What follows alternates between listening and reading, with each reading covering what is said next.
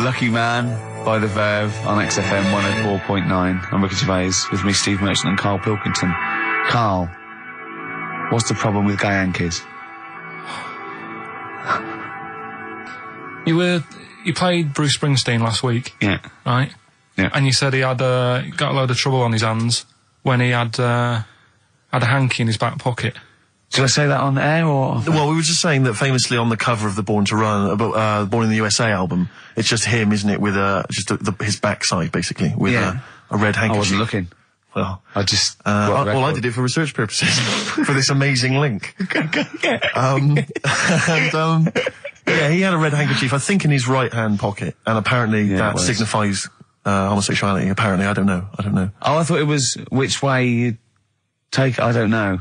These are those myths, aren't they? Right, yeah, well, exactly. I don't even know if this is... No, well, I read up about it. Okay. Right. Just research. And, it's all sort of, they've got all different coloured hankies. Are they? Right? Yeah.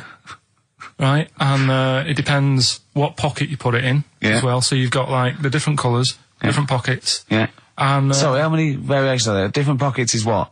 Well, you've got, like, your back pocket, your right back pocket. But what do they mean? What do you mean? Well, what do they signify? You can't just tell us they signify so much. What do they signify? Well, some stuff that we don't really want to talk about, to be honest. What? Sort of, stuff that gays are into. Wait. What do you mean? Barbara Streisand records? Yeah, Eurovision. No, like, a couple of things that were there that I know we can mention.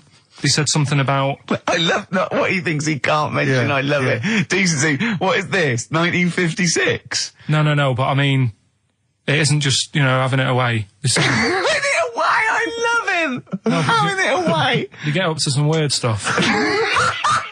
I love the fact he didn't want to offend, but he's offended a lot more people by saying they get up to some weird stuff. Right. In your opinion? Yeah. What do you mean? No, but don't if there is something that I don't know about that it's like you can't say on the radio. Yeah, I'd rather not. But what do you mean weird stuff? Well, one of them, right? If you've got a red hanky, right? Yeah. In your right pocket. Like Bruce? Yeah. That's exactly what Bruce had, yeah. Right, well apparently then, Bruce is an armpit freak. An armpit freak? Yeah. No. Really? No. But that's very specific. Carl. Seriously. Well, what? Right, okay. What else is there then? Sorry, is there some kind of homosexual body that sat down and came up with this at some point? Well, you said this is getting crazy. You've got, like, a blue handkerchief in your top breast pocket. I don't know what that means. You need to sit down. There's some kind of summit, figure out what it means. Yeah. It's just that you're not free from it either. So if you were to go in like a gay bar... Yeah. Which, you might do if you're straight anyway, because they're, good places, I think. Mm-hmm. Right?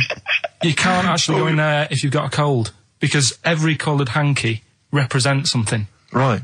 So if I was to go in, had a bit of a sniffle, I could get into all sorts of trouble. Right. What, pull out a Marks and Spencer's white linen hanky, that means you like to be tied up and whipped. Yeah. There was another one, armpit freak was covered. Armpit freak is done. We've covered. An armpit freak? I don't really know what that means. Right, okay, yeah.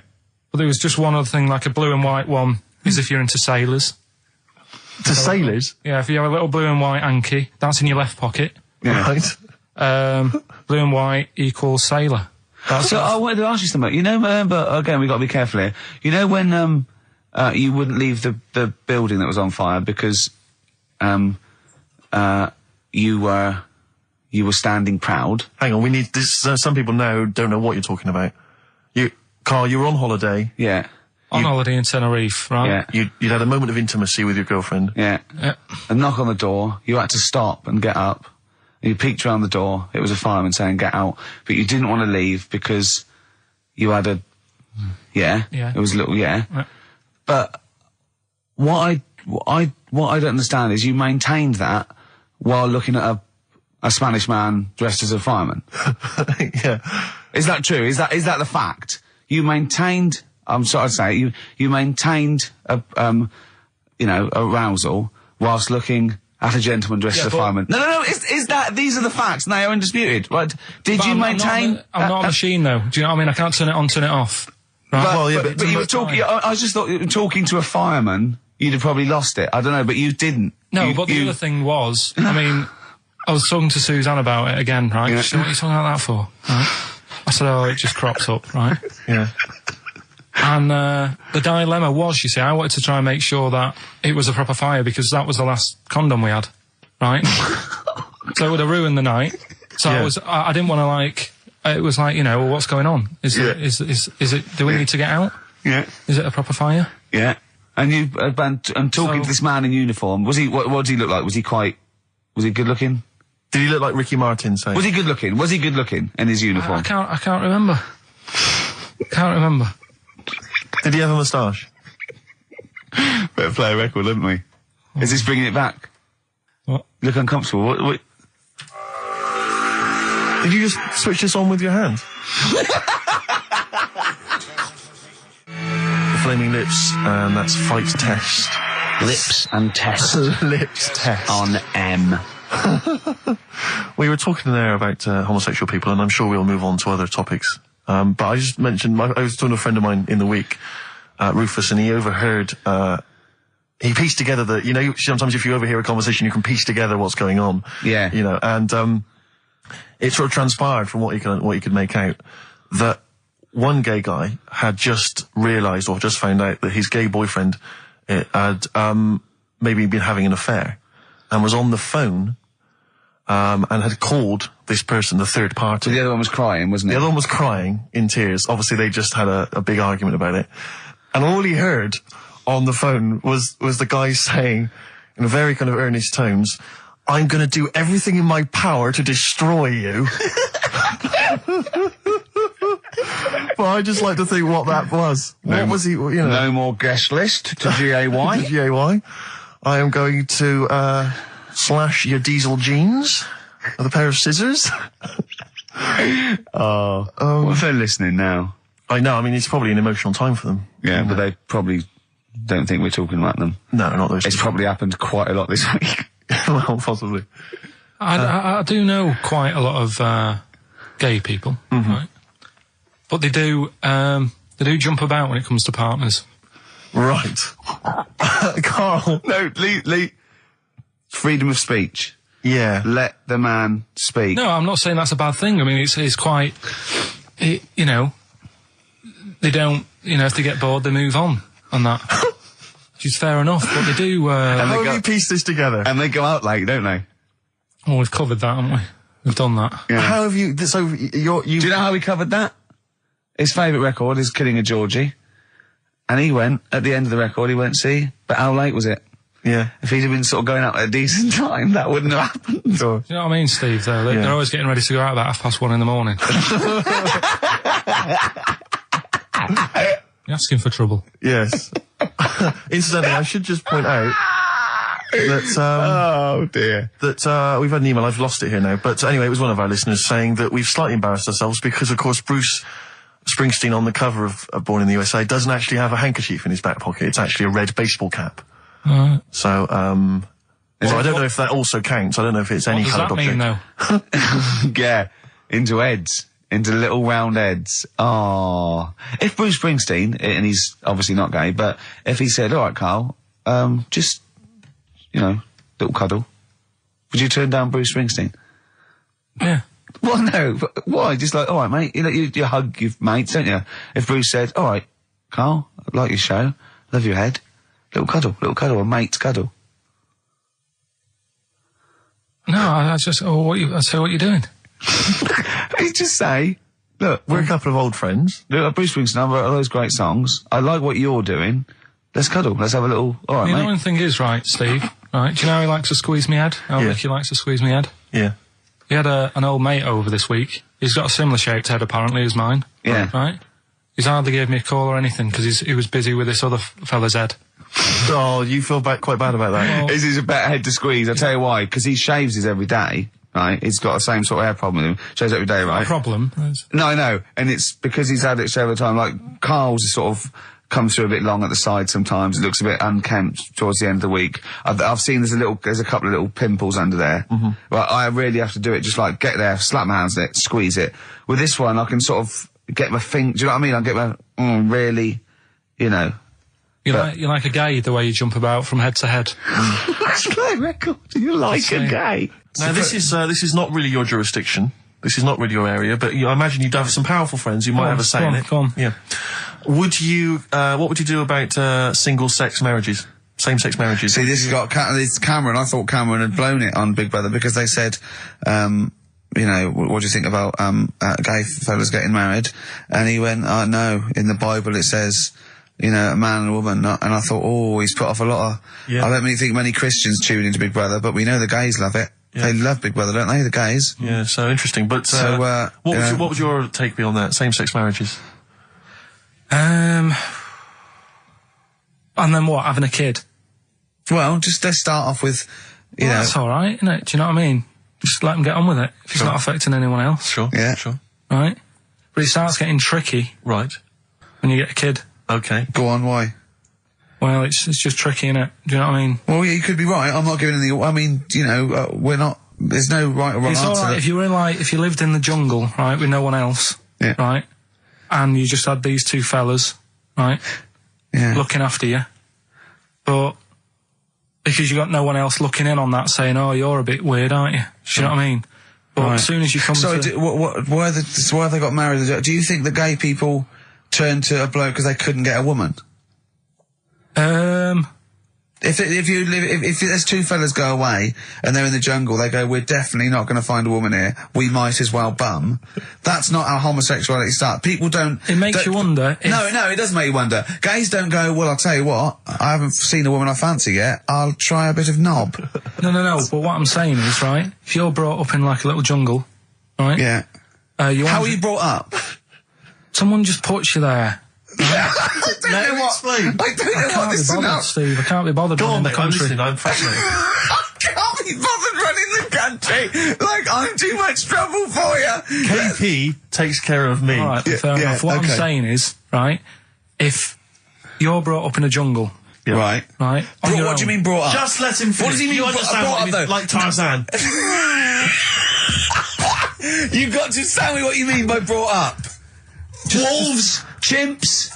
What? Right, well, there's a good example of what I'm saying to you. Right. Right, what I'm saying is, there's a fella, right, he's brought up in the jungle. Shut up, just let him finish. Let him finish. There's no women about, he doesn't know about women, he doesn't understand what women are. Right. Right? But another fella walks in the scene. Yeah.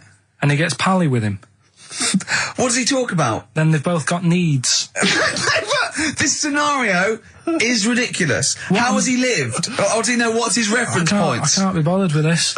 Honestly, Saturday should have been, day off and that, not worrying me about problems. Oh, God! Oh, God! KP takes care of me. Oh, dear. Panic, the Smiths on XFM 104.9. Well, we've done the first half hour, which is mainly genital related. Then we've kicked in with some racism. You have to guess what artist. It seems appropriate at this juncture just to mention something that's in the paper today. Dominic Mohan, I know you're a big fan, and as am I. He is just writing about the demise of Radio 1, or as he perceives it, and talking about the Radio 1 breakfast show, and apparently it's lost lots of listeners. And he says, talking of the BBC, it must act swiftly to replace Sarah Cox and look to exciting and inspirational figures like Jonathan Ross, Anne and Dec, Johnny Vaughan, or Ricky Gervais to try and save Radio 1. He's right. I mean... He's right. Has he ever heard this show? What is he talking about? All those other acts, they're dynamite. I can't genuinely... That's someone who said I quite like Ricky Gervais show, but he can't have listened. I mean, can you imagine what we just played? Or in fact, can you imagine the last 50 minutes on Radio 1, on the breakfast show? Well, we can pre-record it though, so I wouldn't have to get up early. Sure. That's not your point, is it? That's not really No, your point is the quality of what we're doing, not how early it is. Sure. Get it. What would you provide though, Ricky, do you think, if you went to Radio 1? What sort of... Because I mean, obviously... Wank, oops. I can do all that. Because I mean, obviously our time at XFM is going to basically... I'd be the furry shreddy. Right. Yeah, so I'd get that. Would you have some wacky catchphrases? I think I would. You'd bring back Holy Fook, presumably. Holy Fuck, yeah. Oh, ding dong. Oh, hello, it's my little Chinese neighbour. Hello, what's your name? My name is Holy Fuck. Hello. Look at Carl, he's just going, oh, I don't know why you didn't even do the Chinese accent that time. Well, that'd be racist. Okay, sure. I mean, yeah, sure. It's just his name's Holy Fuck, and there's nothing wrong with funny about that. So yeah, you'd have that. You'd have crazy comedy characters. You'd probably have some wacky quizzes. Yeah. Oh! Oh, look, it's Dirty Old Queer. Hello. No, I'm not. He's a new character to me. I'm quite excited. He sounds very modern and contemporary. Yeah. A new spin. Yeah. On an old idea. Yeah. Just tell us a little bit more. Oh, wow, he's an actor, isn't he? And, Right. and he likes to, take it up. Alright, well, that's just, if anyone from Radio 1 is listening, and they've listened to Dominic Mohan in the paper, they thought, yes, you're right, we need some new blood at Radio 1.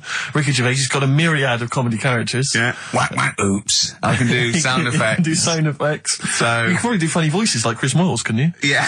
Wow. Not as good, but I can. What about comedy songs like Moyles? Again, not as good, but I mean... Do you remember when Moyles rather hilariously changed the words of This Is My Moment by Martin McCutcheon to This Is My Motor? We listened to it though, didn't we? Unbelievable. I remember when he was doing a competition, this was pathetic, wasn't it? We were listening to, Radio 1 once on our house, right? And, I don't know why, we just wanted to, I think it was research, wasn't it, for the office? Yeah. And, he was doing this, he had to phone in with... We were listening to Idiots. And no, I'm not saying that. And he was doing this competition, you had to call in with, some, songs that are golf related. And people were phoning up going, drive the cars. He was going, drive the cars, good. And I was on that phone, I must have wasted about 40 quid, and I wanted to get through and go, hello, Chris, it's not Milesy, yeah. Derek here, I got one. Oh, go on then, Derek, what is it? Something like Spandau Ballet with golf cart and that. And I just wanted to, and I waited. And just, I thought the joke's on us. Yeah. I waited that phone bill just to say something stupid. Yeah. Oh, dear. Oh. His show's better than this. Yeah, anyway, if you've got any hilarious golf-related song titles that you'd like to email in. What's the number? Oh, let me email in. Ricky.gervais@xfm.co.uk. What would a song title be if perhaps we were doing something about, I don't know, air travel? Yeah. If you've got any crazy ideas, email in. We'd love to hear them. Yeah. Brilliant. I've got a thought of another golf one. Okay. You know, Duran Duran? Something down the fairway or something, if they wrote that. Alright? Girls on the putting green? Yeah. Or something? Alright? Yeah. Oh, hello. Have you introduced you? My name's Holy Fuck. I'm Dirty Old Queer. I could do all that. Ding dong, whack whack, oops. I was happy the other week, right, when I was going up to Manchester on the train, nice quiet carriage, I'm sat there reading about sharks and that, right? Nice and quiet. And I got annoyed, I texted you, didn't I? Yeah. When, two fellas got on. Can we talk about it? Well, yeah, you've started it. Two gay men got on. Go on. Two gay fellas got on. Yeah. And it wasn't the fact they were gay that bothered me. It was like, you know, each to their own. Let them get, you know what I mean? Let them do what they do. Yeah. And, behind closed doors. But they started talking really loud. Right? And they were going on about, that's annoying anyway. That's annoying whether you're straight or gay. Talking to you. But do you know that theory I have about they go out late? Yeah. Gay people always go out late. Yeah.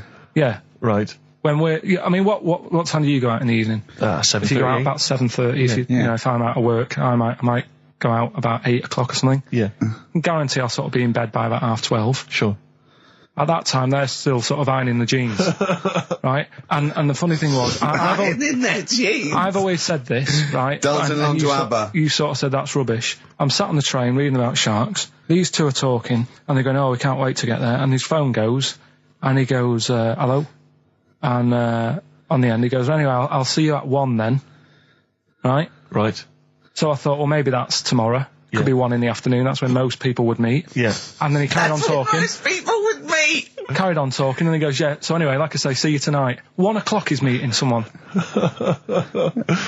Yeah. I don't know why you go out that late. Do you remember when his favourite record of all time is The Killing of Georgie? Sure. He said, would he have been killed if he'd have been back at a decent time? Yes. There's no mention of the time in this song. And then the funny bit was, actually, that did make me laugh, right? When he'd finished talking on the phone, he said to his partner, right, "Oh, there you go, let's have a little chat." And the fella said, "Who was that?" And he said, "Oh, it's Dave." He said, "Which one's Dave?" He said, "You know, the one with the shaved head." I thought, in the gay community, that isn't a good description. No. Do you know what I mean? Yeah, I know. They've all got little shaved heads. Before we move on, was the Sharks article interesting? Did you learn anything? It's pretty good. Was it? I'll teach you something about that later. Oh, okay. Is this educating Ricky? It wasn't, but I can teach you a bit. Yeah. All right. That's good. Play some ads and that. Play some ads and a tune, and then have we got maybe a competition? Yeah. All What right. have we got? We're all looking forward to that. All right. I just wondering, Rick, what your opinions are, what your thoughts are on Britney Spears. Liked a couple. Bit bored.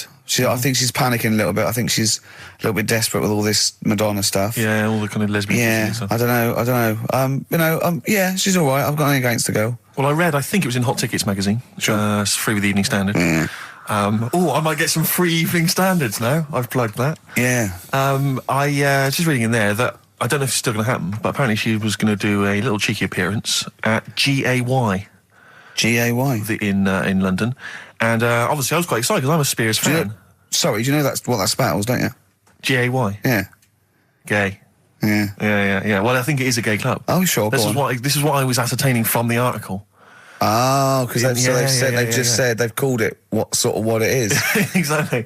Yeah. And it was apparently she was going to be previewing some of her new album live on stage at GAY. And that's an intimate venue. Normally you'd have to see someone like Spears, probably at Wembley Arena, someone like that. I'm thinking I'm a Spears fan, get up a couple of the gang together. Yeah. Some of the lads. Exactly. Yeah. Cruise down there. Yeah. But then I read on in the article that apparently the doorman at GAY were only going to let in regulars, and the way they were going to ascertain if you were a regular was by asking a series of questions at the door.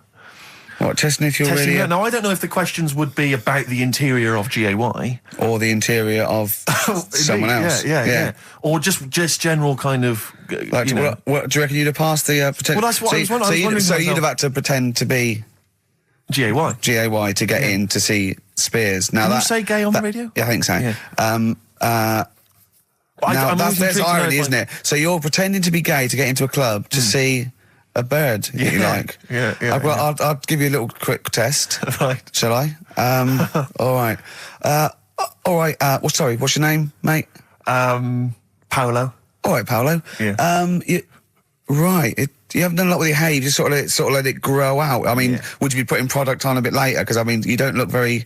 You look sort of quite masculine, Yeah, well, sort of like you didn't care, like you have no care about how you look, like you're normally it would be shaved, of course. Oh, okay. Yeah. We would say normally that looks about like 3 months growth there.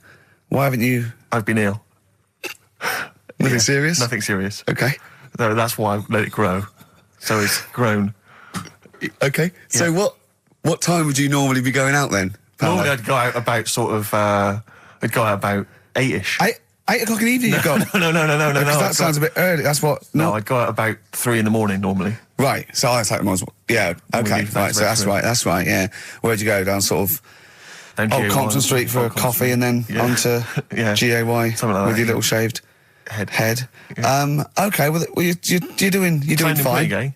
Sounding pretty good. Can I just ask you one final question? 20 bender points? 20 bender points. So I'm just going to let you in. Okay, I'm just going to tell the guys to let you in. But I've got one more question. Yeah. Do you prefer knobs or tits, Paolo?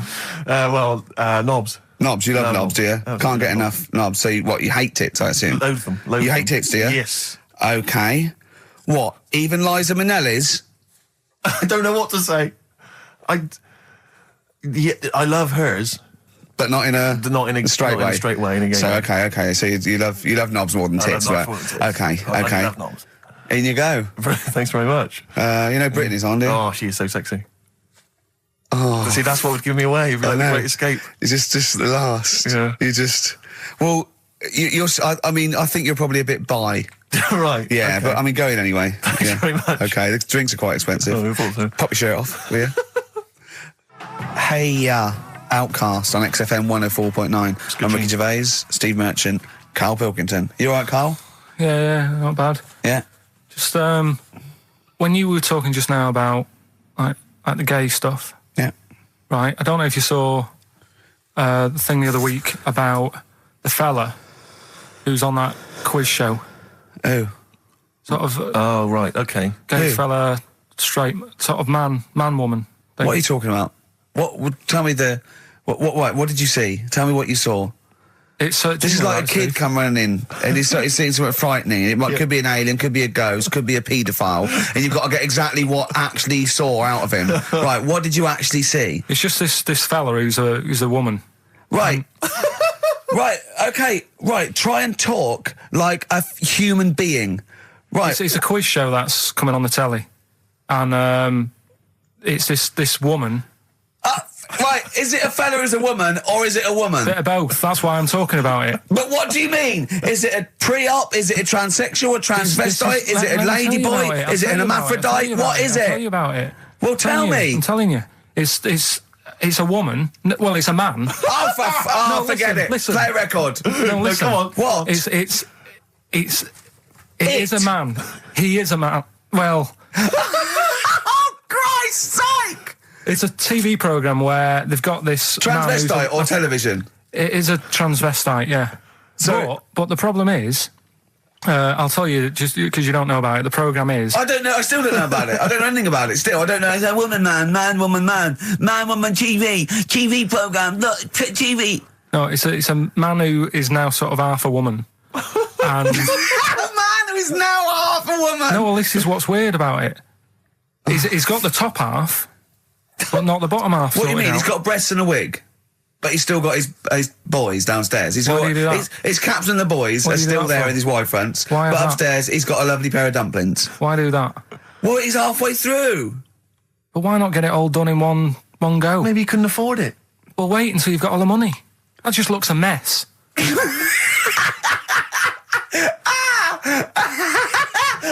And who's he pleasing there?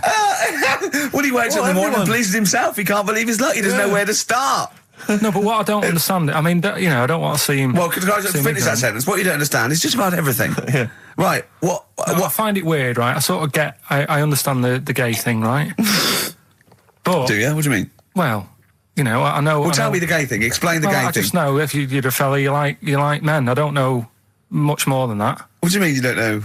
But what I mean is, with a transvestite, what's going on there? What do they want? A transvestite is a cross-dresser. See, I don't get that either. Because... You mean a transsexual? That's a man who likes to dress in women's clothing. It's not necessarily... They're not necessarily gay. They're not gay. They're often not gay. They just happen to like wearing women's clothes, aren't yeah. But then why not wear women's clothes that could be seen as a bloke's... Like Suzanne wears jeans. No, but they... Yeah, just but that's buy the women's thing. jeans. But that's their problem, is it? They like being seen as a woman. They like being seen as a woman. It's not just that it's more comfortable or they'd wear a kilt. They like being seen as a woman. They feel more comfortable. All right, and what's the deal with this fella who's got... We don't know who this fella is. No, we don't know this man who's half a woman. He's called Miriam. Oh, that's hot. yeah. Brilliant. I love this scientific basis. No, I think... So all he's done, he's had the tits done, he's probably had the hormones, probably lived as a woman for a while. The last step, because you can probably reverse the breasts anyway, because they're probably implants and hormonal things, and whereas you chop your knob and boys off, that's, you know, you come back the next day and go, so I didn't mean that, I wanted my ears pierced. It's a bit more of a bigger operation to put them back. So doctors are probably making sure that he's just absolutely... If you've had the top half done, you're not going to go back on what you've said. But no, what's the top half being done? I could get you breast implants, give you a bit of hormonal treatment. No, that would be a great idea for next week. and you could reverse it. What you can't do is grow a knob back. Well, you can. Last week you were talking about growing one on your arm. Yeah. We've done that. We can, so that is possible. Listen, Oh, he's perked up. Yeah. Oh, he's back in the area. Well, you got something to say? I was kept quiet in the first hour. I'll let you get on with that now. What you got to say? Is it just have a guess? Is it about monkeys, Chinese people, or little gay fellas? It's about little gay fellas. Sure. Is it? Of course it is. Go on. Yeah, but not because I like Sorry, I'm just making a that. tally. Let me just note that down. Yeah. No, but it fascinates me, doesn't it? All stuff like that. That's a bit sort of different. Yeah. Yeah. And that. What, showing me. like monkeys and Chinese people? Well, and that thing you were showing me before, the half woman. No, you weren't impressed with that. Well, no. You know, that woman that's got two pieces of genetic makeup in her, where it was two separate sperms and two separate eggs fused, and she came out as sort of a normal person, but she had this residue of genetic material, and so she's had two children that aren't genetically the same as her. Yeah. Right? And they showed it in the paper by doing her half white and half black to show the two different, you know what I mean? Just for, he went, does she look like that? I said, of course not. He went, not interested then. Of course. Yeah. He said, how could I tell? Not interested in that at all. Yeah. If I'd have said she'd given birth to a monkey, fascinated straight away. Well, anyway. Go on. But that's what I'm saying. I'm just interested in weird stuff, right? Yeah. So am I. That's why you're on the show. Talking about little gay fellas and that. Yeah. Little gay fellas. Northern Line, the underground tube thing. Not the boy band. Right. Yeah. Apparently, on a Saturday night late, I don't know what that is. What time late is in the sort of gay community, as we've discussed before. Yeah. But apparently, the last carriage on the Northern Line, they all get in there. What do you mean they all get in there? They sort of take over the last carriage of the Northern Line on a Saturday night.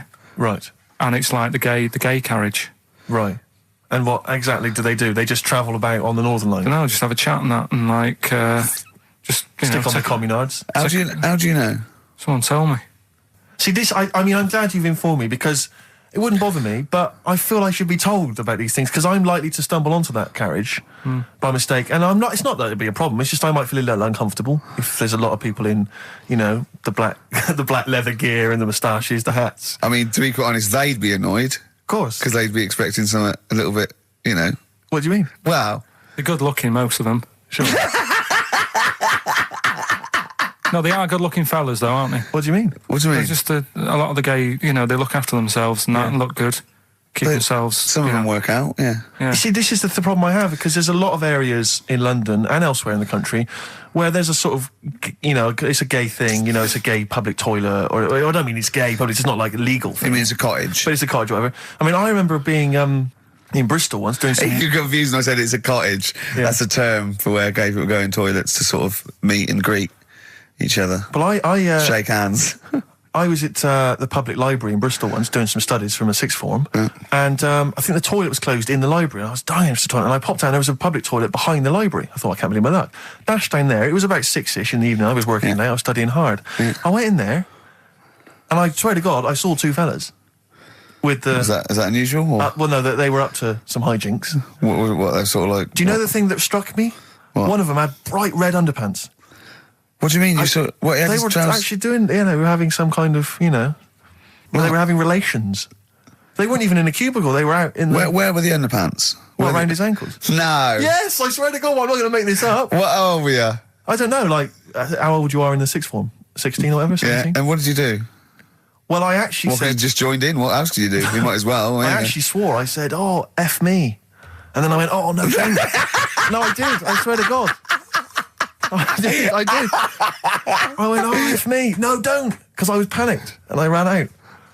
And as I was walking out, a guy was coming in. I went, oh, hang on, mate. And then I thought I better not tell him. I'll let him find out for himself. He might be going in there to join in. He might have got a call. Come down. We're going crazy on each other's ass. Come down. It's a conspiracy, a Bristol conspiracy. What annoyed me my was... lover, want a bit of car? What angered me, Rick, was the fact that I wasn't notified, that there was not... I didn't know. There was no sign. And afterwards, I spoke to other people about it, and they said, oh, it's a famous gay haunt. But what annoys me is I feel that they should put an ad in the local press, a big paper, like once a week, like, when they recall cars if they're damaged or there's a fault, or couriers might bring back stuff if they're sort of faulty goods, they say recall and we'll give you money back. They should put an ad in, the gay community should put an advert in that just says, these are the hot spots, this is where you're likely to find us doing some stuff. If you're not gay, you might feel uncomfortable, avoid them. And just list them, or little pictures, or, a map or something. Anything, because like the gay tube thing, I don't know that's gonna... 1, 2, 3, railway cuttings. Well, not that. It's more of a sort of social awareness thing. Yeah. So people, don't feel uncomfortable and... But they don't want it exactly to be like, sort of walking in under a neon sign. Why? It's legal. yeah, big arrows. As if. What do you mean? What's wrong with that? Because, it's actually a public place. I don't think cottaging is... strictly legal. But they don't even have to specify what they're going to do. But some people, they're not, some of them aren't. I don't think it's probably seen gays, is it? Yeah, but it's not the people that go out and they say, I'm gay and I like Barbara Streisand. It's presumably the sort of people that do that are people that either aren't quite out yet, or, do you know what I mean? Or they're doing having a quick way to their wife and kids. Yeah. I don't know. I don't know completely how it works, but I'm sure there probably isn't a place like free bumming here tonight. No, there is kind of. What? Because I was walking home one night through Soho, right? just because that's the way I have to go, not because of do you know what I mean?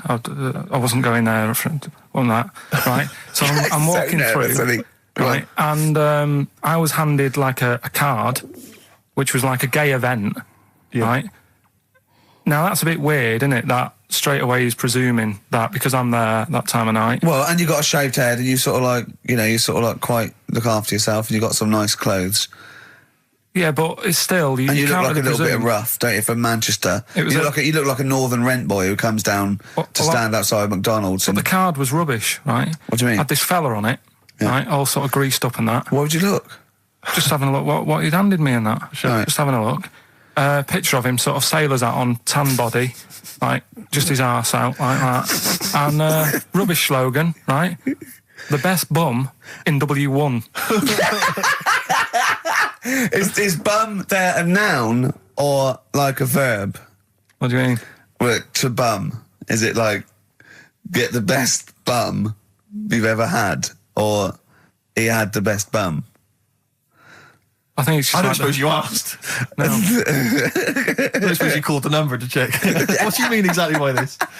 Does it mean you've got a great arse? Do you mean I will be well bummed, or do you mean you've just got a good... Come on now, let's Just a final point about, because I asked my friend how it all works up on the Heath, because I live in Hampstead Heath, near Hampstead, and I was where I didn't want to go walking and get myself involved in anything. How can you get involved? No, again, I didn't want to walk. So I couldn't believe it. I couldn't say no. Oh, my wrist, it's knackered. What do you mean? Well, I was there for about 2 hours. I must have gone about 43 of them. But, I didn't like to say no, because they were so pleased to see me.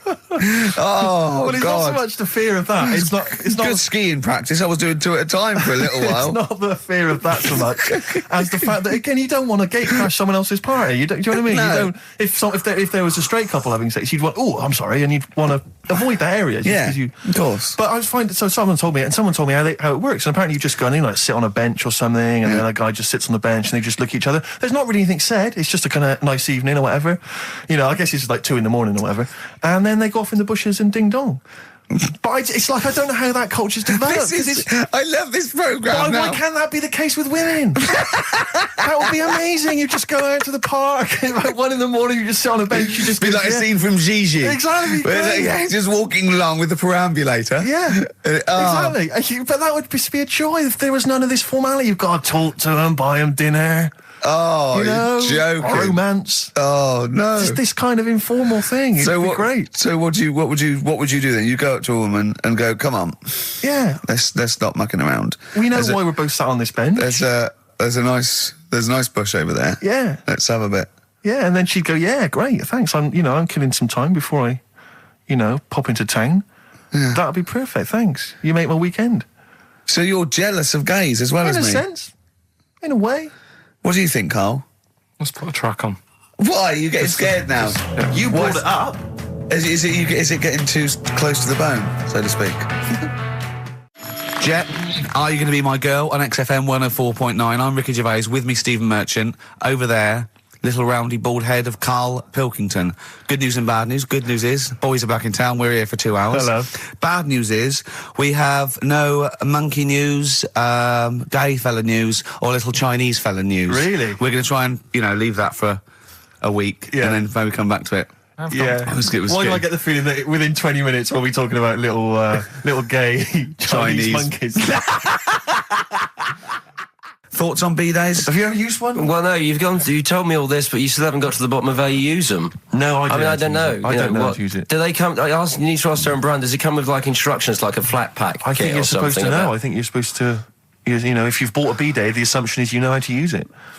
Imagine someone installing it and going, there you go, it's a bidet. You go, can you show me how to use it? Well, you like this? Well, no, go to the toilet first. Do the whole thing. Otherwise I won't know in context. I'll just sit here in the corner, that's fine. Okay. Do you read a magazine when you're normally going? Well, I might do, but I don't really want to do it with you here, but how will I know? Exactly. I need to know how you transport yourself from the lavatory to the bidet. Do you remember when we were trying to offer Carl money to have a shower with Johnny? Yeah. just some of the highlights of the year. That's a weird thing to do. Yeah. We nearly had him there, and then he didn't want us to watch. Yeah. We said, well, how do we know that you've done it or not? Yeah. He went, you are definitely bent. That's his conclusion. What we got lined up? Well, hang on, let's just say, if anyone's got any idea sort of how to use a bidet, maybe... Any idea for anything to talk about on this show? Well, that doesn't involve crapping or farting. We've done that. We haven't done little Chinese fellas or the gays yet. That's still to come in the second hour. Ian.Camfield@xfm.co.uk if you've got any thoughts on bidets or just, lavatories generally.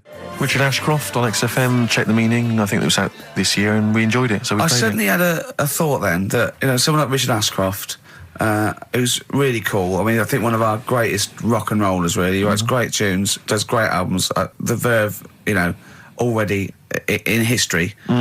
I just suddenly thought of him listening to this and thinking, I wish they wouldn't play my songs because I don't want to be associated with that drivel. Yeah.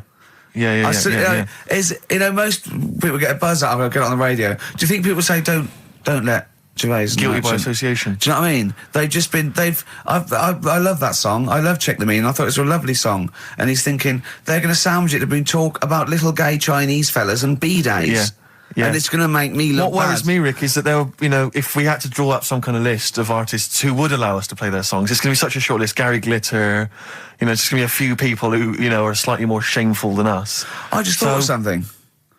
There are 1 billion people in China, and I assume it's the same percentage of homosexuality occurs, as it were.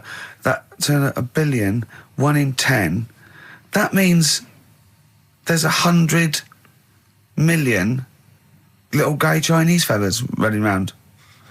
Richard Ashcroft, if you're listening, I apologise for that last... Think about it. John Lennon, you okay? War's over. I heard a DJ in the week, I won't say who it was, but sort of like a cheesy sort of housewife choice DJ, and he played that, and he went, weird one, that, isn't it? What do you think of that the first time you heard it? Strange one. John Lennon, Yoko Ono, war is over. Here's the moment, at least, out there. I love that. Oh. What does he mean? That's exactly what I want from a DJ. That kind of insight. We were talking before the break about how many little Chinese fellas there are. Yeah. Billions. An awful lot of them. Brilliant, good, more the merrier. Are you familiar, Rick, with the scary fact, I don't know, Camford, if you're aware of this, and it's chilling. I don't know where I've heard this from, but apparently... And this is kind of legend, I didn't just make this up, this is well known, that if all the Chinese people in China, right, no, come on, if they all jumped up and down at the same time, apparently, this is what they say, apparently it would cause a tidal wave that would wipe out America. That would destroy America. I love the idea of coordinating that. Brilliant. Well, I like the idea, firstly, they don't need weapons of mass destruction, they don't need nuclear weapons, because they got that threat They can't constantly. have on that, you can't count a tidal wave as a weapon of mass destruction. Or jumping. Tony Blair could send in sort of people, UN people going, look out for anyone jumping. Exactly. All they need is an immense sort of skipping rope. Oh yeah, once a little fella in Japan holding one end, little fella in Russia holding the other. Exactly, yeah. And they go, on your marks, you'd have a lot of coordination over that one little... Maybe like someone like Mr. Motivator, kind of coordinating it all from the top of the wall, sort of looking down. The Chinese equivalent. Yeah. That would be... Because I think that's why they built the wall. I think that's why they built the Great Wall. To jump off the wall. Exactly, they just climb on that wall. That's the way it's done, that's the threat. And that's why America started the space race, because you can see it from space. Exactly. So they go... They're up there monitoring constantly. This is Eagle to Houston. There's lots of little Chinese fellas about to jump. Yeah. This is Houston. Are they wearing them lampshade We just need to hats? confirm they're Chinese. Are they wearing those... are they wearing those comical hats that look a bit like a lampshade? They yes, are. They are. We just have to confirm they're Chinese. Because if I was the leader of China, what is the name of it? Is he the king of China? We're so ill-educated, aren't we? Is it the king of China? The Tsar of China? King, is it? What is it? Is Chairman Mao still there? Is he still Chairman someone else probably, the new chairman. Or chairwoman, don't be sexist. And actually, when I said there's 1 billion people in China, so there's 100 million little gay Chinese fellas, someone phoned up to say half of them are women. Yeah. Well, of course. Yeah. Straight on the phone with that. Well, I meant little lesbian fellas or little gay fellas. Yeah. I mean, I wasn't being sexist. But I'm just saying there's probably 100 million little gay Chinese people. Now, Chinese people. Oh, incidentally, it's the premiere of China. The premiere. Premiere. Oh, right, yeah. Oh, yeah. Sure. Yeah, I remember now. Yeah. Well, when you were away, Carl, we worked out if it's 1 in 10 people are sort of like gay in some way, with 1 billion Chinese people, there's 100,000 little gay, lesbian Chinese fellas of some sort. What do you think of that? What do you mean? Well, if I think so some sort of form of gayosity, whatever it's called, is sort of like 1 in 10, right? 1 in 10 people are gay, apparently. That's, Right. that does seem a bit high, though, doesn't it? I thought it was lower than that. What? You mean more than that? Yeah. I don't think so. I think that's of any sort of nature, anything. But what time did they do the survey on the streets as well?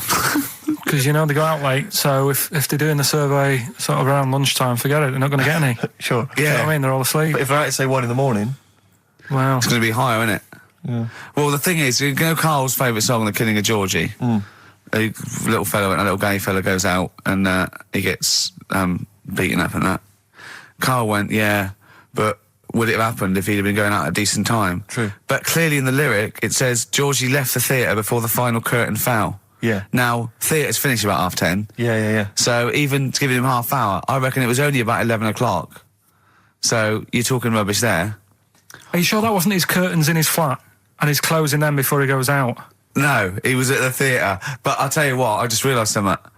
Maybe where most people were going home after theatre, he was just going out. Exactly. That theatre to him is like a matinee. Exactly. Isn't it? He's off out clubbing, isn't he? He's off down, he's going to get some ammo, he's going to get a couple of butt plugs, and he's not even going to start dancing till midnight, is he? Have any of us ever met any gay people?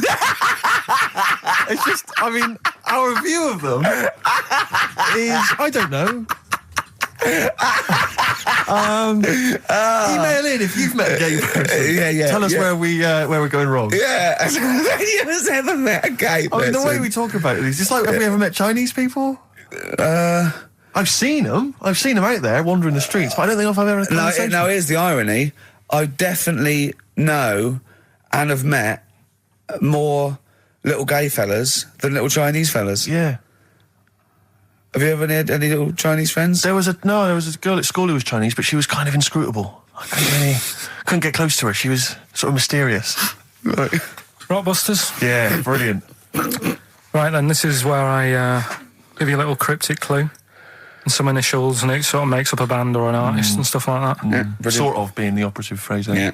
Let's see how he reads this clue. Yeah. This is going to sound like Oscar Wilde.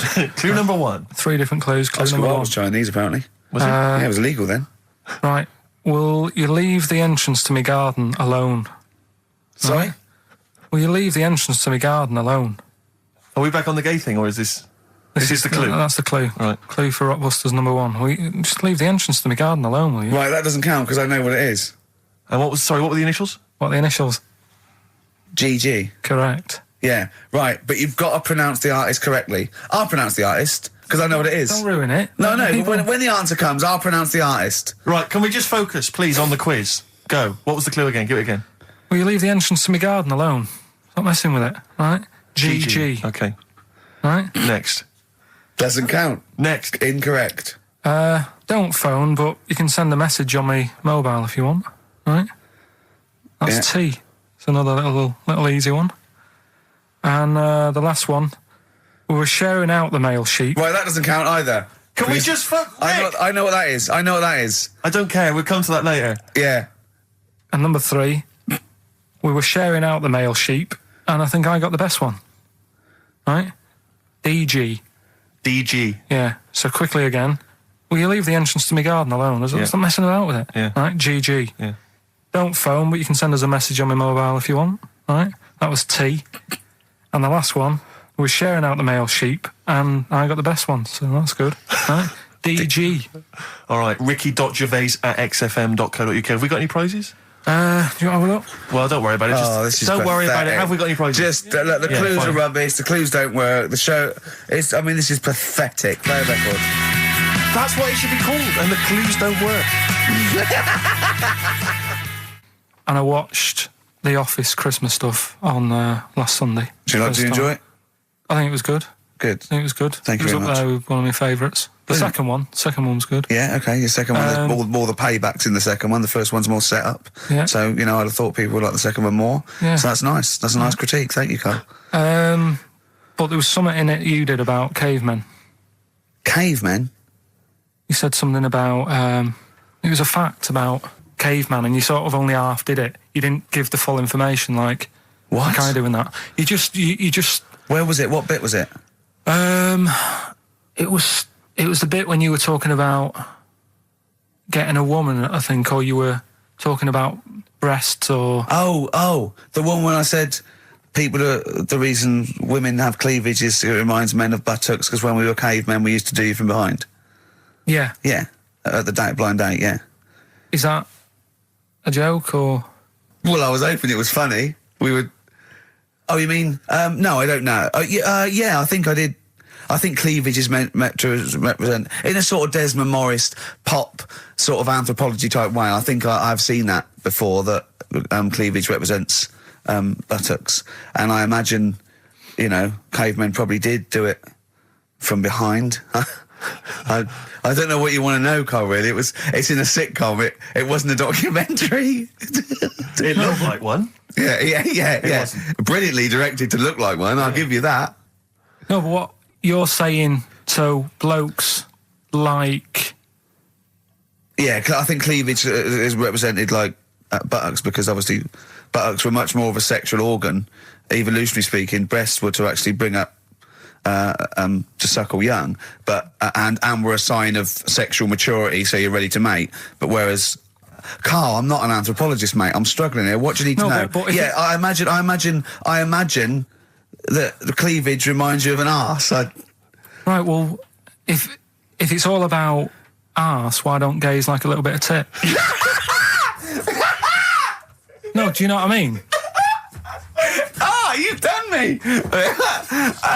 So the question put to us today on XFM 104.9, please call me $1, is if it's all about arse, then why don't gays like a little bit of tit? I was worried if it's all about arse, why don't gays like tit? If it's all about arse, why don't gays like tits? Just call in with your... Thanks very much for tuning in. This is in children's TV. If it's all about arse, why don't gays like tit? It's soon been an hour and a quarter before we got round to gays, so it's good to see they've made an appearance. If it's all about arse, why don't gays like a bit of tit? Is the question. What a brilliant question. Well, if you're an anthropologist or a psychologist, a doctor, a gay, please call in. If it's all about arse, this is the question. I'm not convinced by this whole...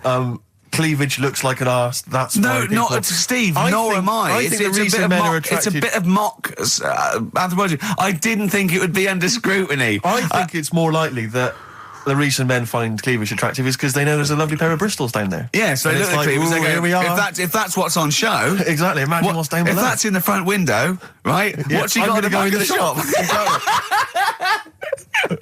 Oh dear. The Coral, Bill Mackay on XFM 104.9. If it's all about arses, Steve, why don't gays like a bit of tit? I think there might be a lecture on that at the Royal Institute tonight. I'm not sure. Stephen Hawking. Yeah, I think he's given a lecture. Brilliant. I'll tell you something else, though. That's about caveman and that. Yeah. Right? Not really. Go on. Do you know... I love the idea of a little gay fella. He's pulled a bird. All he's done is focused on the cleavage, and he's gone, that's a lovely arse, right? He's got a back. Right, pulls the dress down. No! Where's the arse? I've been gone. There's boobs. Boobs. I hate them. They're my worst. No! Yeah. Faith No More and their version of I'm Easy on XFM 104.9 with Gervais, Steve Merchant, Karl Pilkington. Rick, for the last time, we've only really got 3 topics of discussion on this show. I think you agree with that. Little Chinese fellas. Monkeys. And the gays. The gay people. Yeah. We're hoping to cover all those subjects today. Monkey News is coming later. I'm sure we can find something to discuss about gay people. We've done gays. We've done a few gays. I suppose we talked about the dog. Yeah. Big time. Right. The film thing. This is when we get like a film, and I'm in it. Right. So I'm doing. We talked, a bit about gay fellas and that today. Yeah. So we're doing When Harry Met Barry. Okay. All right. Yeah.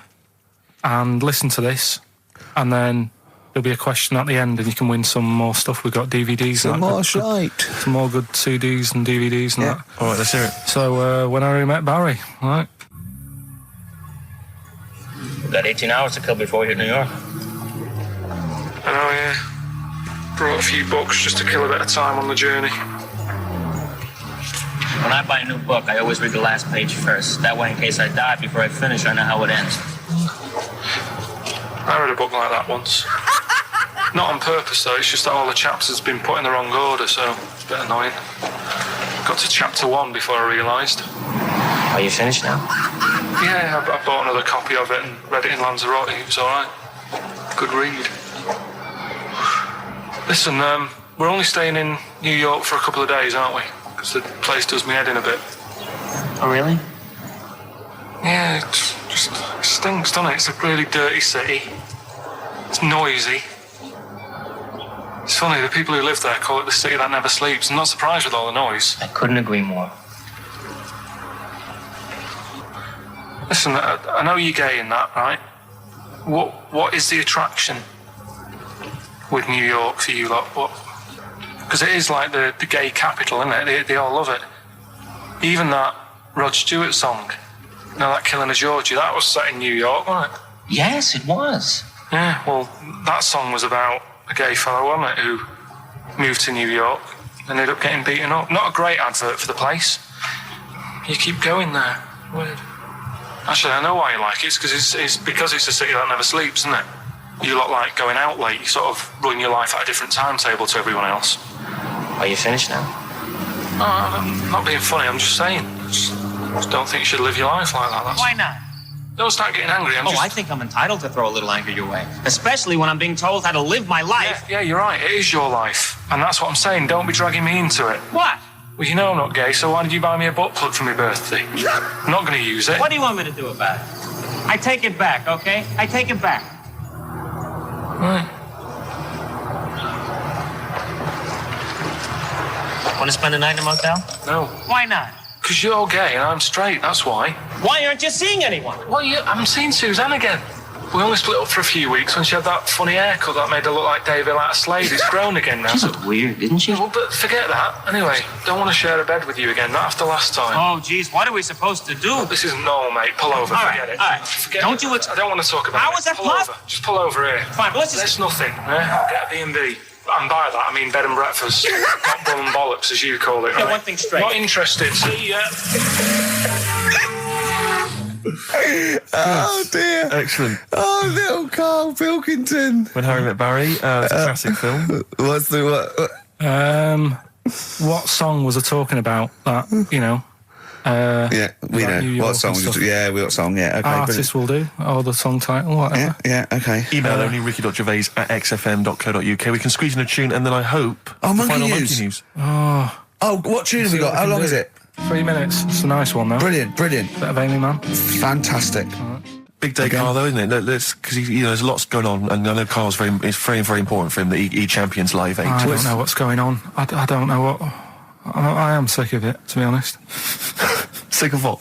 Just sick of reading about it. Sick of this Live 8 thing. Sick of it all. Brilliant. Fed up with it. What annoys you particularly? It's not only that today, though, is it? On the way in today, right, saw a gay fella on a bike. Weird? On a bike, rushing. What time did the gay march start? What time did they have to be? Why are you looking at me? I don't know. No, but he was rushing, left it late, so he'd had a late night again. So my point's right about him. What right? was your point about just to people who've just tuned in? Well, the fact that they go out late, so you know they sort of have a nice night out from about 11:30. They're ironing the jeans at like 10:30. In their jeans. They're leather trousers. But anyway, right? So they're cutting the back out of their leather trousers about 10:30 at night. I'm on the way in, right, and I see one stressed out, rushing, right, on a racer, wearing high heels. Oh, I love you. He's 50's dad, isn't he? He's angry. He's just angry. If you're a gay fella and you're proud to be gay, but you also want to make poverty history, you don't know what to do today, do you? You're racing all over the place. There's been murder. It seems a bit unfortunate that they've put them on the same day. Yeah. Well, you can get little leather studded wristbands that say make poverty history. Yeah. So you can join in on both parts. You can kill two birds with one stone. Yeah. Blur, Out of Time, on XFM 104.9, Ricky Gervais, with me, Steve Merchant, Karl Pilkington. Yeah. Steve's a bit quiet. He's got a bit of a sore throat. Oh, a bit of a sore throat. Murder. All week. It's been murder, Rick. We couldn't work all this week No, I've been because off, sick. Steve's been in Bristol. Carl, you're not impressed? It's just, I don't understand why having a sore throat sort of... Oh, he's done you. Right, what if the sore throat was so painful, it was like you've got broken glass and razor blades in your throat? You can hear now that I'm not even speaking from down in the throat, I'm speaking from the very top of it like that, so it sounds a bit weird. But you're right. What? Your hands are all right, aren't they? Yeah, but we talk when we're writing, don't we? I can barely talk. It was agony. I couldn't sleep because it was so painful. Even when I was just lying there, motionless, it was hurting. I just was surprised because I got back off holiday and called Ricky and said, all right, is Steve all right? And he said, he's had to go back home or something, and he's stayed there because he's got a sore throat. Yeah. I didn't understand why you can't, just go home. I mean, how old are you? What? I don't understand why you've got to be at your mum and dad's when you feel a bit ill. I happened to be at my mum and dad's. Now I'm talking like you. When this sore throat really kicked in, so I thought I may as well stay and get a bit of the creature comforts of home. Do you know what I pictured though when he told me? See, my parents aren't like yours, Carl. Your father would have popped down to the phone box and maybe looked to see if there were any kind of throat lozenges. Strepsils. Yeah. Whereas my mum phones up the doctor first thing she can. I'm straight down there with my dad. They're snapping into action. They're trying to sort me out. It's a bit like that Ronnie Corbett thing, isn't it? Sorry. That sorry thing. You're right, Carl. Yes, you're absolutely right. He's just like that. Oh, No, dear. it's just because You just went on holiday with your parents. Well, not with mine. No, with right. Suzanne's, and it won't be happening again. So Well, that's that sorted. we'll have more about that a little bit later. Luckily we came in a few times, didn't we? We've been here since about 11:30, haven't we? Yeah, sorting Doing stuff out. Doing a show. What, have you been squeezing his head, or? No, that's strictly between the hours of 1 and 3. We established that. Okay. And I've kept the rules, haven't I? I did practice the grip in the week, didn't I? Yeah, just to see what method he was going to use today. Yeah. I came in, I did my back on Tuesday. I was sparring and I pulled my back and I was in agony and I had to get an emergency chiropractor out and sort it out. And I was on painkillers and I couldn't walk the next day, but I still came in and did a voiceover that was booked at 4:30, didn't I? I got Johnny to walk me in because I couldn't sit down, so I couldn't take a cab, but I could be upright, and I had to got him to walk me in because I was scared someone was going to bump into me. And I did the voiceover. That's still the case, isn't it? Yeah, but right, I got back off holiday on the Tuesday, right? First day back was going to be on the Wednesday, right? So I thought, well, I'll take it easy, because you do that, don't you, when you've been on holiday?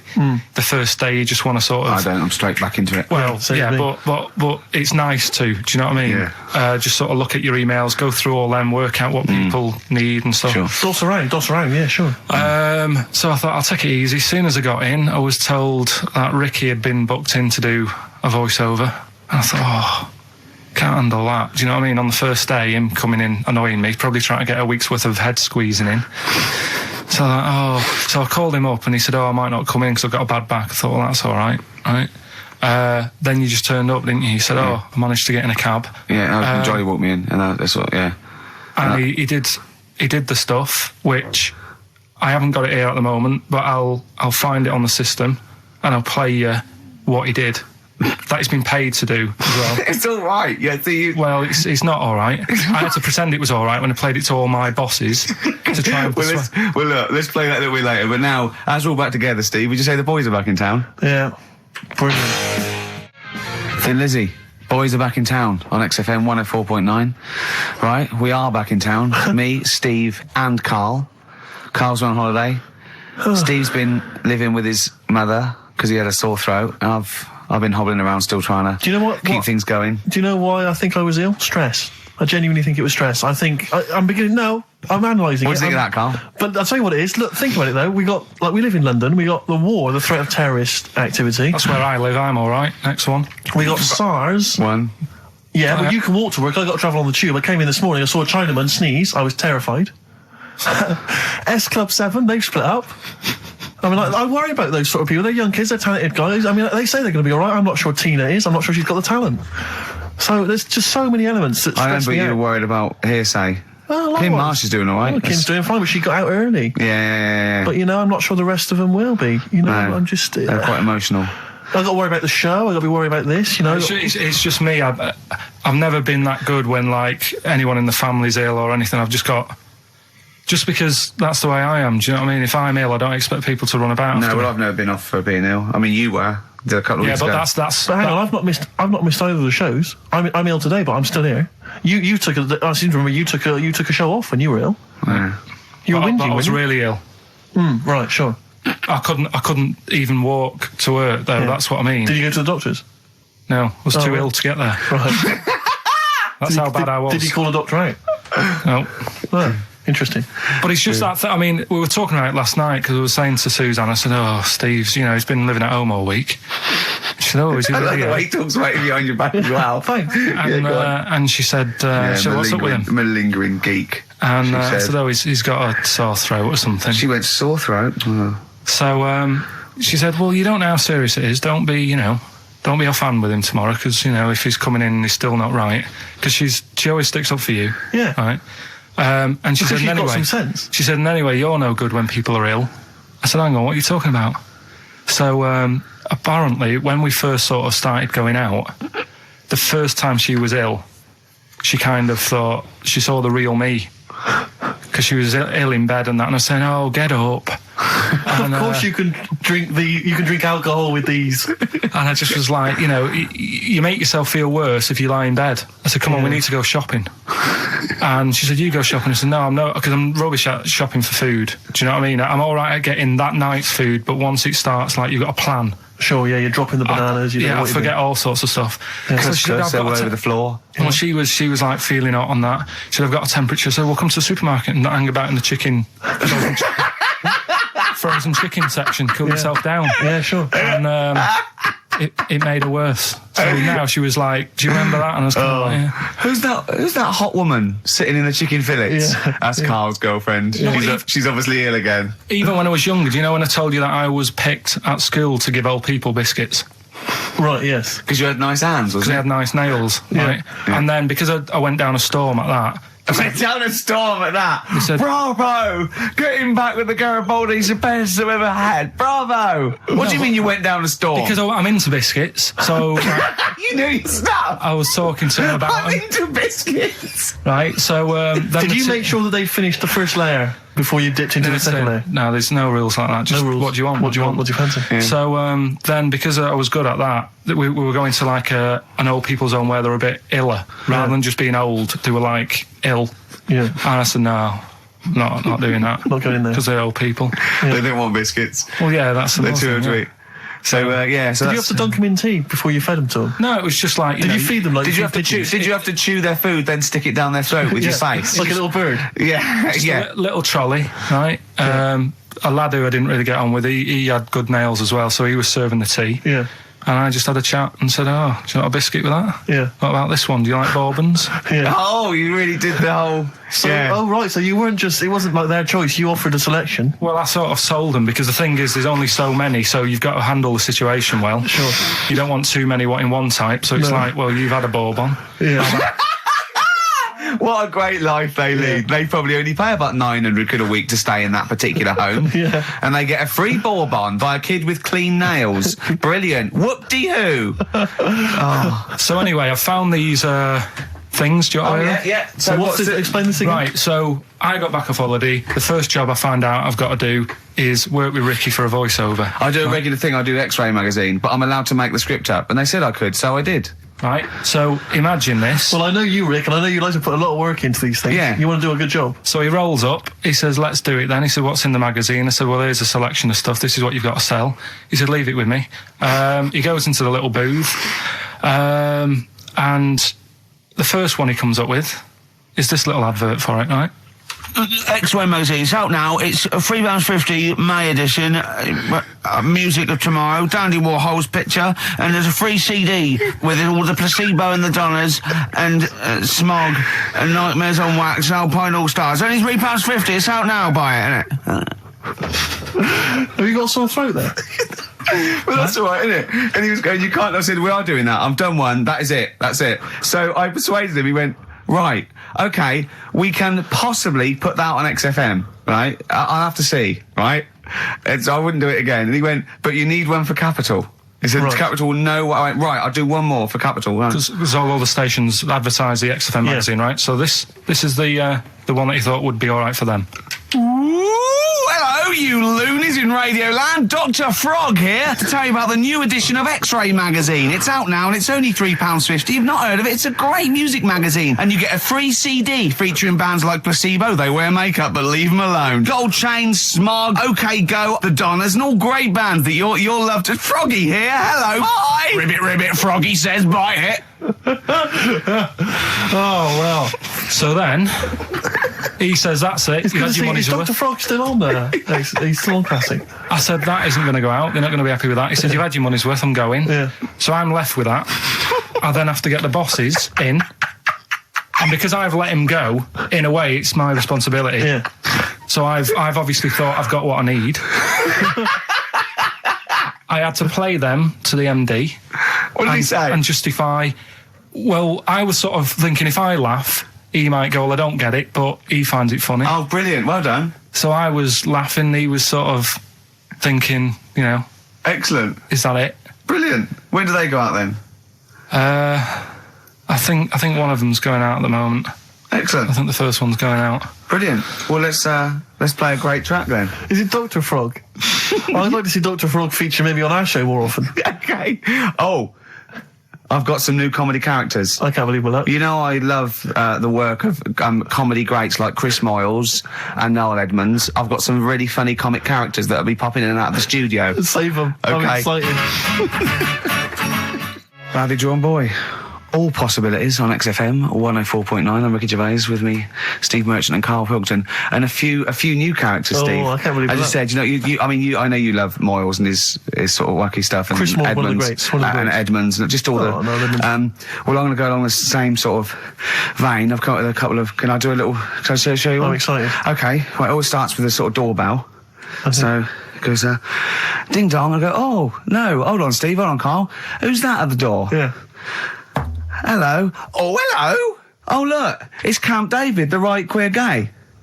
Oh, hello. Hello. You look all gay today. Is that because it's nice weather?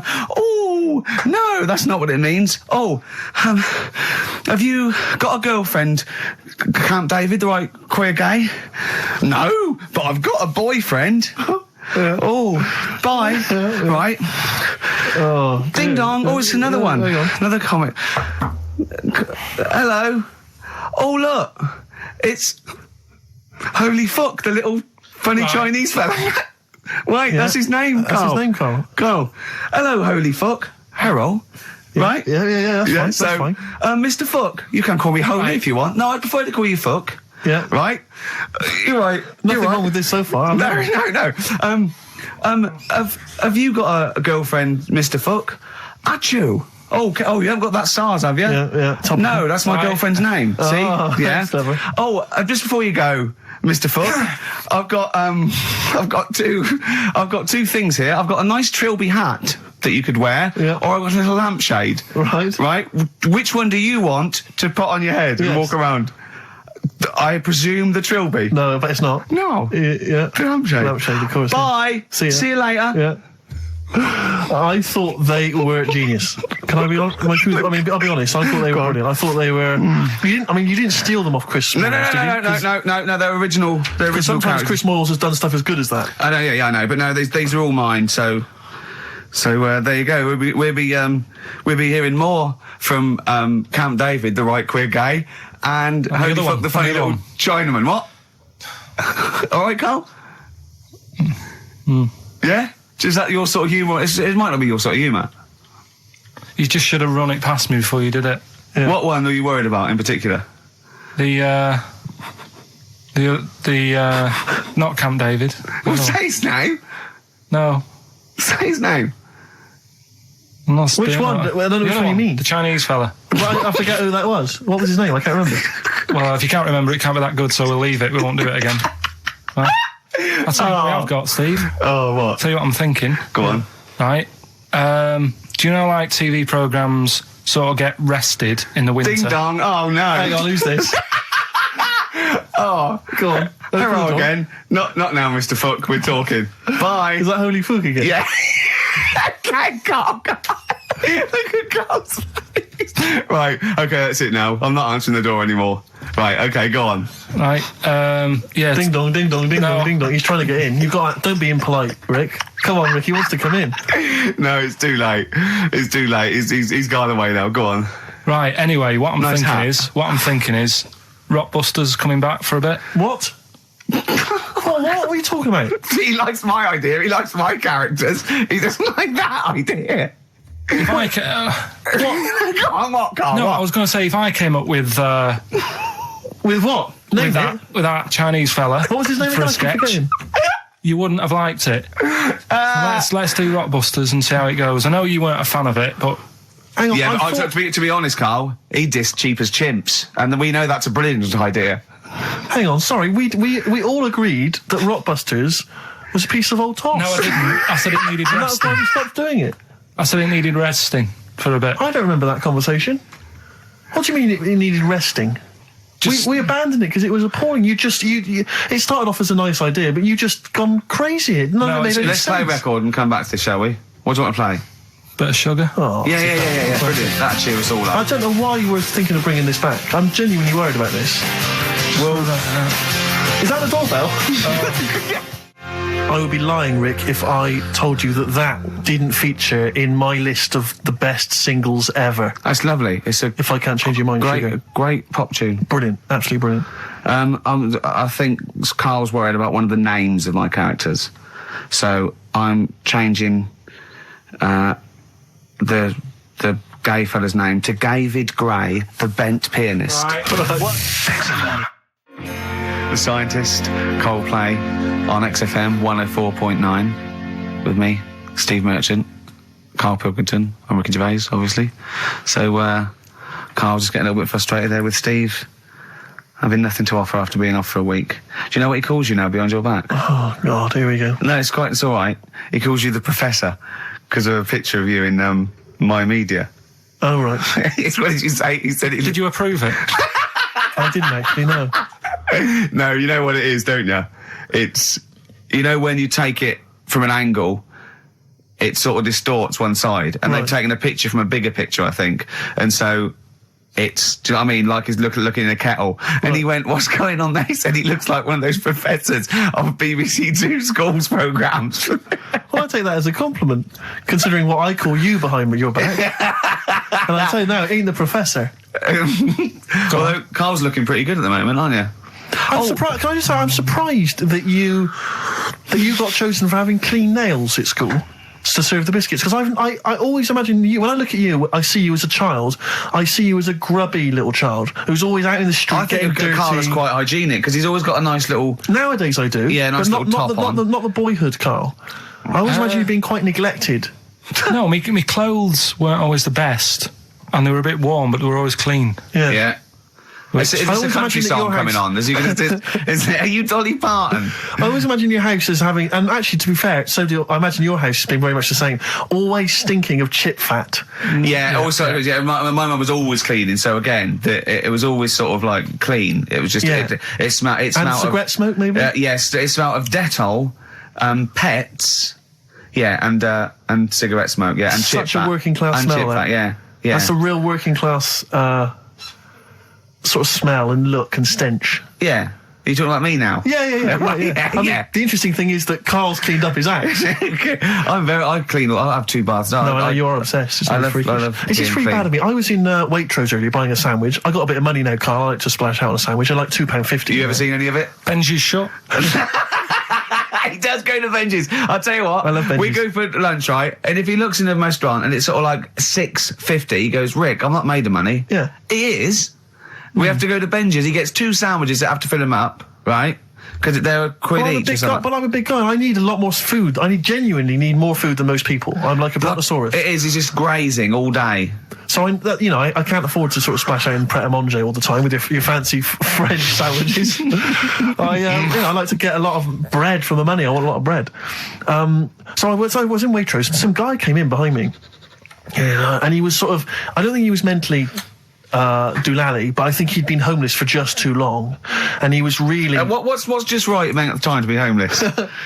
Well, I think it was past you want to get out of that game early, don't you? He's past the point of no return, this guy. I think it was too late for him. I think there was no going back, really. 6 months, he was sort of walking at a bit of a weird angle. He walked like the Elephant Man, even though he wasn't deformed. It was probably like you were in the week. It was quite unpleasant. And he sort of came up to me and he went, and weirdly, he spoke a bit like I'm speaking now because of my throat. And I thought, if I speak to him back, is he going to think I'm taking the mick? So I kept quiet. And he went, all right, what's your name? And I said, Steve, and he shook my hand. He forcibly took my hand and shook it. But he had these cuts and bruises on his face. Oh, the open sores. Yeah, and he was shaking my hand, and I was just terrified. I was just thinking, get off my hand, let go of my hand. And thankfully... Did he have a bow round his neck? Well, he may as well have. I mean, seriously, and I caught the eye of a security guard. I had him thrown out. I'm all heart. This man does not have the funds to be shopping here. Please have him removed. This is part of the John Lewis partnership. And so they had him thrown out. And seriously, then I was just freaked out. I had to wash my hand as soon as I could. I couldn't imagine the kind of grime that was crawling across Weatherby's kind of homeless ways. Are you still doing your social work? Or whenever I can, Rick. Yeah. Yeah. At least he used to give it to old people, biscuits. You'd have gone, I'm not going near them. Look at them gums. Wouldn't that have been grim? Would you have wanted that, though? Old kind of homeless people touching you? Well, no, I'm not Jesus Christ. No, I know. It's not on my list. I don't have a shopping list on. What do I need? I need some batteries from a Walkman. I need to be touched by some old people. See you later. Cheers. I was watching, the one thing I did watch all week was Columbo, which seems to be on constantly. I was watching Columbo, and I know you're a fan of Columbo, Rick. One of my favourite programmes of all time. Right. I was do you not think that All right. I just thought you were going to talk about it. Well, which one? What do you mean? They made about 90, and they're showing on about 4 channels in rotation. But it doesn't matter if I tell you who did it, because you'll find out in the first 5 minutes. Yeah, exactly. You find out in the first 2 minutes anyway. Let's be honest, if Robert Vaughan's the star, it's probably going to be him. Or Culp. Often Robert Culp. Yeah. Yeah, sometimes Patrick McGowan. But do you not think that Columbo looks like he smells? Would you imagine he smells a bit? He's a brilliant detective. Well, he's got that dog, and he smokes cigars, so I imagine he smells... I reckon he stinks. I reckon he doesn't clean his clothes enough. Oh, I think he has. I think he gets up and washes, but I think he puts on a crumpled old he's too absent-minded. I think he's too busy thinking on solving crimes and stuff. What do you think? Do you think his wife makes him clean his pants now and again? I think they're quite a bohemian couple. I'm not sure she's really interested in that. I think she's got her own mind. Maybe she's a painter or something. No, maybe she's losing it a bit, and he's a bit embarrassed by it. Yeah, that could be the truth. And she's probably incontinent, so while she's ironing his trousers, she just all over them, and he goes, oh God, she's shatting my pants again, I gotta wait a minute. Yeah. Yeah, so that's what... Oh, ding dong! Who's that? This? Oh, hello! Oh, look, it's David Gray, the bent piano player. Oh! Alright. I thought it was going to be Columbo. That would be the joy. Ding dong. My wife loves you. No. Hello. Oh, I don't believe it. Look who's turned up, Carl. Do you want to do Rockbusters, Steve, now? Can we listen, with the whole Rockbusters thing, I don't want to be responsible for bringing it back.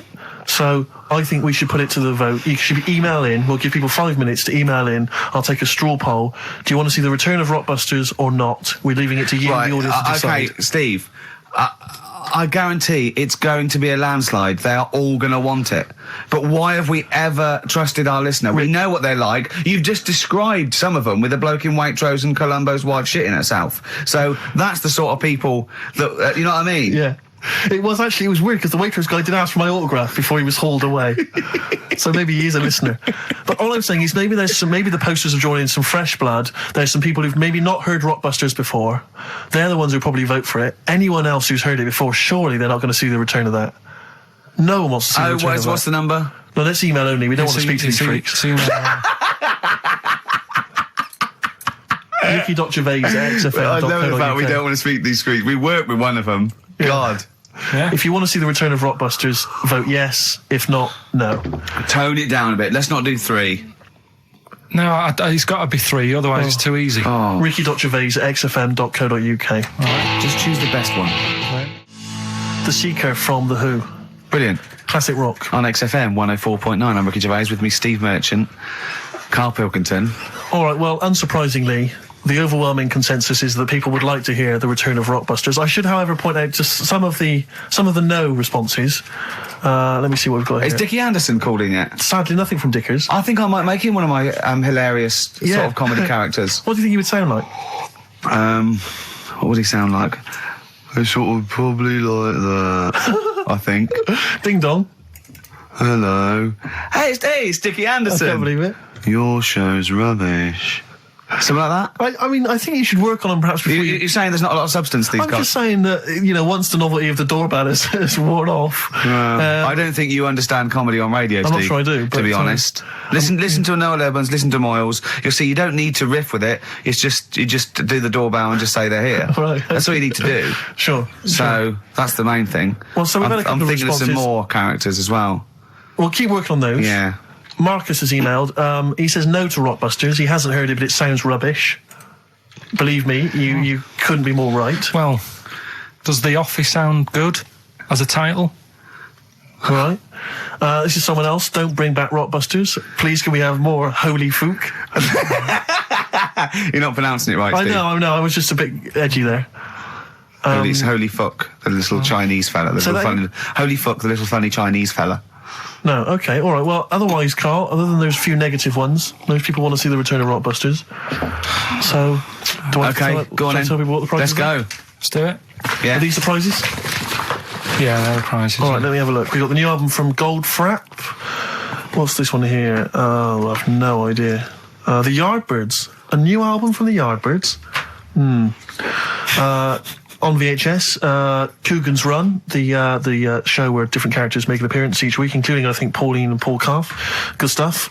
Who the hell wants this? Meglos, a Tom Baker Doctor Who edition. And the only decent thing really in the collection, other than Coogan's Run, is the X-List, the double CD featuring lots of current indie favourites. So, not bad little selection there, Carl. Yeah, well, if you are new, you haven't heard it before, I'll sort of give a cryptic clue and then some initials. I'd say it isn't cryptic. It's like, what am I thinking that might or might not be the initials that I'm going to say. That's how you got to think, really. Yeah. But go on. Do you want to remind them of any that spring to mind? Just as a... Exploding Pet was Atomic Kitten, doesn't really work. What else? I fell down in a puddle in Texas. I got my legs wet. Knelt down in the puddle, got my legs wet. Wet Knee Houston doesn't work either. Whitney Houston. Jamaican swinging a fish round. D-trout spinners doesn't work in the slightest. Doesn't work in the slightest. That's how they work. So there's three of them. You email in.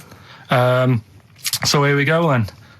Number one, the gingerbread man has only got one leg. Right? The gingerbread man has only got one leg. Got the it. Initials there, LB. LB, right? Okay. Second one, these people from the East Midlands swear a lot. All right? These people from the East Midlands swear a lot. These people from the East Midlands swear a lot. The initials TTD. Right? And the third one, have a holiday in Italy. Right? So you've done three then? TB is the initials on that one. So quickly again, the first one, gingerbread man's only Yeah, I've got that leg. one as well. I've got that one. I got two. These people from the East Midlands swear a lot, TTD. And the third one, have a holiday in Italy, TB. Email in with what the songs are and you win that stuff. ricky.gervais@xfm.co.uk. Hang on, it's not the songs, it's the artists, isn't it? Yeah, just Oh yeah, like he said that. Yeah. Okay, fine. Email only, please, ricky.gervais@xfm.co.uk. So we got that going. Yeah, looking forward to the answers on that. Bit of feeder would be good, wouldn't it? All right. I love this music. Forget about tomorrow. Feeder on XFM 104.9. We've had a response from Dickie Anderson. Dickie Anderson, our number one fan, although not a man who's, he's not afraid to criticise constructively. Yeah. And he's simply emailed in, surely your show is bad enough without bringing back Rockbusters. A valid point. Placebo and Bitter End. I don't want to contradict you, lads, but it's not. We've got a full hour to go on the Ricky Gervais show on XFM 104.9. I am Ricky Gervais, the aforementioned Ricky Gervais, with me, Steve Merchant and Karl Pilkington. Rockbusters. Oh, ding dong. Oh, who's that? Oh, it's a posh bloke who doesn't care about poor people. Hello, posh bloke, what are you doing? I'm in my Rolls Royce and I don't like the homeless. Oh, posh bloke, don't be a You want to do the satire? That is satire. Yeah. There's nothing like it. It's political as well. I'm getting in there's so many. Don't even begin to show off. I was showing that some foreigners are funny. I got in the fact that, like, if you notice that Chinese people wear different hats to us. Yes. So that's political in a sense. Yeah.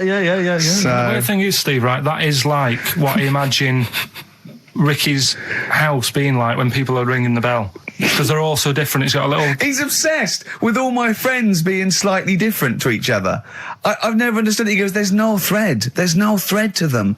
All my mates have got a thread running through them. I was literally after they walk out of the home. Yeah. But what do you mean my friends all different? Well, that could be... It wouldn't surprise me if I was round there and the bell went, and I said, do you want me to get it? And he said, yeah, and I opened it, and it's, what, holy fuck? Holy, yeah, he's at the door, right? And then I'd say he's busy, close the door, bell would go again, then you got the little gay fella. David Gray. Yeah. And then, do you know what I mean? Yeah. Not really, no.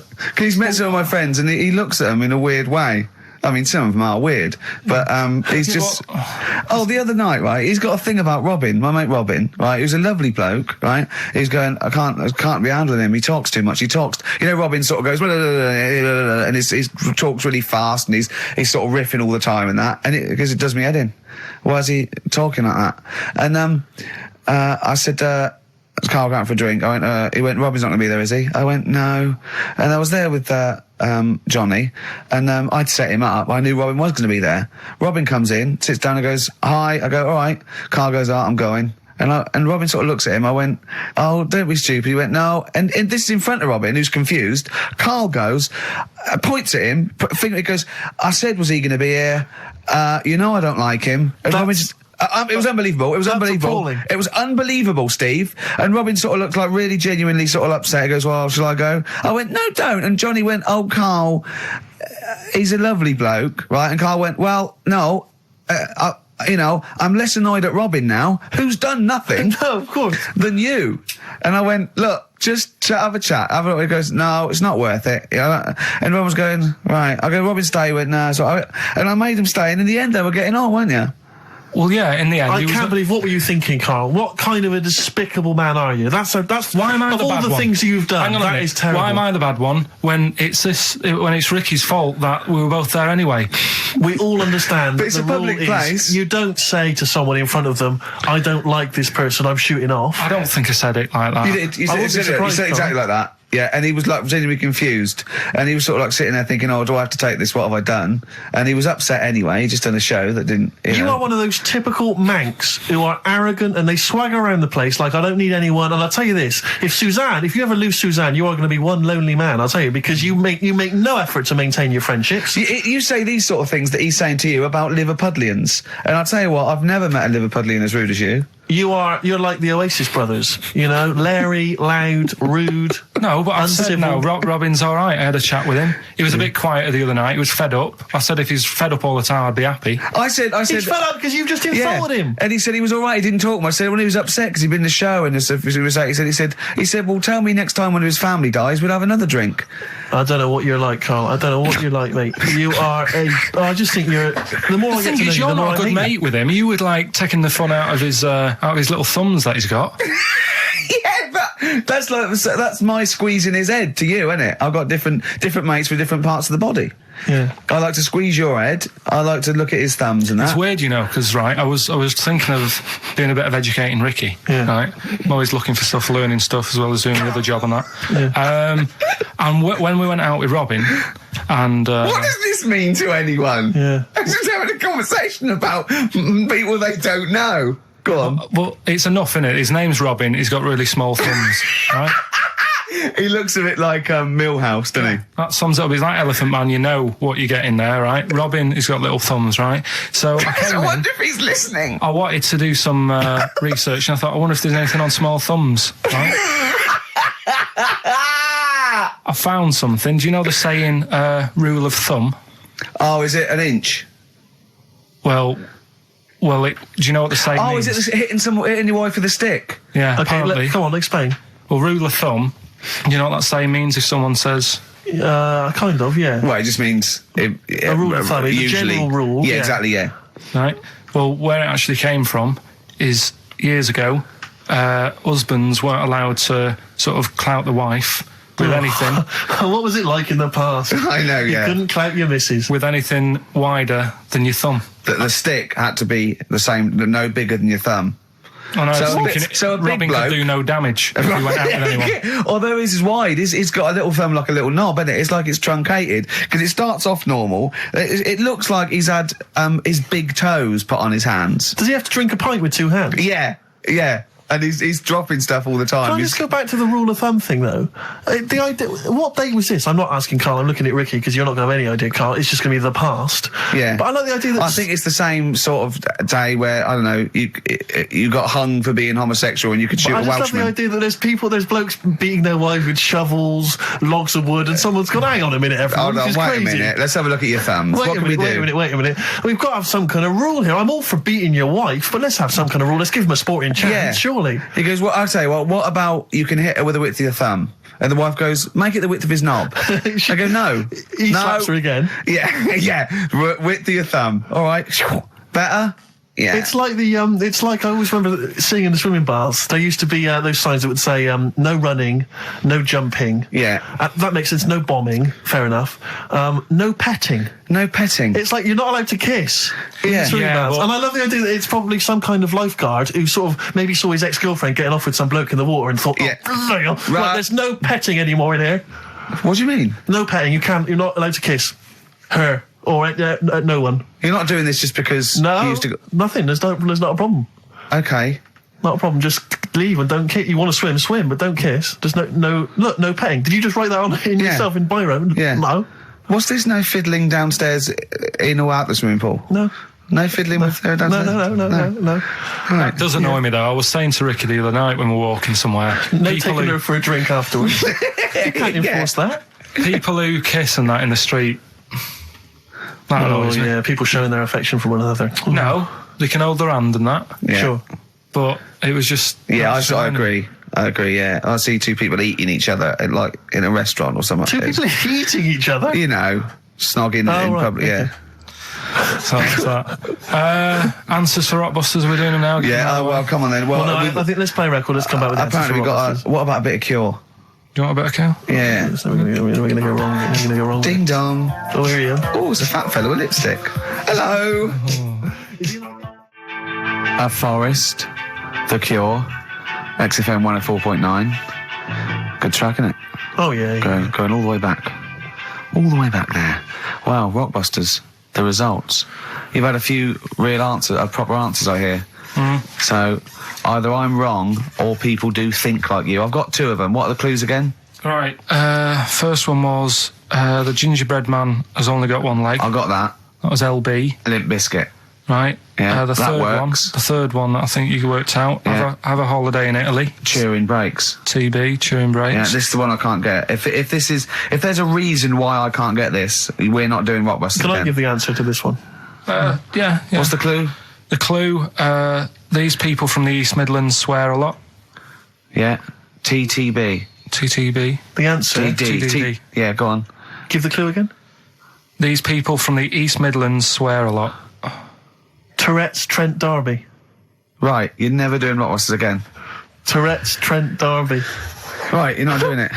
You're never doing... You've blown it. You see, you sneak that one in. Yeah, but I always like to sort of give 2 that, you know, are fairly easy, and then you sort of work out the men from the boys then, don't you? Yeah. Well, I mean, if I'd have done a character called Tourette's Boy, friend of the little Chinaman, and it went, ding dong, oh look, it's Tourette's Boy, friend of, holy fuck, holy fuck, you'd have been annoyed.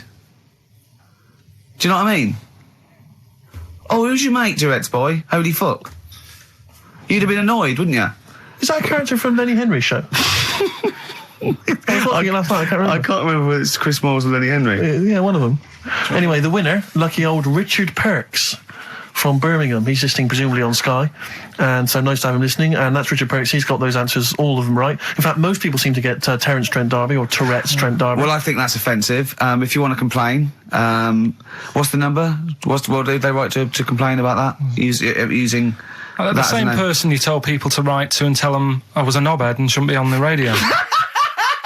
last week when I was away. Did anyone do it? I think a few went through. Did you listen to the show? I listened back to the recording of it. Did you get any emails before you listened to the show? Yeah, when I got in. Did it upset you? What sort of things was it? Just stuff, I can't remember.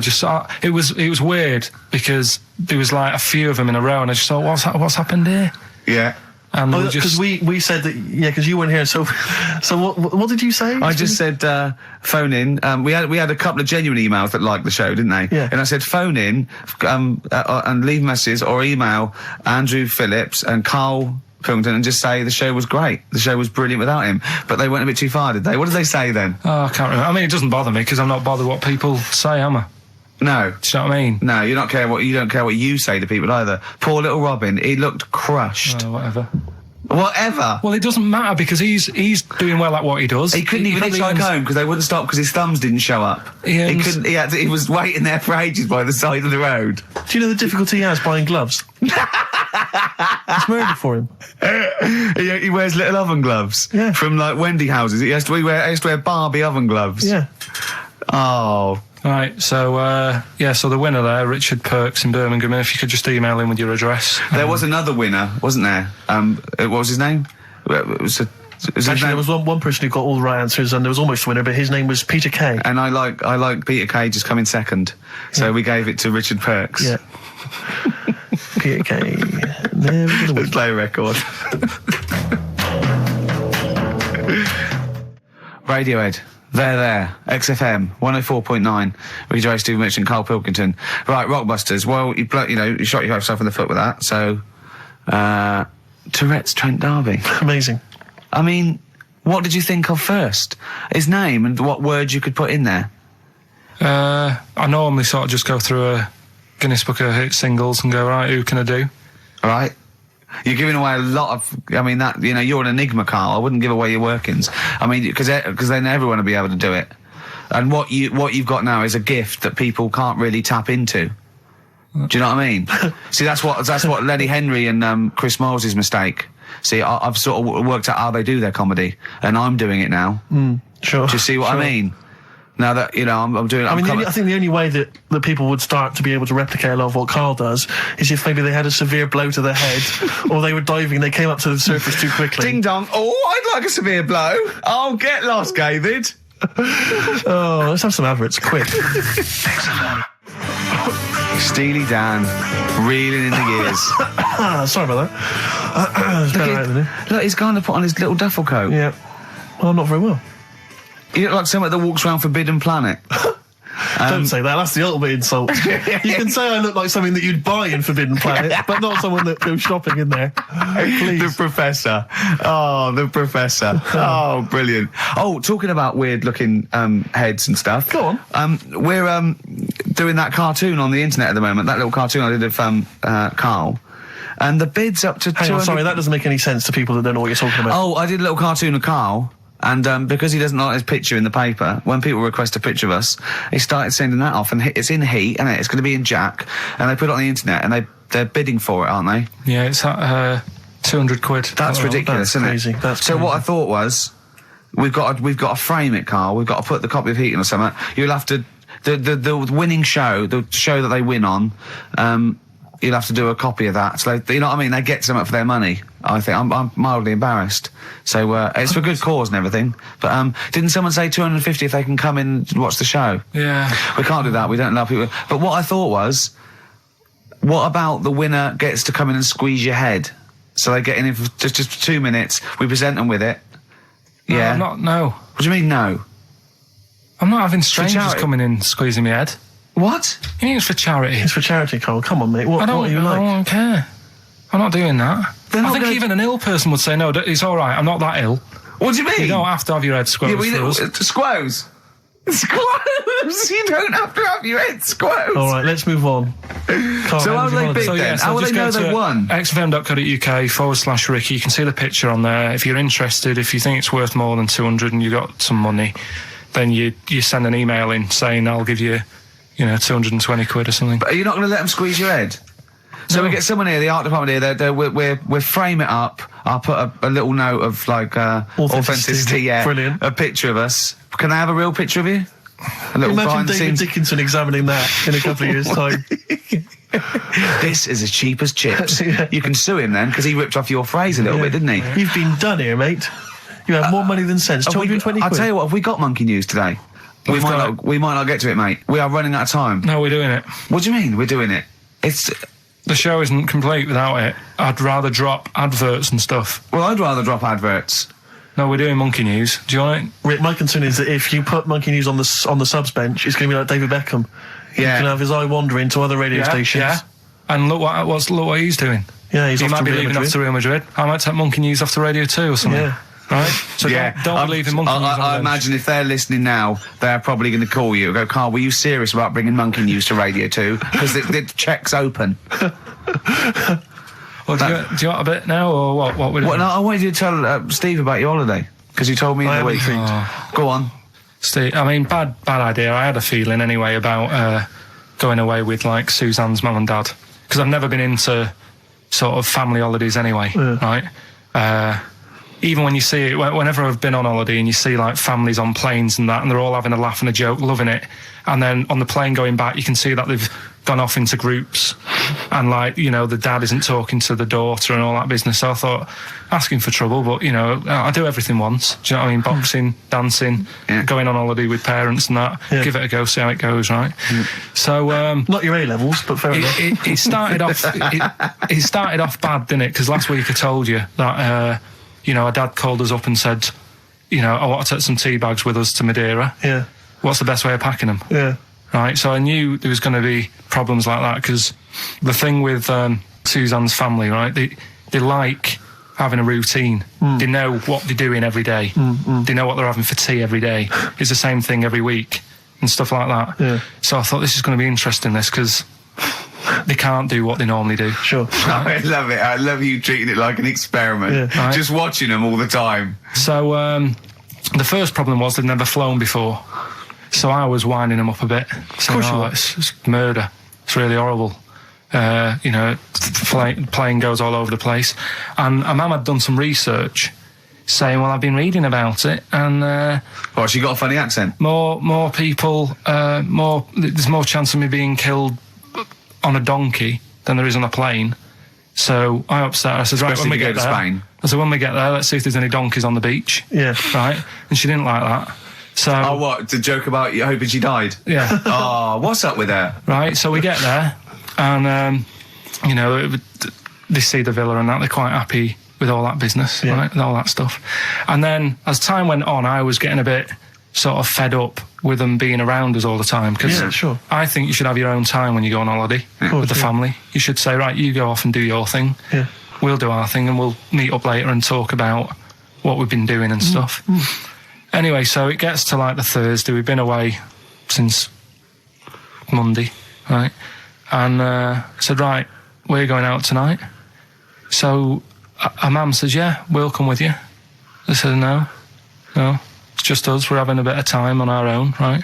Is it true you said to her, you told me this, you said to her, you started to annoy me, I want some time on my own?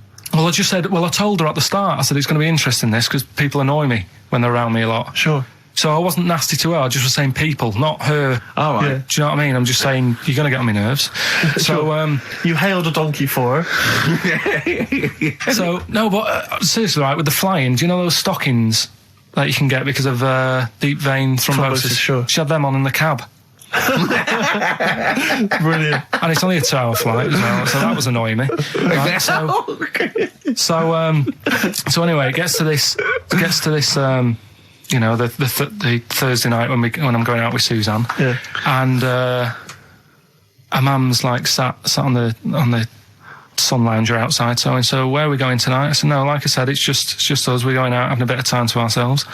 So I could see as the day was getting on, she was realising that she's got a night in with, like, her husband, right?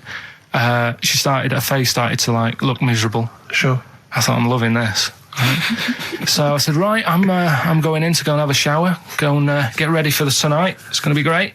And winding them up, wind them up because they can't come, because he said they can't. Right, so I go upstairs, have a shower and that. I come down, and a mum's smiling. Oh, hang on. So I'm thinking, hang on a minute, what's gone on here? So I went to Suzanne. I said, "Why is your mum smiling? She's not coming." She said, "No, but my dad said he'll take her out now." So in a way, she was happy because she got her own way, which had annoyed me. That annoyed you, sure, because you wanted to... What, you don't even want her husband taking her out? Well, it's just the fact she didn't want to go out. She was happy to stay in and have sausage, egg and chips that they'd found from some shop that sold English food. Right. So that's almost like what they do if they're at home. Sausage, egg and chips. So she was happy with that if we were staying in and having that. But because we were going out, she was fed up. Right? So she's smiling. So she's going, "Yeah, I'm going out now." So I said, "Well, enjoy yourself." She said, "Where are you going?" I said, "Well, it doesn't matter, does it? You don't need to know." Sure. You're not going to where we're going. "Oh, you just don't want us to be in the same restaurant." So yeah, that's right. I said, "I want a night out on my own with Suzanne. It's our holiday as well." I don't know. I can talk to you about this. This is not even his own parents. This is someone else's parents. These are the parents of the woman he loves. But even Suzanne sort of agreed with me. There's only so much time you can spend with your parents. That's why you leave. That's why when you're ill, you don't go home to them. Yeah? Sure. Yeah. Because the slight difference between me and you, Carl, is that not everyone in the world annoys me. Well, not everyone does. Just... I can see what... I felt a bit guilty that week when he said I was annoying him, but I realise it's not my fault now. No, everyone annoys him. Yeah. So, yeah, it was an alright holiday. It was good to get back. Brilliant. Won't be doing it again. So. No. And what now would you say is your relationship with Suzanne's parents? Is it a frosty one? No, I just think they know that I don't like to put up with them for a long time. Yeah. I mean, when we were packing, a man was upset because, like, she really liked the place where we were staying, right? Because it was quite a big villa, because there was a few of us. There was a brother as well with us, right? Yeah. So, our mum said, "Oh, I love it here." She said, "I'm definitely going to book this place again." I said, "It's a bit big for two of you, isn't it?" Just being sarky, like, we're definitely... I said, because, I won't be coming again. You're like, I don't know what you're like, Carl. You're a monster. You're an absolute monster. You're one of those people that goes, "I says, that speakers are fine, I says, and jibbered what the wibble, and never the way will slap." You're like a middle-aged man. You're like an old man. You're like an old man, and you're what, 30? I'm just imagining you scraping along in clogs and a flat cap going, "Oh, that tree's got to come down." Yeah. Puncturing a kid's ball if he kicks it into your garden by mistake. Yeah. Refusing to give it back. Yeah. Gather round. Yeah, there were once Chinese kid as hairy as that cow, which is weird because there's not many Chinese people that are hairy, but this one, I tell you, it were back in 1990. Grandad, are you eating a Twix? Well, that's you too, with or without you, but we've got to cut it a little bit short because we're actually running out of time. It's so jam-packed, this show. We've got monkey news on the bench. Carl just remembered, we've got Cheeky Freak of the Week to fit in. I don't know what to do. What's your Cheeky Freak of the Week, quickly? Just throw that away. Right, well, it's just like, we look at Cheeky Freaks. Is this show offensive in any way to some people, do you think? Ding dong. Got any buns? Oh, it's the Elephant Man. Go on. Right, well, it's a bit of a problem for you, this one, Steve, right? I'm chucking it forward to you. Remember the Cheeky Freak of the Week that we were talking about? That illness where people age quicker? The 5-year-old girl that was older than her mum, and he said to you, "What, if you ran off like you wouldn't serve her fags and beer?" And you went, "No." He went, "Why not?" And you went, "Because it's a 5-year-old. Yeah. Right? He went, "Oh, she's got enough problems. Give her some fags." You remember that, don't you? Sure. Yeah, right. So, another dilemma for you, right? Picture this. You're running a restaurant, right? Door goes, right? Few people. Most of them look normal. You notice the woman at the back, crawling on all fours. Top half is woman, right? This is real. Yes. This isn't like a comic or anything. This is on, yeah, on the internet. I've seen it. They're called dog people, and her legs just come straight down. They're like little twin legs at the back, and so they walk on all fours because it's easier. Dog people, right? Yeah, not dog people. They're human beings with deformed back legs, so they walk. It's easier for them to get around like that because they can't stand up because they can't stabilise, and also it comes straight out of their hips. Right. So you're running a restaurant. It's a busy night. You haven't really got time for any hassle. She comes in. Would you serve her? The premise being what? That he doesn't serve dogs? Because the restaurants don't allow animals in. Right. So it's a dilemma. It's not a dilemma. Right. She's not a dog. She's a human being. Yeah, I put a plate of meatballs on the floor, and she tucks in. And a little glass of, a little bowl of wine next to it. He turns round, there's the woman older than... Get away from that plant!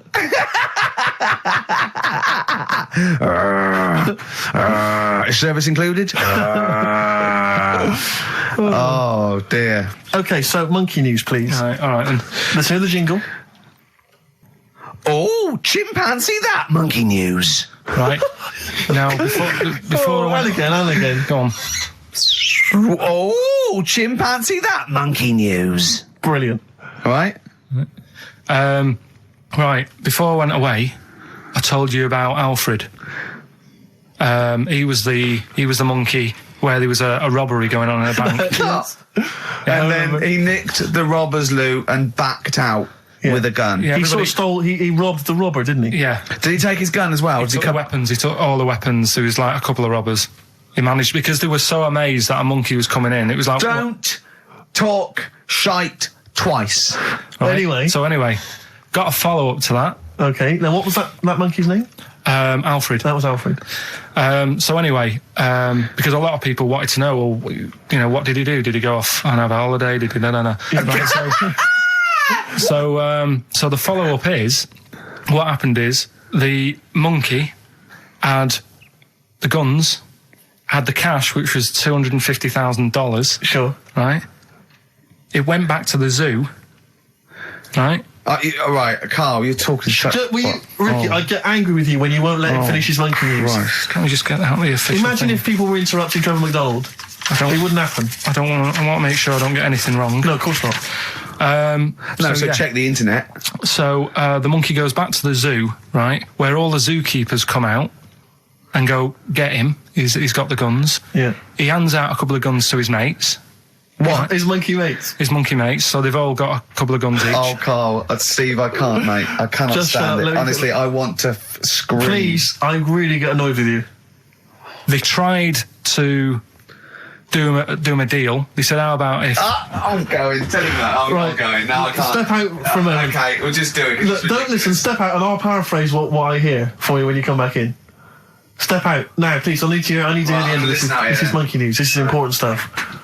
Right, Ricky now has left the room. He cannot bear to hear, which is surprising to me. Right, so anyway, they've got the money, and they say to the zookeepers, how about we give you some cash? Yes.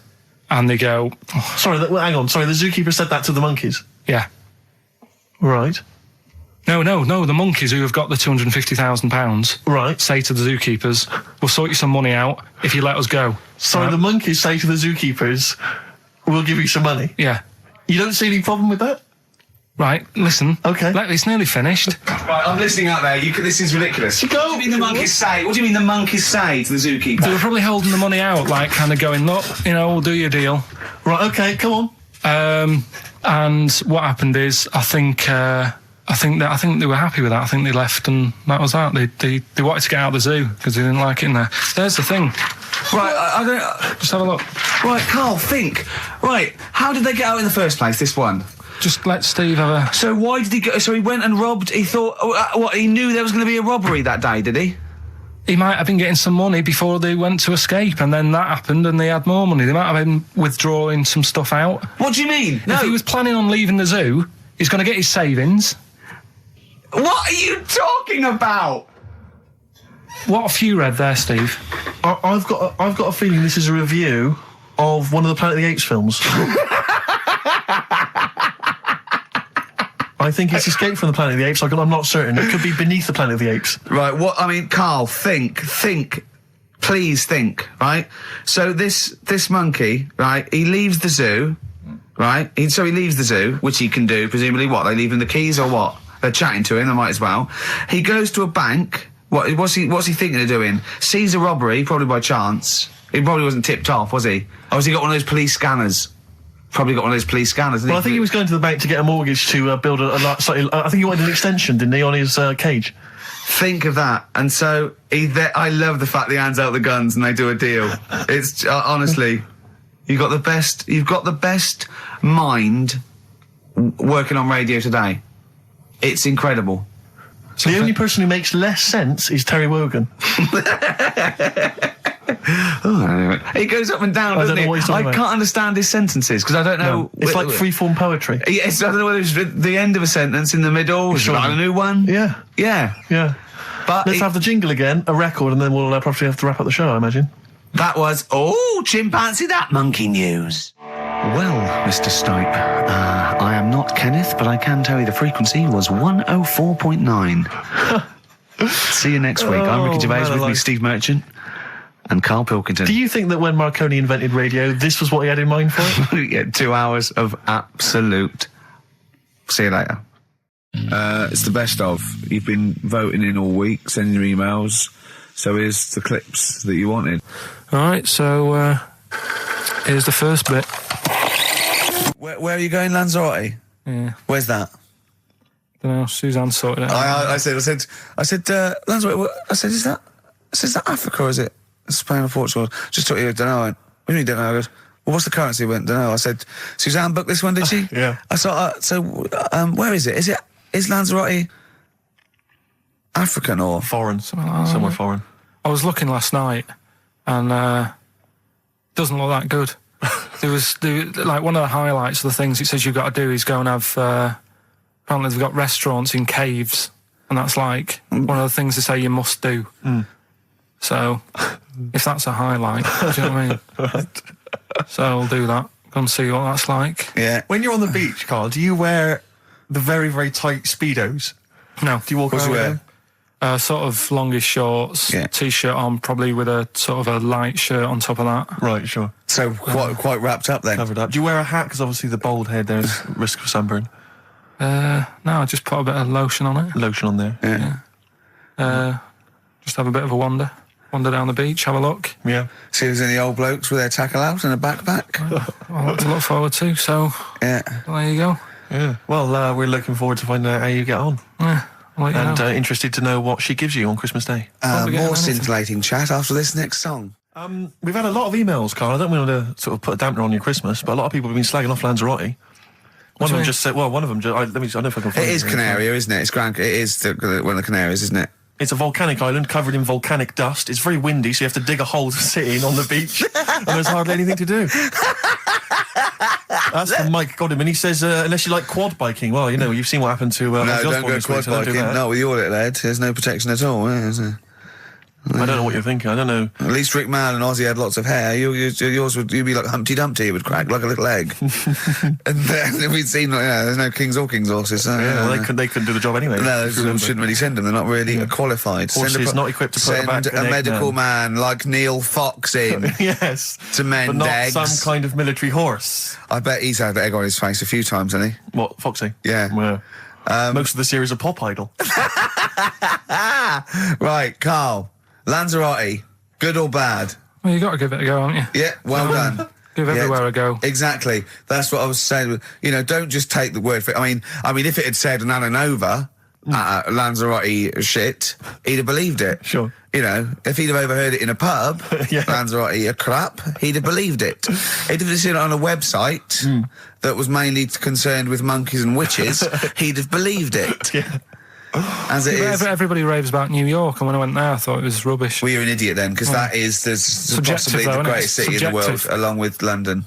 Subjective, though. That's why they have holiday programmes and that, innit? So you see it and you decide for yourself and that. Yeah, but you saw Venice on a holiday programme, as you put it.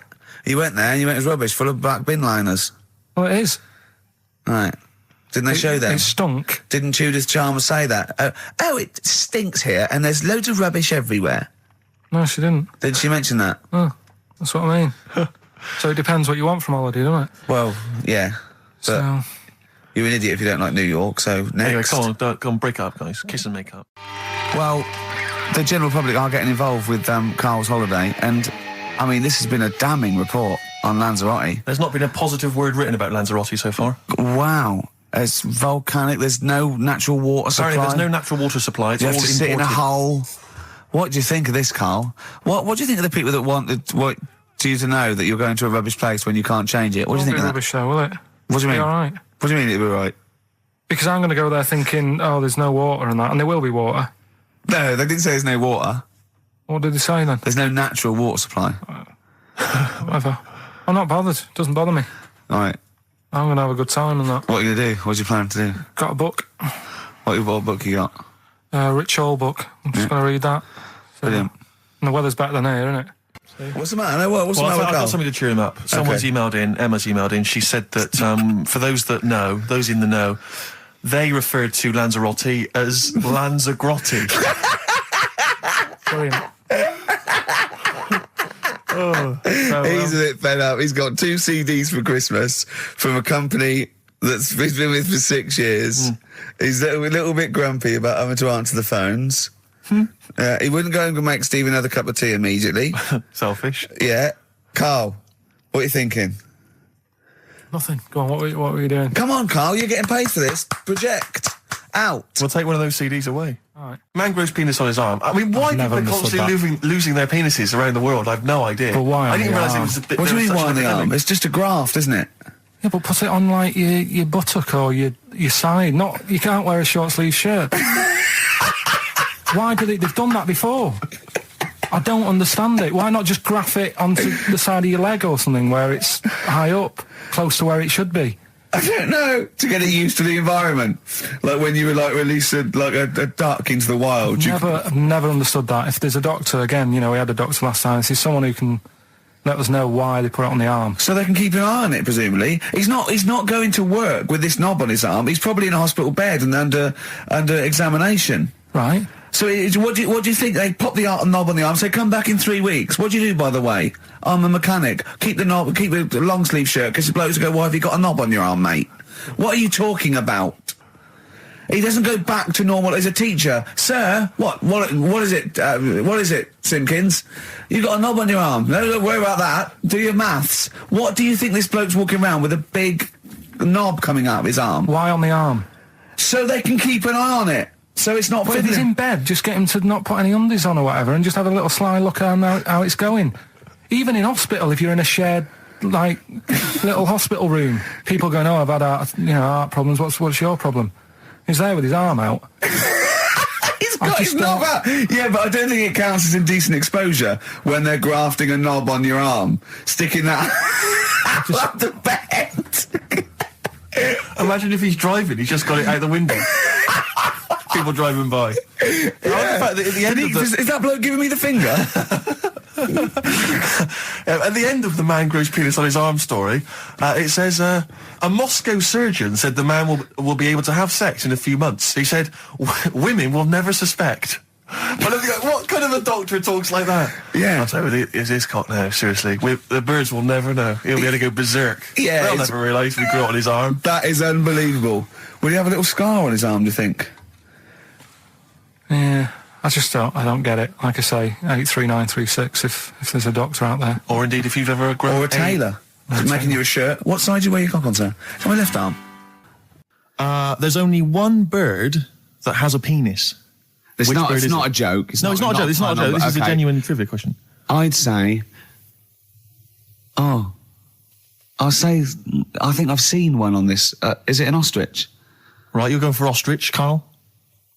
I'll go for ostrich as well. Right. Did you come up with that yourself, or...? Yeah, I was going to say that before you said it. Well, guys, you went for ostrich. Chicken? You're both wrong.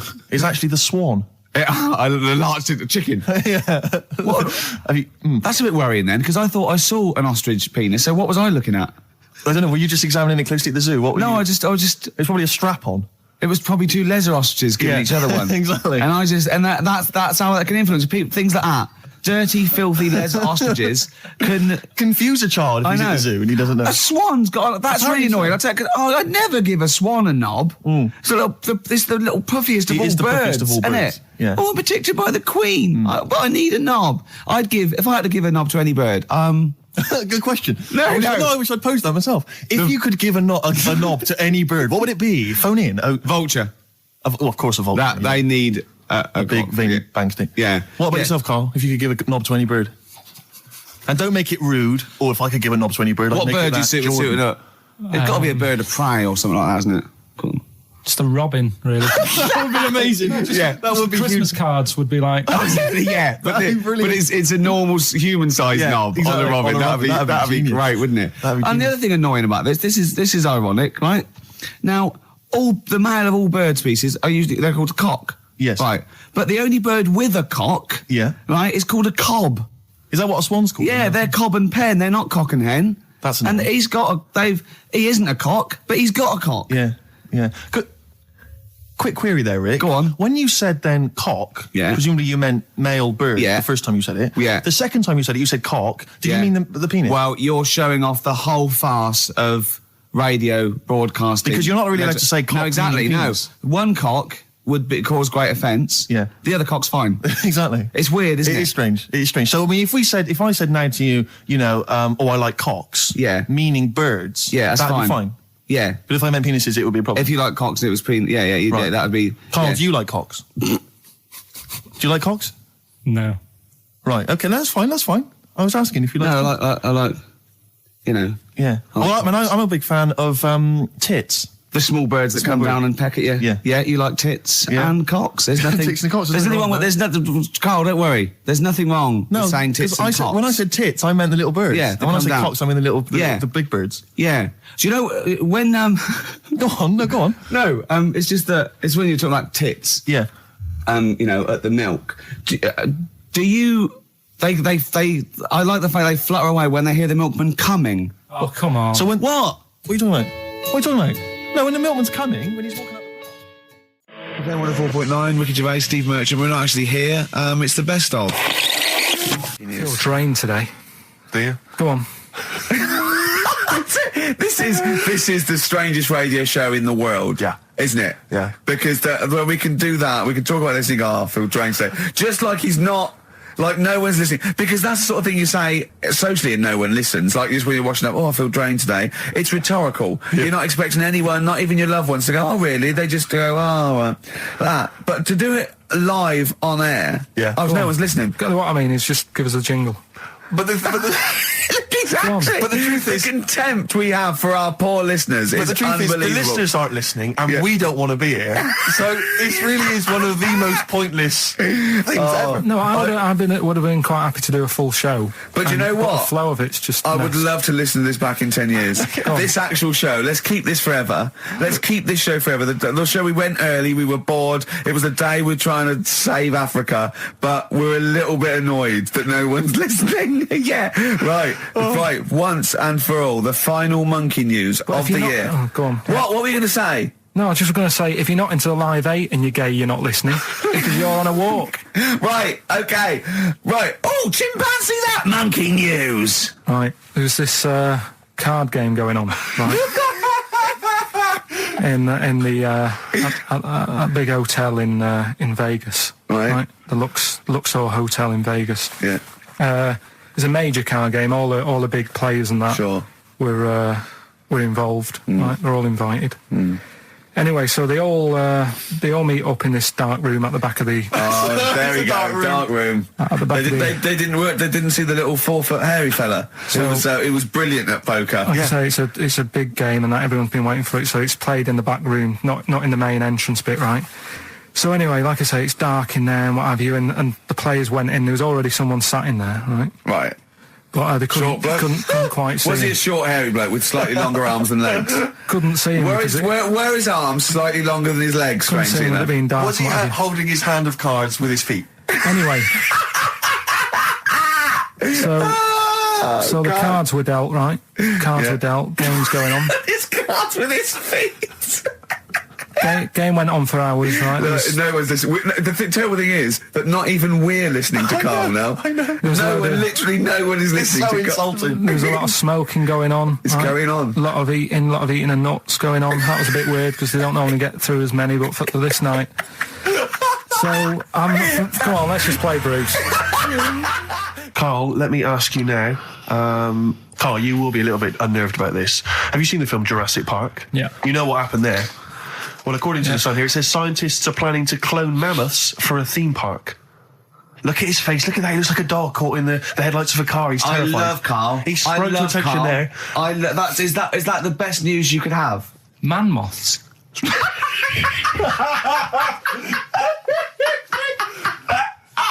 Right. Yeah, man moths. I man love moths. the fact that that's why he was so excited that they bred a man moth. What is this? Yeah, it's a human being that hides in your wardrobe and eats an entire jacket in a day. Yeah. What do you mean, man moths? Mammoths. Mammoth, the big hairy cow from the Ice Age. I mean, elephant.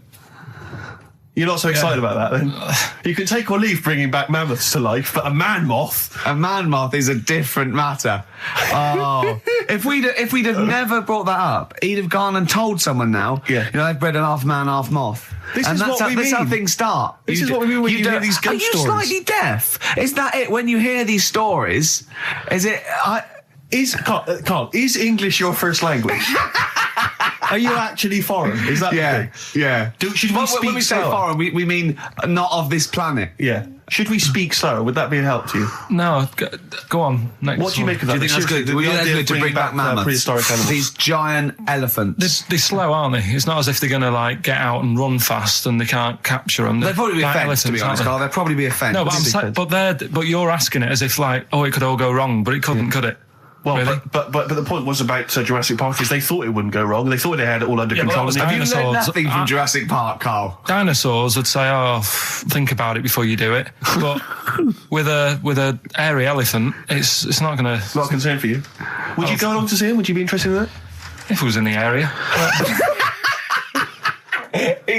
He's great, isn't he? I'd love a queue, Nothing right? impresses No, him. but what I'd like to do is Carl sitting like Yoda in a little cave, and I'd just like to see people like Tony Blair and Stephen Hawkins in a queue, and they go and say, "Carl, got a bit of a problem." And thinking of cloning a man and a moth. Problem? Not an issue. No, if I'm in the area, I might cruise around and have a look at it. Otherwise, just don't send it near my clones. Oh, that's fantastic. So it's just for a second. As the words man moth came into your head, how excited were you? I mean, were you both terrified and excited? For the moment when you thought that they'd cloned a man and a moth? I pictured What kind of face did he have? Did he have the moth's head or was it a man's head? just a little man head. Right, what was his face? What did it look like?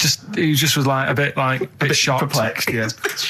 Yeah, it was like he'd been grafted onto the body of a moth without his consent. And when he was asleep, Yeah, he'd woken up. he just went in to have a goiter removed, and they said, "We've He replaced woke your up with goiter with the body of a giant moth." Yeah. Is that all right, Mr. Jenkins? So he had the head of a little. Was it a little boy or a man? little man, Right. Okay. and he's just bumping into a lamp. He's just running into a lamp. if you went into hospital and they'd done something, what's the worst thing they could do, right? What would you rather have done, right? You wake up and you've got lobster claws for hands. Right. You wake up and you've got duck's feet. Or you wake up and you've got one horn coming out of your head. The worst thing, Yeah. probably the horn coming out of my head. Why? Get in the way. That'd be useful, wouldn't it, in fights and stuff? And for like parties, people would play Well, I suppose quoits. the lobster claws would also be quite handy there. So anyway, I found these things. Do you want to hear them? yeah. So explain this again? Right, so I got back off holiday. The first job I found out I've got to do is work with Ricky for a voiceover. I do a regular thing. I do X-Ray magazine, but I'm allowed to make the script up, and they said I could, so I did. Right, so imagine this. Well, I know you, Rick, and I know you like to put a lot of work into these things. Yeah. You want to do a good job. So he rolls up, he says, "Let's do it then." He said, "What's in the magazine?" I said, "Well, here's a selection of stuff. This is what you've got to sell." He said, "Leave it with me." He goes into the little booth, and the first one he comes up with is this little advert for it, right? X-Ray magazine. It's out now. It's £3.50 May edition. Music of Tomorrow. Dandy Warhol's picture, and there's a free CD with all the Placebo and the Donners and Smog and Nightmares on Wax, Alpine All Stars. Only £3.50. It's out now. Buy it, innit? Have you got a sore throat there? Well, that's all right, isn't it? And he was going, "You can't." I said, "We are doing that. I've done one. That is it. That's it." So I persuaded him. He went, "Right, okay, we can possibly put that on XFM, right? I'll have to see, right?" And so I wouldn't do it again. And he went, "But you need one for Capital." He said, Right. "Capital will know what." I went, "Right, I'll do one more for Capital." Right. Because all the stations advertise the XFM magazine, right? So this is the one that you thought would be all right for them. Ooh, hello, you loonies in Radioland. Dr. Frog here to tell you about the new edition of X-Ray magazine. It's out now and it's only £3.50. You've not heard of it? It's a great music magazine. And you get a free CD featuring bands like Placebo, They Wear Makeup But Leave Them Alone, Gold Chain, Smog, OK Go, The Donners, and all great bands that you'll love to... Froggy here, hello. Bye. Ribbit, ribbit, Froggy says bye it. Oh, well. So then, he says, that's it. You had your money's worth. Dr. Frog still on there? He's still on Classic. I said, that isn't going to go out. They're not going to be happy with that. He said, you've had your money's worth. I'm going. Yeah. So I'm left with that. I then have to get the bosses in. And because I've let him go, in a way, it's my responsibility. Yeah. So I've obviously thought I've got what I need. I had to play them to the MD. What did he say? And justify... Well, I was sort of thinking if I laugh, he might go, well, I don't get it, but he finds it funny. Oh, brilliant. Well done. So I was laughing, he was sort of thinking, you know... Excellent. Is that it? Brilliant. When do they go out then? I think one of them's going out at the moment. Excellent. I think the first one's going out. Brilliant. Well, let's play a great track then. Is it Dr. Frog? I'd like to see Dr. Frog feature maybe on our show more often. Okay. Oh, I've got some new comedy characters. I can't believe we're You know, I love the work of comedy greats like Chris Moyles and Noel Edmonds. I've got some really funny comic characters that'll be popping in and out of the studio. Save them. Okay. I'm excited. Coldplay, One I Love. That's for Nick, Neil, Olivia in Tower Bridge. Absolutely, and also Nikki from Bromley who emailed in. She's enjoying the show and she wanted a bit of Coldplay. That's the B-side of the current single. This is a great show, isn't it? We've got great music, we've got laughs, tears, we've got requests, we've got Simon Mayo games. It's just like Radio 1 for less people. Exactly. Radio 1 for less people. This is great, isn't it? So go on then. So listen, Guy, you were so excited about this game, weren't you, earlier? You came in with a hop, skip and a leap in your step. Although I must say, the phones are going mental. We're going to have to take some more calls. People love Carl. High and Dry is great. I mean, it works. Can we have a very quick... Just recap in case someone's just... very quick Can you make it so High and Dry doesn't work now? Give us a bit of information that makes it different to High and Dry, or can't So you for those that have just tuned in, Carl describes, in a roundabout way, a story which somehow is representative of a song. Is that right? A song title. A song title, yeah. Okay. So, this woman, she's all right, you know, she has a normal life. Pretty much. Kind of. Yeah. There's probably a few things, actually, that she can't do thinking about it. But the main problem would be having a wash or having a bath or having a shower. Yeah. Maybe going for a swim, thinking about it. Right. I think water is the clue, isn't it? That's the clue. Who's that on the line? Hi there, it's Mark. Hello, Mark. Hi, Mark. Right, What do you think? It smells like Teen Spirit, Nirvana. No, it's not. That's a great guess. Smells like Teen Spirit again. He's also brilliant. Thank you, Mark. Well done. No, it's not that. All right. Hello, XFM. Oh, that's a dodgy mobile. Oh, that's a bit of a clue. A dodgy Hello, mobile. XFM. Oh, they've just given up. They've all been going for Smells Like Teen Spirit. They just hung up. Hello, XFM. Hi, is it She's Electric? Excellent. She's Electric. It makes sense. That's fantastic. Oasis, Carl. She's Electric. Why does she smell? Because she doesn't have a bath and that. Because she can't have a bath or a shower. What's your name? Neil. So got the it. fact.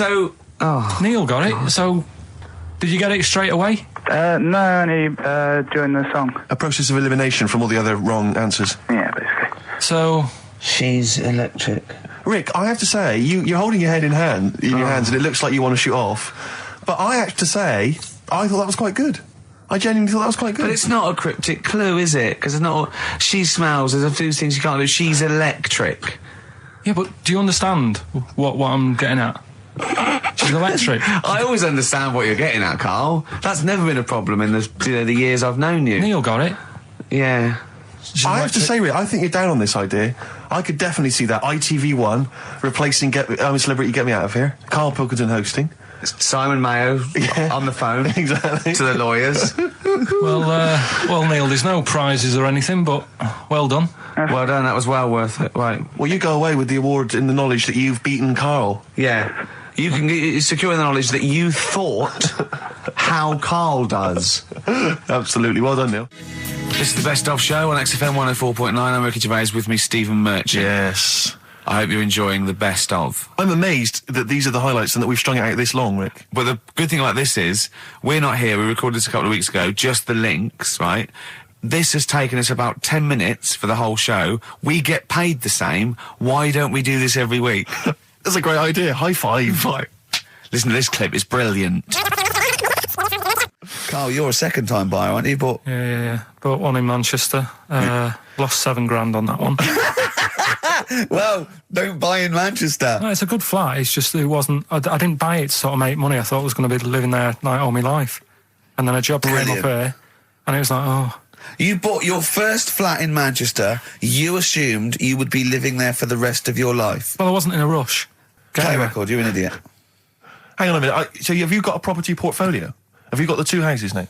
No, I've got rid of that one. Oh, you sold that one? Got this flat. £7,000 loss. Got this flat. I'll tell you something that is interesting. Hold on, though. What? £7,000 lost. Yeah. It's a flat in Manchester, but it could only cost about £8,000 anyway. Right, Steve, something they do now, right, they've got to do by law when you're buying, right? I was looking at one in London, right? It's haunted. They've got to tell you now. Right, don't talk shit. I'm telling you now. Play a record. I'm telling you now. Yeah. There's no such thing as ghosts. That is ridiculous if that appears on a legal document. Right, if there's anyone who sells flats and does that for a living. Yeah. Right, email in, because I'm telling you now, that is a fact. She sort of dropped it in. She said, I said, oh, nice feel here. And she said, yeah, well, that'll be the ghost. Just dropped it in, that's all they've got to do. And then I was like, what? And they went, oh, yeah. That's all I've got to do, is it? So that's the legal thing. Did you drop it in? So in court you go, did you drop it in? Yeah, I dropped it in. Play a record, you're an idiot. I love the fact that in pole position, in positions 1 and 2 of his favourite films of all time, it's The Elephant Man and Cares. Yeah. That's brilliant. Yeah. Go on. All right. Am I leaving the mics open a bit when this is going out? Yeah, or what? let's have a listen. Yeah? All right. So don't talk then, right? Just put that hot dog down, Rick. And this is the bit in Kes where it's the teacher and he gets up and he has to Glover. talk. What's his name? Is it Brian Glover? No, it's What's the other teacher. The other one. Anyway. Right. Go on. All right, so here we go. Things that had actually happened. I've got another one. What about you, Casper? Casper! All right. All right? All right. You haven't been listening to a word I've said, have you? Yeah, I heard some of it. Yeah, you. Some of it? Just. Stand up. Always somebody, isn't there? Right, now you're going to tell us a story about yourself. What sort of story? I want you to think of an incident that's happened to you sometime in the past that is true and that you think will interest the rest of the class. All right? Right. What about I work on a radio show at the weekend. Well, are you going to tell us about it? I'll just do. It's 2 hours, and it's with Ricky Gervais and Stephen Merchant, and just sort of play music and tell stories and stuff. What kind of stories? Well, whatever. Like last week, it was science. We were talking about this lad who was growing a knob on his arm. So it's weird. It's tricky, sir, because like with Ricky, he gets bored quick and he won't listen to the stories, and he'll start squeezing my head. All right. I'm not interested in what he does. That isn't normal, is it, sir? That. I mean, it sure is a bit gay. Is he? Just messes about, though. Do you know what I mean? I try and like come up with good stuff, like monkey news and like quizzes and stuff, but then he'll just, Ricky will just mess about. I mean, on Saturday he did it again. He squoze me head. How do you spell that? Squoze. S-Q... Oh, you're going to show it off the wall? This is a new word to me.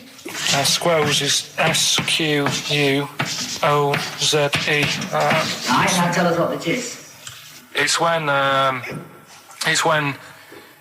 he gets me head and he puts one hand on the back of it, right? And he puts the other hand on the front of it and he just sort of swivels it. Swivel, right down the front. Oh, swivel's not it's spelled S-W-I-D. How many times a day? How many times a day does he swells it? It depends what time he gets in. If he gets in about 12:30, he could get a good 3 in. But I think, I don't really want to talk about. Don't you? Well done, Billy. Big hand of applause. That is the effort. Yeah. Wow. That's the best thing you've ever done, Carl. Right. Here's the last clues of the year. You had. There's a load of letters there asking for advice. Put them on Claire's desk. Go on, That was no idea. F. That was for foreigner. For Rayner. I don't know what you mean. Claire Rayner. She took advice. She gave people advice. So that's a foreigner. That is shit. Right. I'm sorry. That might be Christmas. That is absolute A garbage. lot of people got the right answer. I know. That annoys me even more. Number The 2. second one, ask your mum. Foreigner. Yeah. Foreigner. Second one, ask your mum if you should. That was S. That was Shalimar. Shalimar. Right? No, bizarrely, what was the clue there? Ask your mum if you should. No, we got a lot of people saying Smashing Pumpkins as the answer to that. But I don't know who's saying that today, Mum. Smashing Pumpkins. Merry Christmas, Mum. Smashing Thanks Pumpkins. very much. Nice bollocks. Yeah, exactly. Oh, that's great. That's great. Right. Smashing Pumpkins. Your dad bought them for me for Christmas. Yeah. And the last one, Lovely plums. What, my Victorians? Oh, God. right, we've got to wrap it up. Come on, then. A couple of people were arguing in the supermarket at the fruit and veg counter. That was B, that was Banana Drama. They were like having an argument. What do you mean Banana Drama? Wait. What group is Banana Drama? What group is Banana Drama? So, You're a fool. You're a twat. When you say that, but you accuse Carl of that, you're also accusing lots of the listeners, including the winner, Nicola Rogers, of London, and she wins those great prizes, and she got them bang on, so... Banana Drama. so can we finish there now? Yeah. Yeah, What do you mean? What do you mean? Can we finish there now? Just play the ads and go. What? No, what are you talking about? We're going to play Jodie Jones and Rivers in your all day. Play that then. Goodness me, Carl, look at you. We haven't got time. Merry Christmas, Carl. Merry Christmas, Carl. Enjoy the show. Let's give him a little kiss. Oh, a little kiss. Oh, no, with tongues, it's Christmas. Don't. Stop messing about. Get up! You don't talk to anyone, do you, in the week? You just hide in your little sound booth thing, and you really don't talk to anyone, do you? Much? Not really. No. I mean, you might call up. Yeah. But no, I keep myself to myself. Yeah. Then you don't get bogged down in the office politics and stuff. Yeah. Is there a lot of office politics here? I don't know. I don't get involved in it. Oh, yeah. Proved your point. So when we're away and we're like out of action, who, other than Suzanne, who will you talk to of the day? How will you get a sort of feedback from the world? How will you get sort of like input and... I always, if ever I've got like a question on anything, the internet's sat there and I can just go online and find out. The internet is good. It's brilliant. But it's not all verified. It's not all necessarily factually accurate. Anyone can put things onto the internet. It's it's freaks and things that put on things one, right? like... Here's one that I read in a week, right? Go on. About this woman. Yeah. She was a bit of a punk. And to get her hair done like she wanted it. Super glue. Right, no. She got lard. Apparently it's a popular thing, you might know. Put lard on your head. Yeah. And you put it in the oven. Oh. Now, apparently the heat that you get from the oven is different from the sort of heat you get from an hairdryer. Right? And she had to do that to get the style that she wanted. But anyway, she comes into money or whatever, treats herself to a microwave. Right? It's not true. Opens the door, jams the things, like the little catch. So the microwave works. She jams it with a screwdriver or a knife or something. Yeah. Puts the microwave on, sticks her head in, boils her brain. Don't be ridiculous. Right? Well, why is that ridiculous? Boils her brain. She boiled her brain. She boiled her brain. And this is what's good about the internet. I went straight from that, and there was a subject about brains. And do you know that Russell Crowe, when he dies, is given his brain to charity or something, some sort of some people who can do stuff with it. She gave hers to Pot Noodle. Vesta. Yeah. Oh, That's boiling the a sort of skull. Yeah. It's not true. It's not true, Carl. Just urban myths. Someone made it up. Yeah. For a laugh. They're just too convenient urban myths. Everyone's you can tell an urban myth's not true because it's always this happened to a mate of mine, and when you say what happened then, they go, don't know, that was it. Was it? Was that it? Was it? Someone boiled a brain and that was it. There was no more story. Well, were there any dates, locations, times? I think it was in Belgium. You're listening to the best of, basically, Karl Pilkington. Well, listen, I'm a big fan of that TV show. It's on digital TV. A lot of people won't have it. But Inside the Actor's Studio with James Lipton. Yeah. And he interviews lots of big Hollywood stars, and he always asks them these same questions at the end. Can I just run a few of them past you? Go on. Okay. So, if you could do any other profession other than the one you do now, what profession would you do? Can you just change that to apart from a paper round? Apart from a paper round. Oh. If you do any other profession, Carl. And it doesn't matter about, like... It doesn't matter if you've got the skills or anything. In an ideal world, if you had the ability. Well, I think I'm about to buy somewhere, so I reckon something, you know, using tools and, like, doing a bit of plumbing and that. So a plumber? Well, sort of an all-rounder. Right. A handyman. Well, yeah. I think, you know, you don't get paid that much, but it's useful, isn't it? So... But you get your own show, couldn't you, with Carol Smiley eventually? Well, all that, but the money that you don't make, you save by not having to pay someone else to do the chores. Do you know what I mean? I don't know what that sentence meant. Right. No. A plumber, how much is the average plumber on? The money you don't make, you save on not getting someone else to do it. No, just think of that. No, look, break that sentence down. Are there any... Sorry, Rick, but people who live in glass houses... Yeah. Anyway, let's just go back to Lipton quickly. We've got a couple to get through here. So, your favourite noise or sound? Favourite sound or noise? Oh. Is it me? No. It's not me. Hang on a minute. It's not me. Are you sure it's not me, Carl? I like Elvis. Noise. Elvis. In the ghetto. The sound of Elvis. Elvis in the ghetto. Brilliant. Okay. Yeah. And your least favourite noise or sound? I don't think it should really be records and music. Noises, things that you hear at home or whatever. Maybe like a sound of a... The least favourite noise? Least favourite? The sound of... Probably like... the sound of ghosts? Fire engines and that. Right. That's annoying. Except if your house was on fire, presumably. I think it's a bit unnecessary. You think they're just doing it to wind people up? I live on like a busy street and it's happening all the time, and it is like... Just sort of have a blast of it, and people will hear it. You don't have to keep it going. Yeah, sure. So that is pretty annoying. And if heaven exists, Carl, when you get to the pearly gates, what would you like God to say to you as He welcomes you into heaven? What would you like God to say to you? Who asks these? What show's this? It's a programme where celebrities are interviewed by a guy, an American interviewer, and he always asks these questions at the very end. What would I say to God? What would you say to God if you believed in heaven, and if heaven exists, when you eventually go up to heaven and you're welcomed in through the gates by your God, Parker and your stussy T-shirt and your... What do you want God to say to you as He welcomes you in? Say, you all right? Don't know, just be friendly.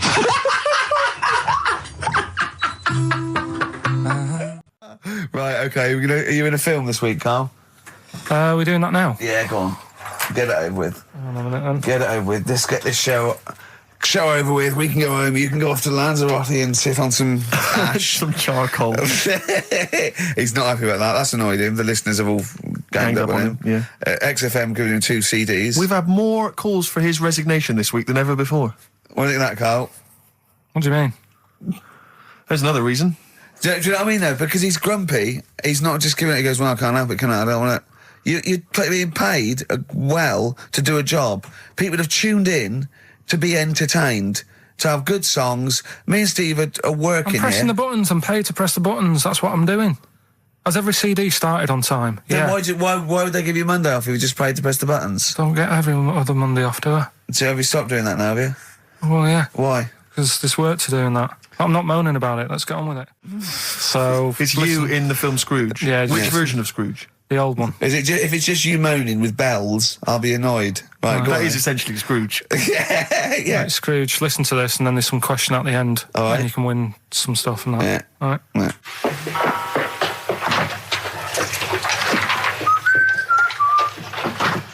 You're late. Only 20 minutes. What do you mean by coming in here at this time of day? I've just been doing some Christmas shopping, haven't I?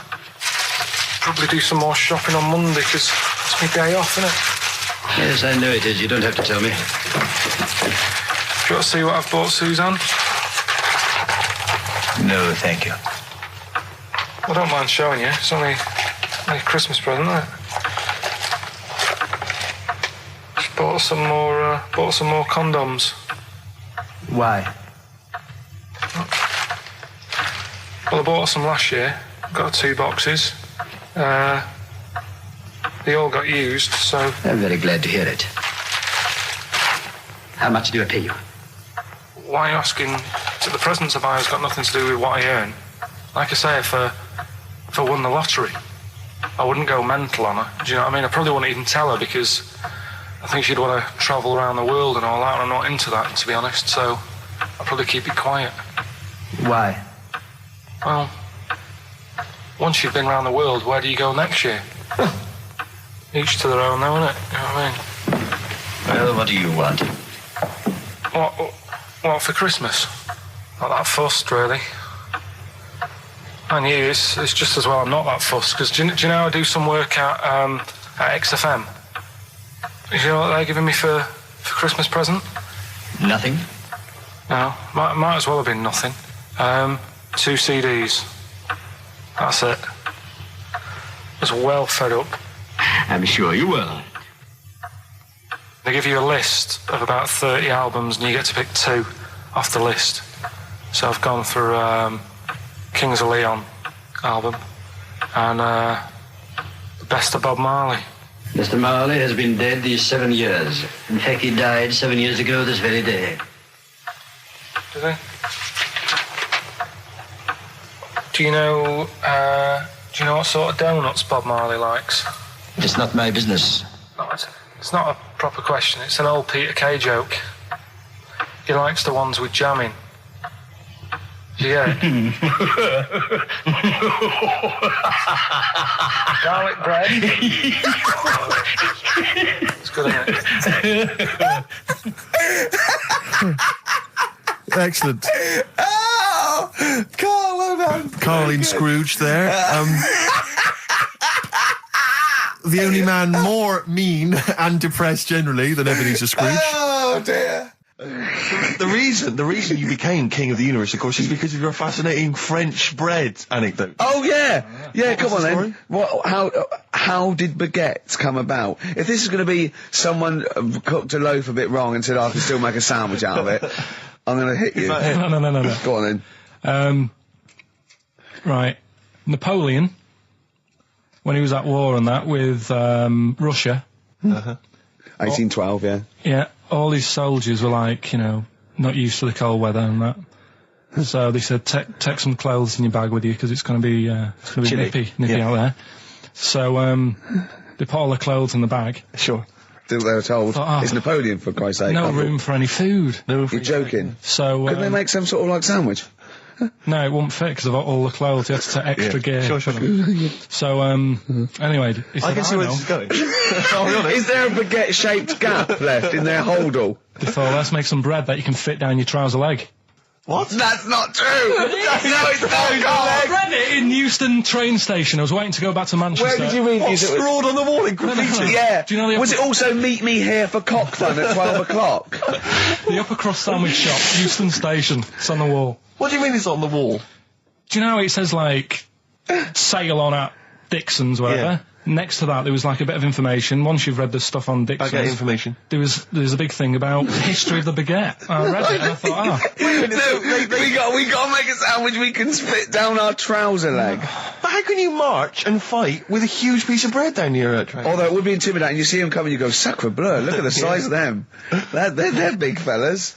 Well, blimey. I can't help but feel that could be a practical joke at your expense. Yeah. do that. Well, the Earl of Do you Sandwich... ever question anything you read? If it's printed up, is that, fact for you then? Well, it's not funny. I mean, if they were trying to be funny, it's like...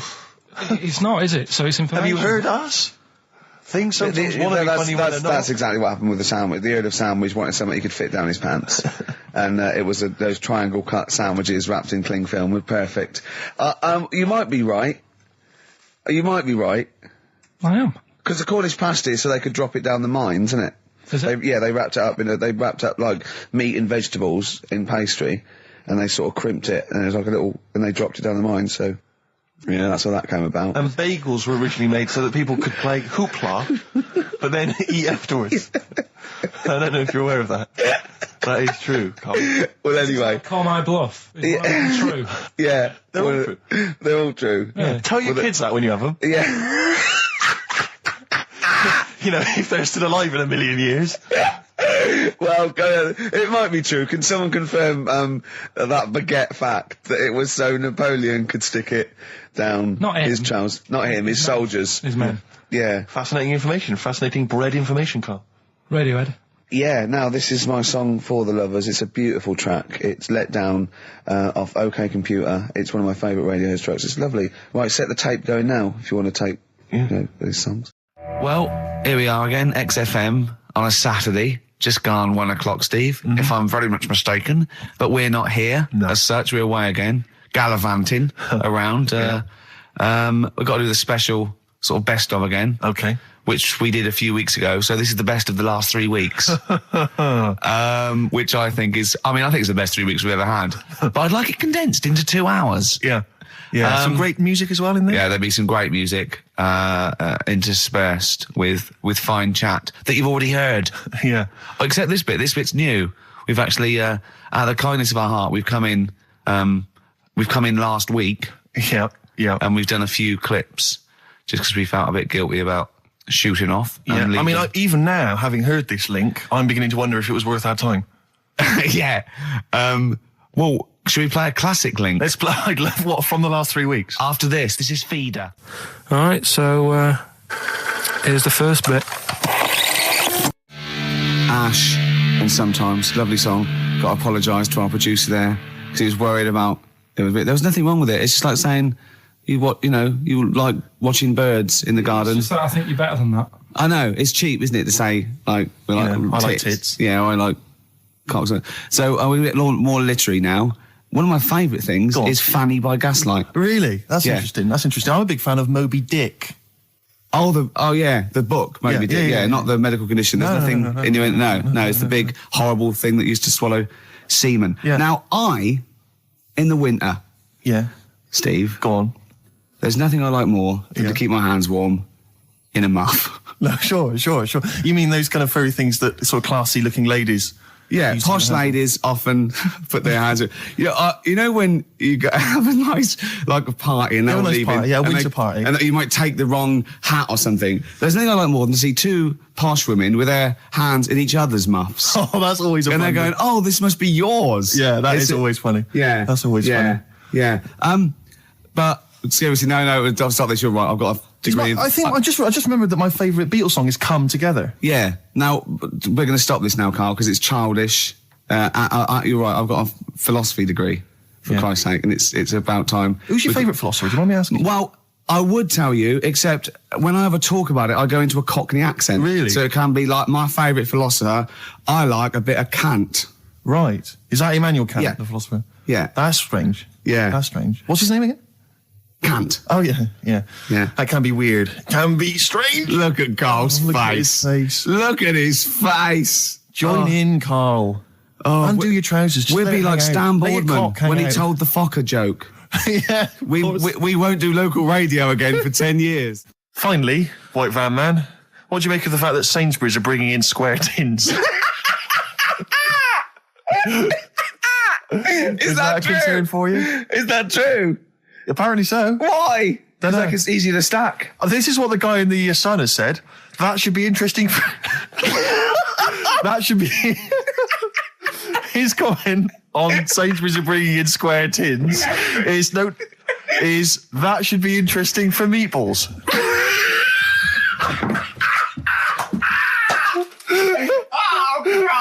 Ricky's just collapsed on the floor. Let's just play a song, Carl. I don't think even you can top that. Cooper Temple Claws. Who needs enemies? Good question, lads. Nobody. This is XFM 104.9. I'm Ricky Gervais. Oh, they should print a little book of those. They're great. Oh, how you can relate any song or artist to anything else. Easy. Joyful. Easy. Well, yeah, so me and Carl went out for a beer, and it was great, wasn't it? Yeah, I enjoyed myself. We started off, good. and you met my mate Robin, didn't you? Yeah. And some of the stories. Do you want to tell Steve some things about Robin that you learned? Do you know him well? Yes. Well, do you know about his worm problem as a kid? Go on. Right. What I can remember is he had worms as a kid. Not sure how you get him. He never answered me. He was getting a bit touchy about it. Right. This is like the second time I met him. I think he was a bit annoyed that Ricky told me about his problem. What now? Now, straight away, you not being there, instinctively, what do you think went on with this story about worms? My suspicion is rather like when you told a group of people that Robin had once suckled milk from a cow's udder. Yeah. Did you mention that as well? Yeah. Yeah. My suspicion is that, like the cow story, the worm story is not true. But and why would he get so sort of uppity about it? Well, imagine if that wasn't the first time he'd done it. Imagine if he did that every single time he was with somebody for the first time and Robin was just met them. He will tell that story to anyone. But they do say there's no smoke without fire. Robin. I also told him that the way Robin cured these worms was because the doctor told his mother, right, to hold a piece of ham or cheese near Robin's anus so the worms would come out for the food, and he believed it. I'll tell you why, though. I said to Robin used to sit on spam to try and get the worms out, and he believed it. But Steve, right, do you remember that story about 3 or 4 years ago where there was some bloke in the army? He went away to somewhere, Vietnam or whatever. He was messing about in the woods. Messing about in the woods? Shouldn't he have been fighting? Whatever. Yeah. Right, and he walked through some lake, and I think he cut his toe or something on something, and some worm of some sort crawled in the gash. Yeah. And it was in his body, and the doctor said, we've got to get this out of your body. So what they did was, they said, right, the thinnest part or something of your body that things can crawl through is on the top of your head. So they wrapped where the skull is. So they wrapped some bacon. No, they didn't. They did. That's right. Thing. So he's gone in by the toe. So what we do is, I'll tell you what, that worm's probably heading straight for the head. We'll put a bit of bacon on it. The thinnest part of the body is the skull. Of course, it's not the thinnest part of the body. It's where your brain case is, isn't it? It's the the skull. There was a reason for it. And it was like they stuck some bacon on his head. And as ever, the vital piece of information, i.e. the reason, Karl seems to have forgotten. Because the worm was in his body, and they said everyone likes to smell of bacon. Including worms. Even a Vietnamese lake worm. They love bacon. Remember last week when I said about the little fella with the bone with no brain, and you were proved wrong? No. We were saying it wasn't a little fella. We were saying it was a stillborn child. It wasn't a little fella. You're changing it now. You weren't having any of it last week. Right, hang on a minute. I'm getting confused. There was a Vietnamese snake that went inside of a soldier. A little, like, maggot or some sort that you have to get out of your body because it causes problems. Yes, and so in order to get it out of the body, they strapped bacon to his head. Yeah. That is great. This doctor. And did that work? I think so. They had a picture of him smiling. Oh, God, what, the worm or the bloke? The bloke. Oh, dear. Honestly, I hope someone knows the story. Right. It was about 3 years ago, I reckon. Okay. And, it did work. G.I. Bacon. So this is why the worm burrowed out of his head to get the bacon? Get to the bacon. Right. That's great. So this is why when Robin was telling his story, I was a little bit disappointed if it wasn't true. Right. Because in a way, Robin's never been to Vietnam. No, but what do you really think that Robin? Well, as Robin said at the time, Karl, why would I sit on ham then tell Ricky Gervais? It's a very good point. Because if he was a kid, you do daft things like that as a kid. Right. It's the telling Ricky Gervais though. Yeah. And then, bless him. Okay. And then anyway, Robin left, and I tried to chase him, but he got away. He knows that and then we had a few pints, and then Karl embarked on some of the greatest stories ever told. Can you tell the story about your dad? Let me run it by. I haven't spoke to him all week, so let me run it by him. Okay, play records. Because what we got? We've got one of Steve's tunes. Yeah, well, bizarrely enough, this comes from the Teachers 2 soundtrack, the soundtrack to the current TV series. There's a slight whiff of nepotism in the air. Yeah. Rick, would you like to explain why? Well, that's why you're doing it. My girlfriend worked on it. But you were going to play this anyway, weren't you? Well, I was, actually. Bizarrely enough, I was going to play some I Am Clute, and this is from, as I say, the Teachers soundtrack. This is called To You. It's a good track. That's I Am Clute, a track called To You from the Teachers soundtrack. That's also got, I noticed the Electric Soft Parade, The Hives, Star Sailor, Feeder, Turin Breaks, Mercury Rev on there. It's a good little collection. Lovely. Karl, has just had confirmation. He's looking smug because someone phoned up and went, it is true, it's a Laogai chi worm and you wrap bacon around your head. That's all the bloke knew as well. Yeah. And his name was Gary. Yeah. So I'm not having it. No. And he said, see, that's why the Robin thing isn't so weird. He said, but when you said he tried it with cheese, he said I was having none of it. He's got standards. Strokes, hard to explain. Like Karl, really? Yes, yes. So, Karl, concentrate. Yeah, go on. So, we'll leave the worm with the bacon wrapped around the head, shall we? Well, if you're ever caught in the jungle... Yeah, always carry some... bit of Danish. Good advice. Lovely. I'm Ricky Gervais, with me Stephen Merchant and Karl Pilkington, our producer. Right. In inverted commas, heat put. Yeah. They know. How you doing, all right, Karl? Yeah, didn't they also write something about me, bald round head? Yes, perfectly round little bald man head, they said, so... Because you need to know that when you listen to the radio on that. Really matters what my hair's doing.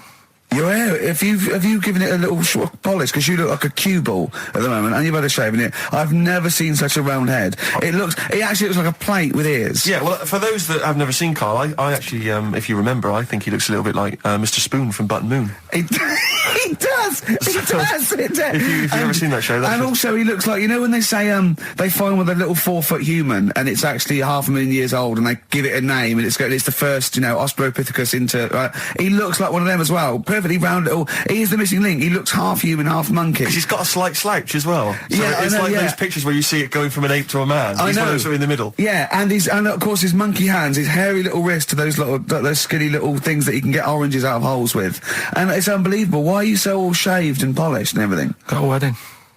What? Got to go to a wedding today, so thought I'd clean myself up a bit. Yeah. Shouldn't you be wearing a suit or something?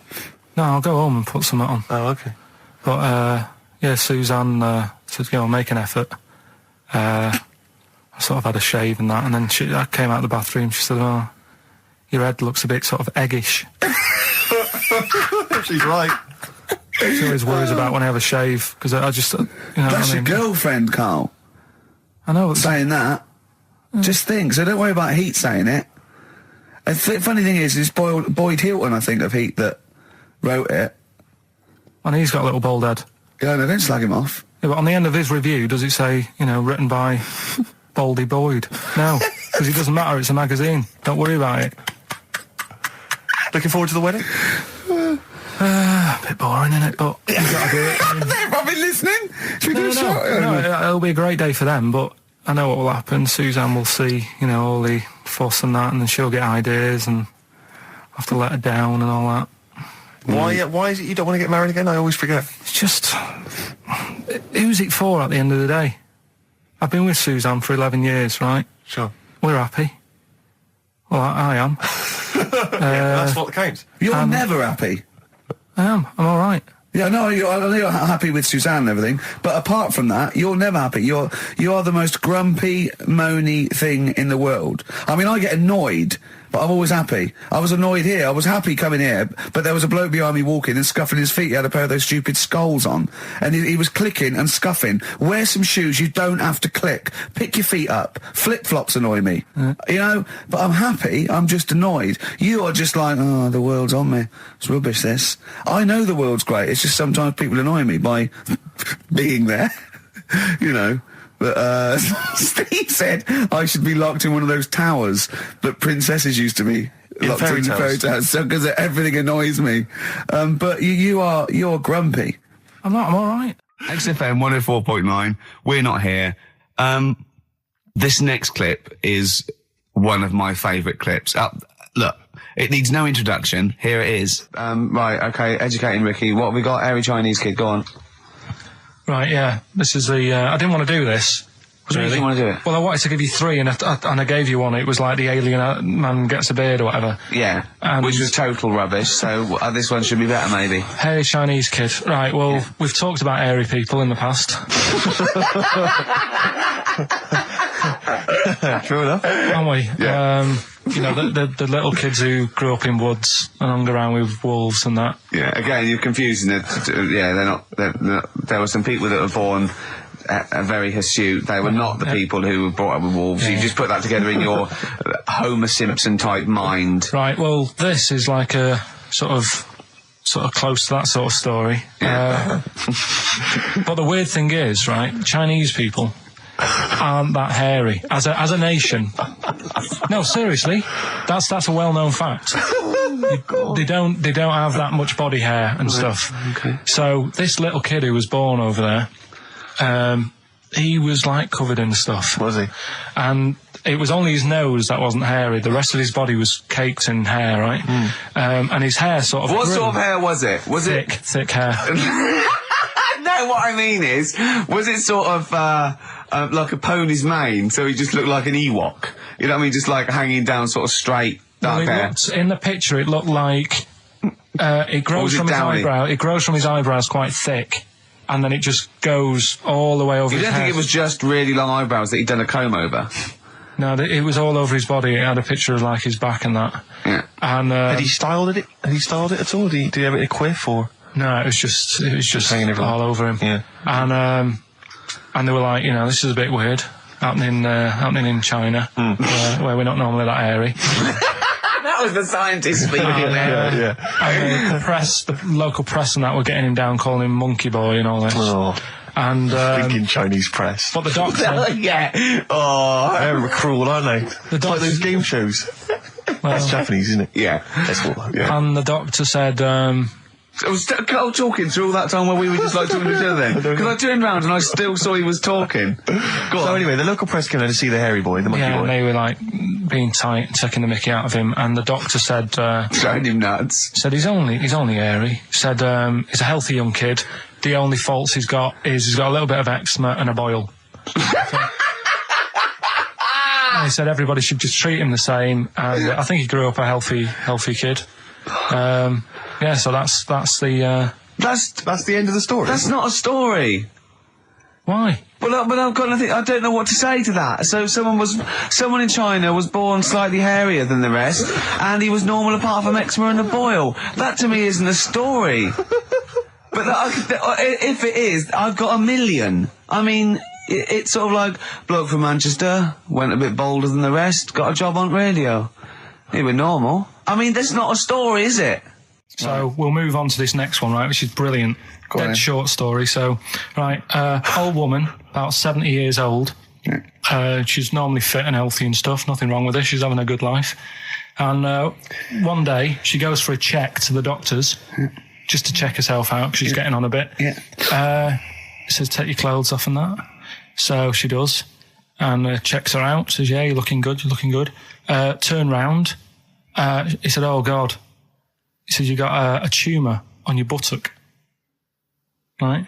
So she goes, oh, what, can you do anything to sort it out? So they go, yeah, we could book you in for an operation. It's best if we remove this. Books are in for an operation. Operation day comes, strip her down and that. They're all stood round, the doctors. Start to operate. It only turns out it's a pork chop that she sat on 5 years earlier, and it had stuck to her buttock. Right, Carl. I can forward you. Serious. Right, okay, Carl, I'm telling you now, I'm leaving. I'm never doing this show again. No, I'm serious. Honestly, you're talking. I've never had such. What do you mean? You couldn't believe it? No, when I read it, I said I've got to tell Ricky that. This woman had a pork chop stuck to her arse for 5 years. You mental case. Of course she didn't.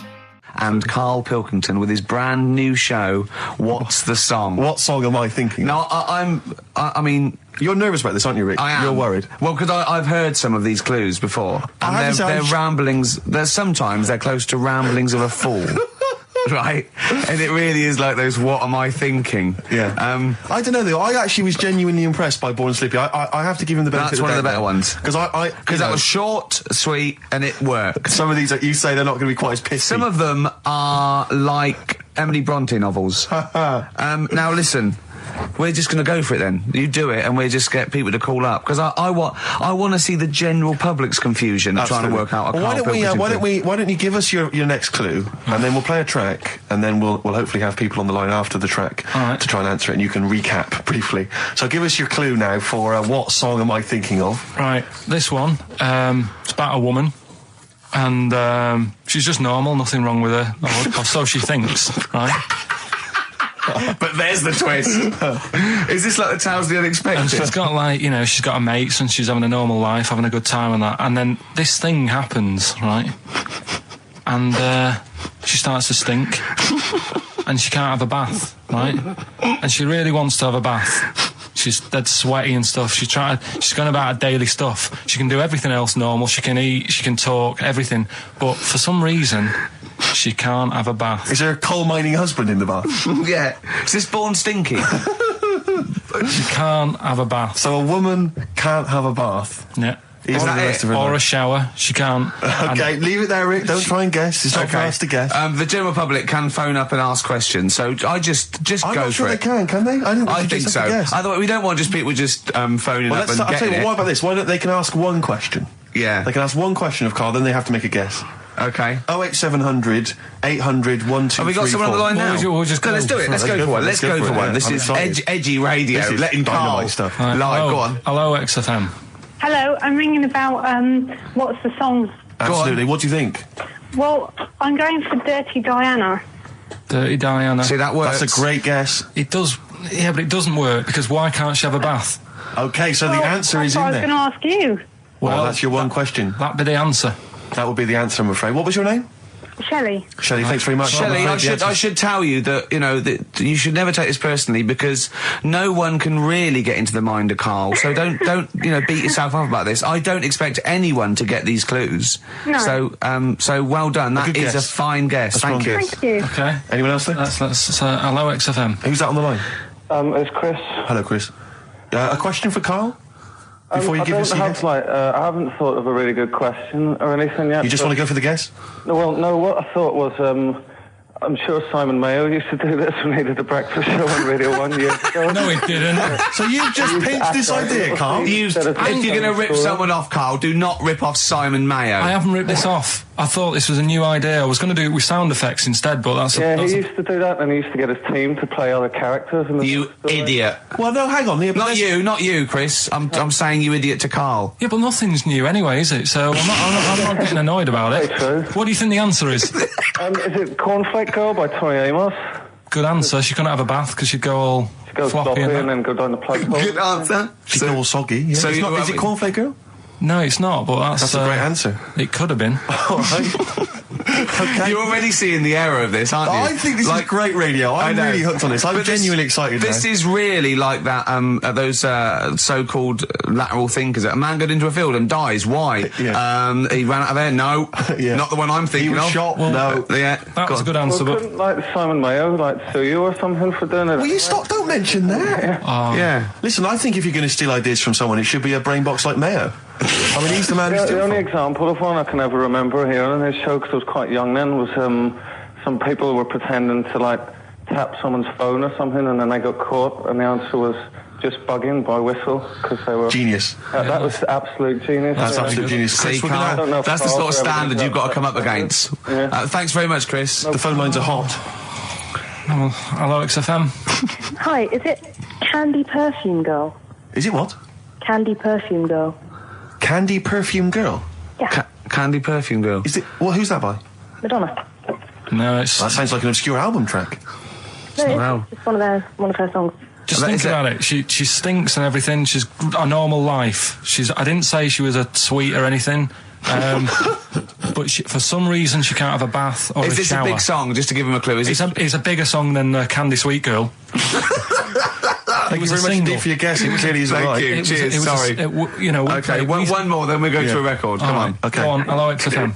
Karl. Yeah. Is it High and Dry by Radiohead? High and Dry. High and dry. Now that's great. She smells, which is another word for high. She's dry because she doesn't have a shower. Karl, if it isn't that, yours will never be as good as that. He's the winner. Whatever you're thinking of, that clue is brilliant. What's your name, mate? It's Richie. Richard, I mean, you can't beat that. That's a bit too lateral. Don't be stupid. It's perfect. He's made yours into a clever clue. He's made high, she smells, dry, she never gets in the bath or shower. It's not that, is it, Karl? No, it's not. You don't even get that, do you? Not really. Have you ever heard of the word high being used to mean sort of smelly? No. No. Oh, what? That was where you went wrong there, mate. Richard, I'm declaring you the winner, even though that isn't the I answer. don't think Thank we you. should give up this early. Can we just let's play a song and, Let's play a song. Give it one more chance, because if people think about it, it is really easy. So I'm not going to find out the answer now because I've got to go out. Okay, we'll do it very quickly. Stay in for 10 minutes. We're just going to play a new Coldplay track out. Okay, let's play Coldplay and then we'll come Cheers. back with this. XFM 104.9. We're not here. It is a bit like being Dennis Norden, playing some great moments from the show. I just imagine Dennis Norden one day, sort of just like waking up out of his stupor. He's doing this, and he'd go into the producer and go, I've just seen a couple of my programmes. I just saw It'll Be Right on the Night 18. It's shit. It is terrible. Why didn't someone tell me? Well, we didn't want to upset you because, but I've been doing it way too long. Well, you could just let me go on forever. Well, until you died, yeah. Well, why can't my son take over? Well, he's 80, Dennis. And the jokes I'm doing, they're awful. Why have I got that clipboard? I've written these jokes, they're not funny. There's an audience, they're laughing. What are they laughing They're not at? laughing, they're not laughing, that's canned laughter. Who are those audience? Who goes to an audience for It'll Be Right on the Night? A lot of them are older than you. It can't be right. Do you know we have a 15% fatality in one of your audiences? But I went home at Christmas, I watched one of the episodes. Yeah. I was with my family and friends. I said, watch this, you'll love it. Stony face, no one laughed. They all thought it was Well, it is Well, why didn't you tell me earlier? We didn't want to hurt your feelings. You're an old man. You may be upward of 102. I didn't realise. Yeah. A quick query for you. This is from Jay. He's got a problem here. He says, my parents won't let me ditch my studies. He's currently reading modern languages at London University. Sure. He wants to follow his dream, but his parents won't let him, of being a dancer. Carl. Worse than that, he says that they're trying to arrange a marriage to a bunch of minging daughters of people they know from good families. He doesn't know what to do, so he's got the arranged marriage coming along, and he's also got, he basically wants to be a dancer. His parents are forcing him into something more practical. Well, the first thing, right, I don't think Live your dreams? The arranged marriage thing is such a bad idea. Okay. Because I think too many people go on looks. Right. And then you soon get bored of that, and you find out the person who you're knocking about with, it's actually not your type. Right. Why don't you arrange marriages for people? Well, I'm just saying, right, so I'd say, Jay, go along with that. I wouldn't worry about it. Okay. I mean, if they're really ugly, then, don't go along with it. But if they're half bad, put up with it. That's Sure. all right. The dancing. Brilliant. Right? That's that solved. Brilliant. I wanted to be a dancer. After I did the boxing, right, I joined a dancing thing just near Man United's ground, right, called Twiggies. Went along, I wanted to learn some moves. How old were you? Well, it was when Michael Jackson was, pretty big, so about 85, 83, 84, 85, something like that, around there. Wanted to do it. When I went, it was shut, and it had become like a warehouse for toilet rolls. So in a way, I wonder what would have happened. Sorry, how is that an anecdote about you going through dancing? You've told me before you did boxing for a while, you did dancing for a while. You had a true fight in the boxing. You didn't even get in the. That's not an. Imagine if that was a film. This is nice. A boy's dream of becoming a dancer. Oh, it's shut. Next on. I mean, how is that a story? Yeah, that was Billy Elliot. Do you think it would have won quite as many awards? Yeah, brilliant. Footloose. All right, Yeah. I'm fed up. They banned it. Let's go. Oh, it's shut. Flash dance. First, there was. It's a warehouse. Never mind. I'm just saying, you'll find something else. I think I got a go-kart after that. I bought a motorised go-kart and kept myself busy with that. So. There's always other just things. think, Alan Bennett has to sit down and really sweat over his stories. Yeah. He just opens his mouth. You are a living Alan Bennett character. So that's solved. Well, Jay, don't worry about that. There's no emotional problems I can foresee if you follow that advice. So the advice there is do an arranged marriage if she's not ugly. minging, she's not completely minging. Yeah. And don't worry about dancing. Get a go-kart. Cheers. Great. Well, I didn't really want to make it a Christmassy type show because I don't really like it. Oh, he's done it again. What, you did Christmas once, didn't like it? No, my dad always said... Oh, right, steady on. Dad said Christmas morning was for for me. So he used to stay in bed. So he never... That's brilliant. That's a great thing to say, isn't it? Yeah. Christmas morning's for you. Run wild. Do what you want. Just don't bother me. I'm going to Honolulu for 2 weeks. That's great. Dad, it's Christmas. Do I have to do anything? No. So my mum used to get up because she used to like to see my face light up, you know, when I opened my presents. And then to give fireworks. And then then I'd have to go to my bedroom from about 6 o'clock onwards because like my mum and dad were into having big Christmas parties and I wasn't like old enough to go. Right. So they'd say, right, you know, you've had your fun there, you go up to your bedroom, stay in there. Really? Yeah, I remember one year, right, I got a train set, that's what I wanted. Yeah. Right? It's brilliant. Playing with it all day. I thought, I don't mind about the party, I'm happy staying up here playing with this. Brother comes in, he's had a few, right? He's going, yeah, I'll give us a go on your How old is he? He's a bit older than me, so he might have been like, let's see. Well, let him be 18. Yeah, probably about 18, 19, and how old something were you? like that. I had a train set, so I don't know, about 14. something like that. Yeah. Right, so I'm playing on that, loving it and stuff. And then he comes in and goes, oh, give us a go. He turns the transformer up to like 14. He went really fast for about 5 seconds, broke it, and then he went back downstairs. Wow. So Christmas, I hadn't even got to Sounds Christmas like Day. the Conservative government with British Rail. Satire, that is. Rick, I just thought that there's satire. If there's any satirical shows listening or magazines. It doesn't work in any way because there's the analogy falls down apart from there being a train. Think it through though. British Rail was trains. Yeah. And the government broke the trains in many ways. They didn't break them, like not officially breaking them, but they kind of. It does work. It's perfect. Oh, I'm very pleased with that. And I can't. And no one's asked him to be on. Have I got news for you? It's weird, isn't it? Because it's strange that when you've got a satirical mind that's as quick as that. Yeah. All and he's broke your little train set. So what did you do? I just like watched telly and had some sausages. I bet you were happy with that though, weren't you? Oh, it's a bit annoying though, isn't it, when your main present of the year has been broke. And did it ever get it fixed? No, that was it. Put away. I'm intrigued why your parents wouldn't let you come and join in the festive fun. Was it like really debauched down there? Was it like eggnog everywhere? Well, no, but I mean, that's fair enough. 6 is a little bit early, but I just think, you know, if you're a kid, you know, he had his fun, put him to bed at 8 maybe. And do you think so on Christmas Day? I thought that was a day for family. Well, not if there's a party going on. Well, don't have the party on the Christmas Day. Well, that's another option. Yeah. Your parents are weird, aren't they? A strange breed. Well, I think that was the year, right? You're talking about buying presents and stuff. I think I did treat my mum to. I didn't buy my dad anything. I think that was like when I got a bit older, he used to get me dad something because he wasn't that bothered anyway. No. So got me mum. There was a cheap shop, right? Of course. Thank God for that. Called Snips. Right? So I went in there and I thought, let's see what I can get her. And remember Victoria Plum? I don't think so. Well, it's like a fairy character. Right. I mean, mum's into gnomes and stuff, right? So I thought, right. She must be pleased with you, then. Victoria Plum. I was thinking, is that one of the neighbours? Is it like a brandy liqueur? Do you remember Victoria Plum? Victoria Plum. Victoria Plum, yeah. It's like a little fictional sort of character, right? Okay. So I saw it. I thought, yeah, she'll love that, right? So I did my paper round, saved up for 2 weeks, right? Aww. Got that sorted, went to Snips, bought the Victoria Plum. Next day, I'm in town with her, right? So I think, I know what I'll do. I said, come in here a minute, right? So we go in and we're looking around and I tested her, right? I went, look at that there. That's all right, innit? And she goes, oh, it's bloody awful. Oh, Carl. Oh, Carl. Oh, God. So then Christmas Day comes. I said, don't bother opening it. She said, no, why? I said, no, why did you still give it to her? So, well, it was too late. I'd already bought it.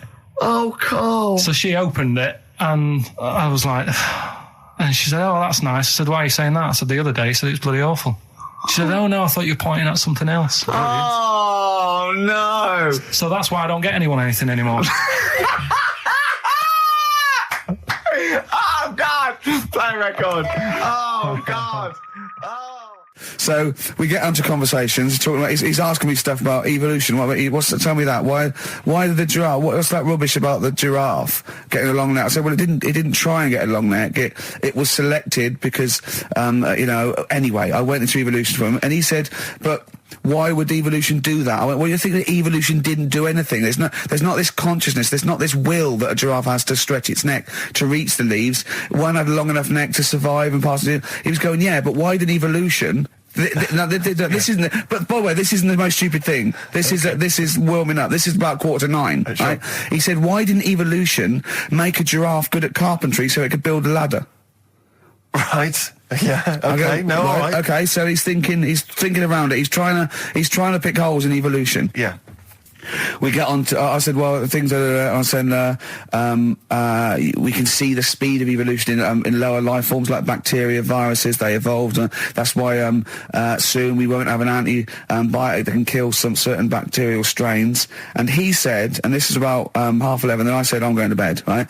He said, in the future, they reckon that you'll be able to wake up and eat a yoghurt you can have a chat with. I don't know what that means. Let's put a song on, right? And we'll come back to it. So you're going to explain that? Yeah. You've got an explanation? Yeah. The Verve and Sonnet on XFM 104.9.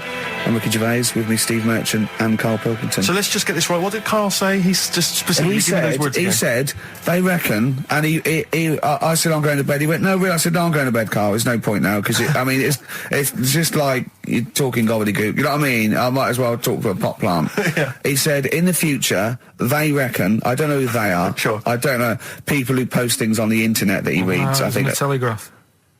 Anyway, complete the sentence. They reckon that in the future you'll be able to wake up. I love it. There's a little scenario, an embellishment, like this little. Oh, hello, darling. It's your yoghurt. Hello. You'll be able to wake up and eat a yoghurt you can have a chat with. All right. Well, thanks for that, Rick. I'm looking at you. I'm going to throw that over to Karl now. Right. It's when I was away on holiday, right? I got. I don't normally buy the Telegraph because it's too big and that, innit? So, but they were giving it away for free on the plane, so I thought, ding dong, might as well have it. Mm-hmm. And I saw a couple of things in it. I thought that'll be interesting. I saw this thing about the future, and it was talking about evolution and what have you, right, which I always find weird, because I always think that maybe we've sort of done it wrong anyway. Do you know what I mean? I sometimes think by definition, evolution can't get things wrong. Things change, that it's not successful, it can't pass on its genetic material, but if you're around, it's working. If you're around, it's working. Slugs are as evolved as they need to be. Slugs are as evolved as you and me. That's true enough. Yeah, no disrespect, but it works. It works. Sorry, they're around. Anyway, what's your point, Karl? No, I mean, I think we probably would have been better off staying as a fish. Just because there's more water than land, isn't there? Right. And you wouldn't drown. This is why I went to bed. No, I'm thinking of dozing off now. Yeah. No, but do you know what I mean? From, what was it? It was bacteria, it was fish, mermaid, man, onwards and what have you. So anyway. Oh God! No, there are a few knowledge gaps in your theory of evolution. You generally got it right though. So but, I mean, basically, yeah, it went bacteria, fish, mermaid, man. What's next is the big question. So it was telling you all about this and what have you, and saying how like we shouldn't have interfered, because maybe if we wouldn't have invented planes and what have you, maybe we'd be able to fly and what have you if we really needed to and stuff like that. Okay. So we've interfered with evolution, you see. Right. Well, then it was saying, well, what's the future got? Well, yes, in one way we have interfered with evolution. Yeah, the evolution of the human being in society is changing. It's no longer based on the strongest or the fittest, because medical science can keep us alive long enough. People can pass on their genetic material where without this civilization they wouldn't have been able to. So yeah, there are different parameters, there are different pressures, there are different things that say whether we're going to pass on our genetic material or not. Okay, so in that sense, you're right. And that, Rick, as far as I'm aware, has led to a yoghurt that you can eat and have a conversation with. So this is what it was saying. It was just saying, you know, we're living in mad times and that. You know, there's a lot of weird stuff going on. One of which is... And the fellow was just saying, you know, with computers and stuff like that, the way it is, we'll be able to wake up... Go on. Have a chat with your yoghurt and have something to eat. What do you mean, have a chat with your yoghurt? Because of the amount of... I mean, you have them yoghurts already, those friendly yoghurts. Those bacteria-friendly ones, so this is just a really friendly one. Yeah, they don't... Oh, God! I'm my best! Do you know what, sometimes, Karl, I think that we're having a chat with a yoghurt. Do you know what I mean? There can't be any difference. Yeah, but then I'm always reminded that would be more entertaining. That would be more informative. That was Jane's Addiction. This is the Best Of Show on XFM 104.9. I'm Ricky Gervais, with me Stephen Merchant. Yes. This was a clip show. We recorded this a couple of weeks ago. I hope you had a Merry Christmas. It's not over yet, because tonight at 9:50 is the second part of The Office Christmas specials. It's brilliant. Watch it, and we'll be back next week live. I'm Ricky Gervais. With me, Stephen Merchant. Bye. Have a great new year. Class. Rock the Casbah. I love the fact you had at least 3 minutes to get that right. I know. Prepare and get that right. I know, but my mouth was full of Maryland cookies. Yeah. You know, last week, this would blow your mind. He came in, do you know what he'd bought? For himself, about 10 penguins. Who buys penguins still? I know. All wagon wheels. Oh, I've never liked wagon wheels. You've not been a fan? No, but I was sorry about that. It's The Clash and Rock the Casbah. Talking about records, have I told you that time my brother-in-law, he was moving out of his place, I think moving in with my sister, and I was about, like, I don't know, 13, and so he was about, 30, and I moved in, and he brought round all, his records when he was storage to leave them at our house, right? And he had all these old sort of records, 50s and 60s records, no, I was right, and they put them upstairs, and I was looking through them, and it's just all like Elvis stuff and Beatles stuff, and there was a mate of mine who loved Elvis, okay, and he had loads of chemicals. Yeah, he had loads of chemicals, and I was into chemistry, and he said, let's swap me some chemicals for them. So I sort of nicked about 5 Elvis singles, and I got all these chemicals, and then the guilt just hit me. I just thought, well, he's going to notice that. And one night, I just came downstairs and I confessed to my mum. And she went, all right, well, I won't tell him, but you've got to be good. And it's sort of like I was just really, really good for a year. And then I remember when I was about 18, my brother was talking about it. And he said, did you ever play those records I left for you? Brilliant. He told my mum, he said, these are for Ricky. She just didn't tell me. She was sharp, wasn't she? She used opportunism there. Oh, that's genius. And that was it. That's why I was good. But you've never stolen anything since, have you? No, I don't. Except that spate of shoplifting after that to teach your mum a lesson. yeah. Well, I went round and arson. No, I did. I just couldn't believe it. It was terrible. Like when you're born, you're a little baby, wrinkly and stuff. When you get older, you sort of morph into a baby again. And you go through the same phases. So when you're young, you buy singles. You get old, you got nothing to do all day. You got all your pension money. What will I buy? Cliff Richard's on the telly. Here's my video, buy me song. You see, that started off as quite a sensible point, because I actually think they do it. But what was all that alien stuff about when you're born, you go wrinkly and you go wrinkly again? So sometimes you mix, like, normal things that human beings say with I don't know what. Well, look, when you're a baby, you've got a little bald head, no teeth. You get old. What happens? Are you a philosopher? You're an official philosopher. Because, I mean, it sounds like it. Oh, Karl, play a record. You're a gem. You're a diamond. But we're talking about MTV, right? And I was feeling a bit nervous, wasn't I? About like, you know, the way I look. Right. And what have you. And then I watched a bit of Celebrity Big Brother and all the fuss that Mark Owen's getting, and he's not that good looking, is he? He's very. I want to be Mark Owen's mate. If anyone who knows Mark Owen or Mark Owen's listening, I want to be his mate. I think he's brilliant. I think he's a nice lad. But what I'm saying is, right, all the girls go mad over him. Yeah. And he's not that good looking, is he? Well, no, he's got. He is in a certain way, isn't he?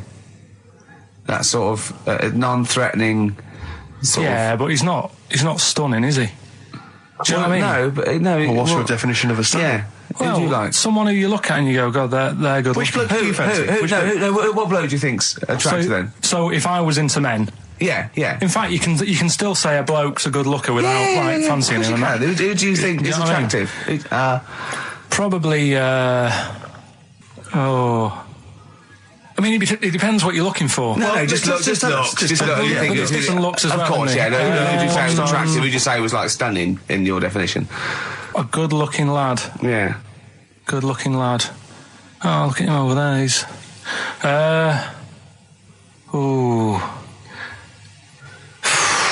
Do you find, Robbie Williams? Do you find him attractive? Boy Next Door. Look. No. Who do you? Karl, hurry up, because it's we've only got 2 hours. Probably. I can't think of one offhand. Mark Owen is pretty good looking then, really. There's not. Just name one bloke that you think's an attractive guy. There must be one bloke that you've either met or that you've seen in a pub or on a poster. Tell you what. Go on. Tell you what. works here. Young Alex Zane. Alex! Well, we know Alex, maybe we can fix you up. I love you, Alex. You've got so I just like the way, the things that interest me, I remember. Things like snakes not having ears and stuff. Yes. I didn't have to read about that. No, you just learned that, You saw it on the telly, didn't you? You saw it on that Ian Wright programme. Yeah. Yeah. And this is what Carl said to me. He said, it's actually, I called Carl up in the week, and Reese was with him. Reese used to be on XFM, and he took the phone, and he went, Carl's worried, I've seen that programme. He said, snakes don't have ears, right? He said, so you can creep up on them and pick them up. And he said, Carl's worried. He said, how would you ever put them down again? Because then they know you're there. I woke up the other night, quite late. Worried about that. And I said to my girlfriend, I said, how do you put a snake down? And she said, what are you talking about? I said, that Ian Wright thing, this guy managed to pick up a snake. And do you know that thing where they clamp its head on a jar to get the poison out? I do now. Right? They did that, but they didn't show you how they got rid of it, and I thought, it could really get nasty, because it's obviously annoyed that you've had its head pressed in the jar. Yeah. Right? They hate that. Now... Especially as it's in front of their mates. When you lift it off, yeah, right, you've got hold of it. Yeah. If you go to chuck it down, it's going to turn on you. It's going to go wild, isn't it? So, I just wondered. Well, what you do is you never put it down, Carl. Yeah, that's why that bloke has got about, 11 or 12 just carrying him. Exactly. Yeah, you never put it down. You sling it. Who cares? You just throw it, don't you, really far. That's not, that I don't think you should throw snakes. But Carl, listen, don't worry, we're not asking you to get involved with snakes. Rick, I sometimes get off at the tube at Tottenham Court Road if I want to look at the record shops before I come into XFM. And I always cut through Chinatown. Oh, yeah. And every time I come through Chinatown, the same thought always strikes me. I always feel like I want to just gather all the little locals, all the little Chinese fellas, just gather them round and just go, guys, in what way is this a town? It's not, is it? This is not, at best, what you've got here is a novelty street. Yeah, Gerrard Street is not a town, no, mate. It's not a town. You've had this for like 100 years. It's not expanding. Yeah, yeah. You can't just call it Chinatown and claim it's a town. If I was them, though, and you do that, I go, what are you talking about? It is a town. It is a town. It's our town. It is a town. It's our town. We've got all lots of stuff. Where's your church? Where's your mayor? We got a betting shop. Not enough? It is. See, all you've got here is restaurants. No. That's not a town. No. Got a little supermarket with snacks. What does it sell? Snacks. Specifically, I would imagine crackers. Yeah. Do you want to buy a dragon? Do you want to buy an ornamental dragon? If I wanted to buy one, this is where I would. Do you want to buy a gold dragon? Is it made of gold? No, it's made of plastic, but it's sprayed gold. Do you want to buy that? It's not a town. It is a town. It's not a town. Yeah. And it annoys me because when I first came to London, I genuinely thought Chinatown was going to be this amazing, what they've got there is you'd hear a gong and every time we went in there, and there'd be rickshaws and people walking on those little sort of wooden shoes. You know those ones? They're brilliant. They are just clomping around in them, but nothing. It's nothing. It's just. Yeah, exactly. Yeah. It just reminds me of, have you ever been to any of those sort of museums? You tend to have them up north where they've got you sort of sit in a little cart and it sort of rides you through kind of, I don't know, it might be, Newcastle, the Victorian era. Yeah. Can I have half a pound of those sweets, please? Exactly. Of course you can. If there was some animatronic then, it would just be an exhibit. Yeah. Although their concession to being 100 years ago is that there's some scales in the shop and there's a horse outside. Yeah. That's it. That's it. Exactly. Yeah. The traditional sounds and smells of old England. And the voice of going, of course, there was no television. Exactly. Amazing. Yeah. Amazing. Brilliant. Yeah. Welcome to Chinatown. Ding, ding, ding, ding, ding, ding. So it's not, it's a good point. Is that a piece of traditional music? Ding, ding, ding, ding, ding. Yeah. Is that some traditional Chinese music, or is that music that someone in this country wrote, thinking it sounded like Chinese music? I think it was the Vapors, wasn't it? Oh, is that what it is? That? Because it sounds so, that's the music, isn't it? But are you sure they didn't take that from some other source? It's that pentatonic scale, isn't it? What is it called? It's the black notes on the piano. Right, that's the one I can play along with EastEnders. Yeah. Do you know what I don't get with it? Go on. Chinatown. Yeah, Chinatown, because I always walk through it on the way to work. A couple of things annoy me. First of all, I think it's bad business, just because if you've got a Chinese restaurant, put it somewhere where there isn't any others. It's a good point. Yeah, but it's also a community. They're not just a theme park for other people. I remember going out one night with Suzanne and some friends, and you got there and there's so much choice. It's that dilemma of, Oh, forget it. Well, not we really. went somewhere Specifically, else. do you fancy Chinese? Well, no, but why do you go to the one with the dead ducks hanging in the window? That's my favourite. That's the other thing as well. It's like, normally you put your good stuff in the window. If that's what's in the window, yeah. Right? Yeah. And the other thing that annoys me, walking through it today, there's always lard on the floor. What, in the street? In the street. It is, honestly. I'm scared I'm going to slip over. It's because all the restaurants and that. But why is it? That's another point. Well, it's not oozing out of the restaurants. No, but why is it? Why is it? I don't know what they do. Careful. Listen, no, but why is That's why they used to wear those little wooden shoes. No, okay, we've got... No, but the thing is as well, they try and wash it with water, which doesn't work with lard, and it's like oil. Famously, yeah. You know what I mean? Even I know that. Yeah, you got to scrub it. So, you think sorted that out. Yeah. You think they'd know, wouldn't you?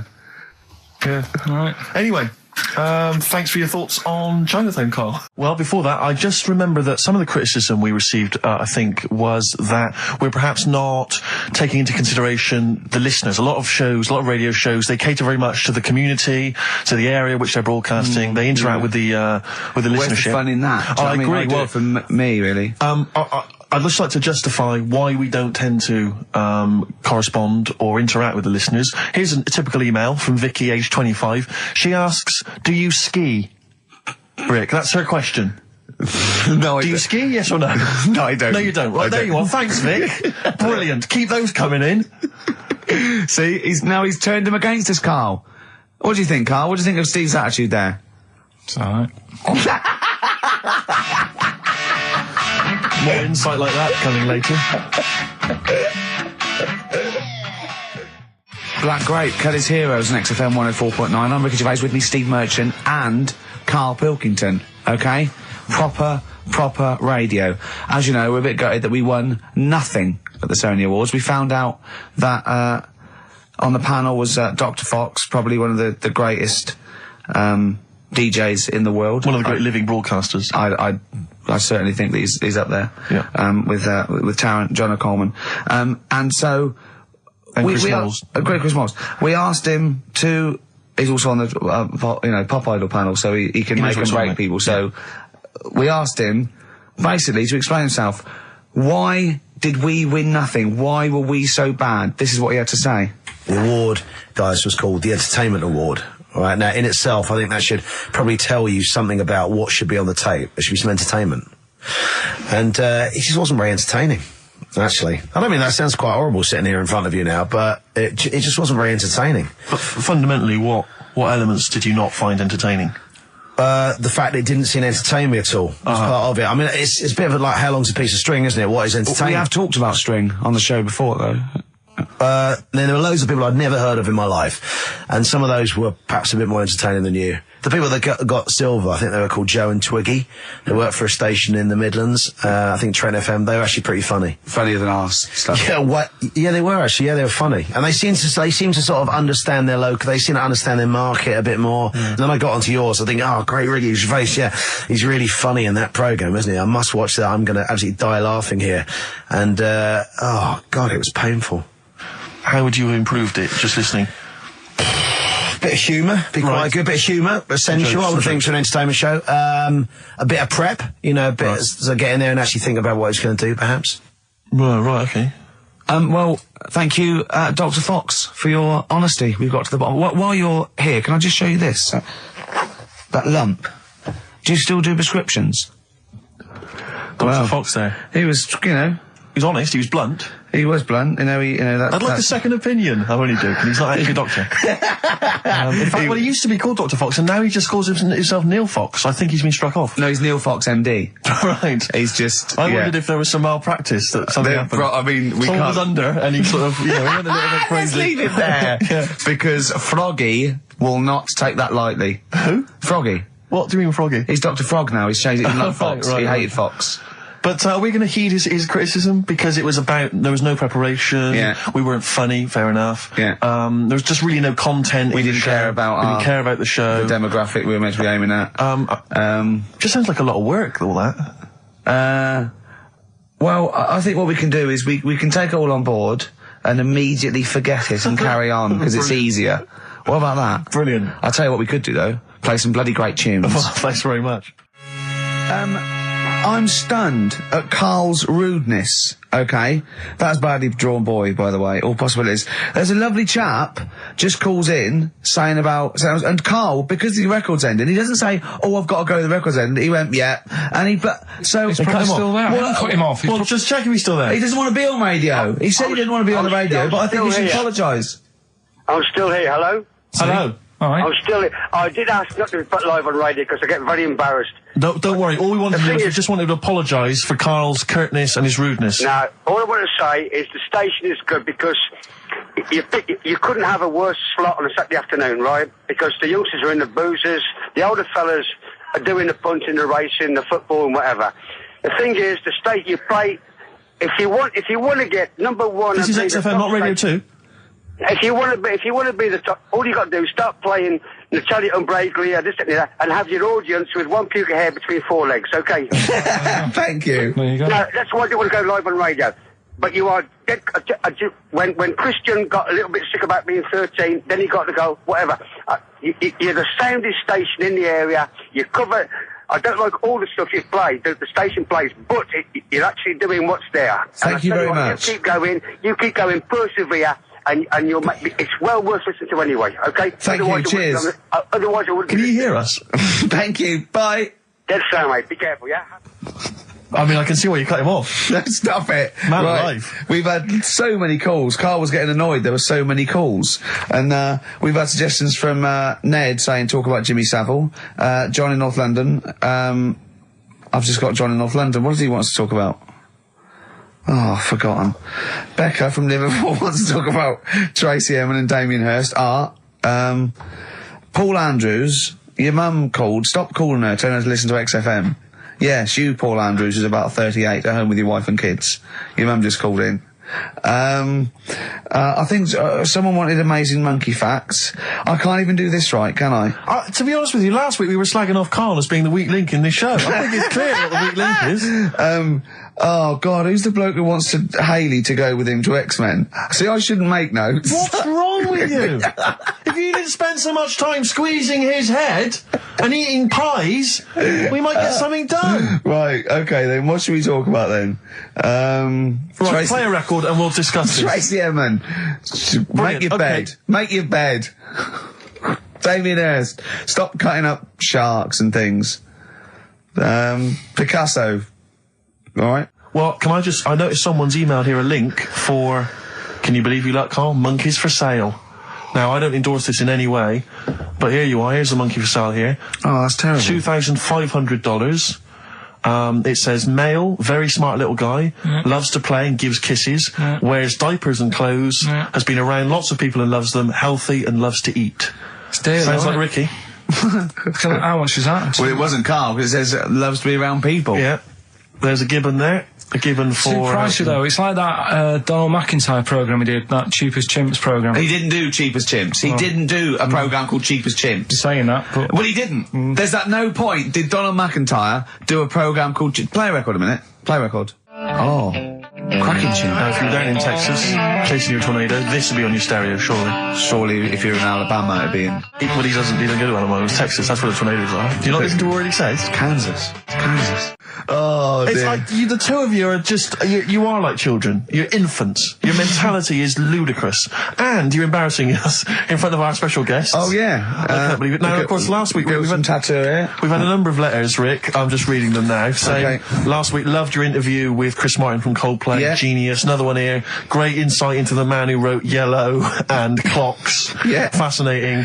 Steve Merchant's interview with Chris Martin was amazing. He showed his own TV show. Yeah. Just some of the letters we've received, Rick. Yeah. So this week, we're very lucky to have with us Russian pop act Tattoo. Round of applause for them.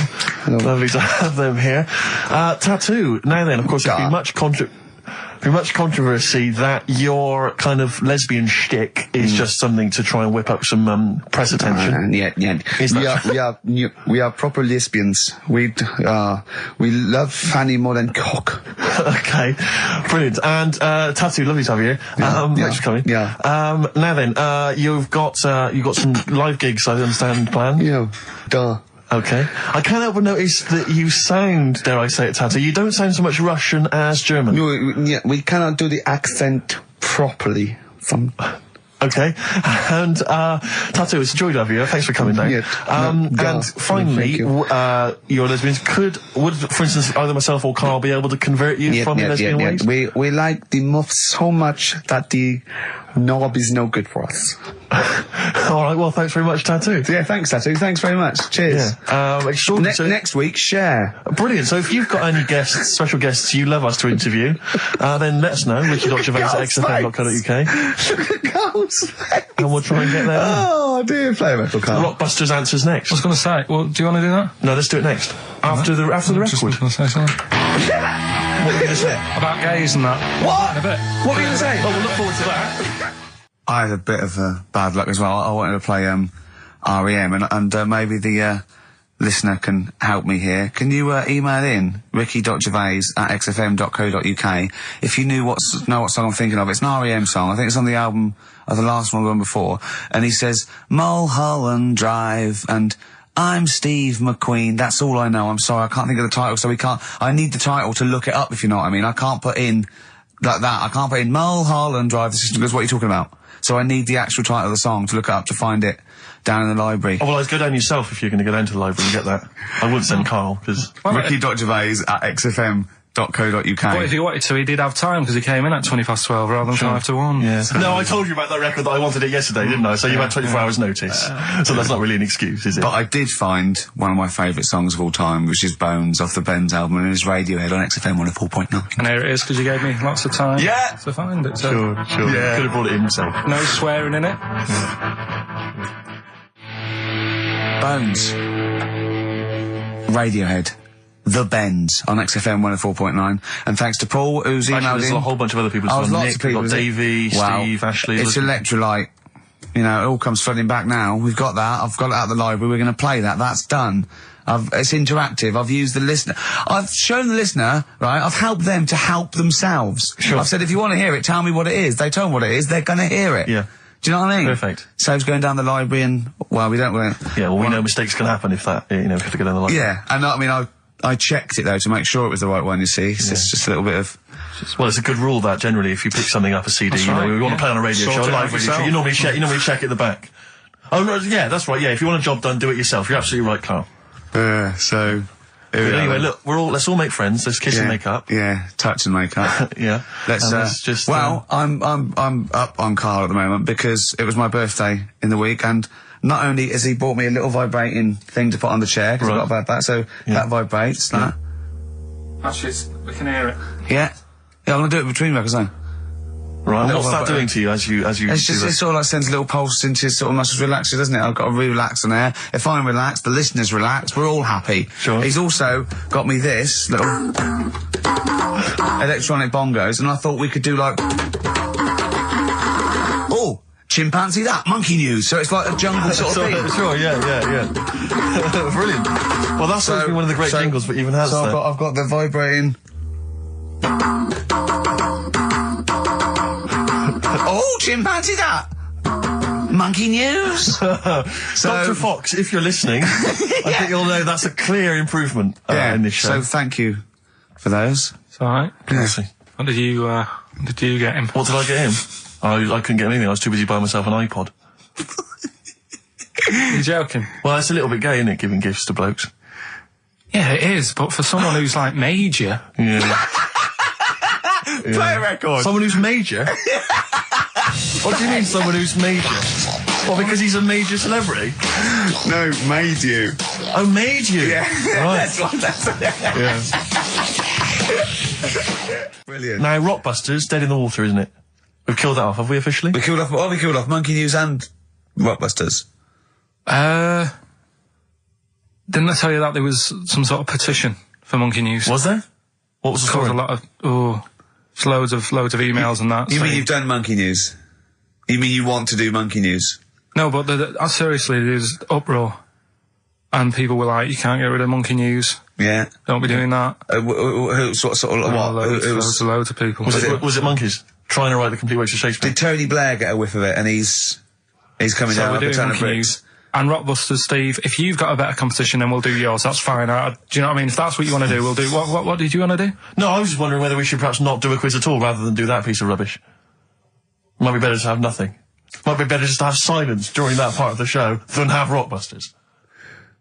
I don't know. If I give you the clues and that, and if you think they sound rubbish, we're not doing it. Well, I know that. I guarantee they're going to sound rubbish. All right, let's make it the last Rockbusters then. This is the last Rockbusters. Well, it depends. This is it. Okay, this is if it's good, you get a reprieve. It's all about this. Okay. Okay. Go on then. Let's do Rockbusters then. Oh, we're doing it now.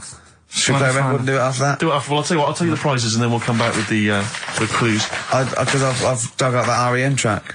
Excellent. So it's an interactive show. Okay, we've got the best summer holiday album ever. What we got on there? It's got Elvis versus Junkie XL. That's brilliant. Holly Valance is on there. Yeah. Laz Ketchup. It's all the stuff that the XFM listener is craving. A tribute to the Ramones album. We got Red Hot Chili Peppers are on there. Metallica. Street Legal from Bob Dylan. That's nice. Brilliant.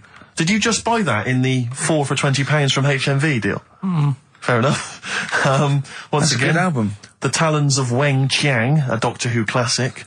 Yeah. And there's something for the XFM listener, 8 Mile on DVD. I thought that was nice, that film. That was the last bit was funny. It's a good film. Some good rap-offs in that as well. Yeah. So let's play a tune and then we'll come back with the Rockbusters clues. REM, go on. Give it to him. Jane's Addiction, Just Because.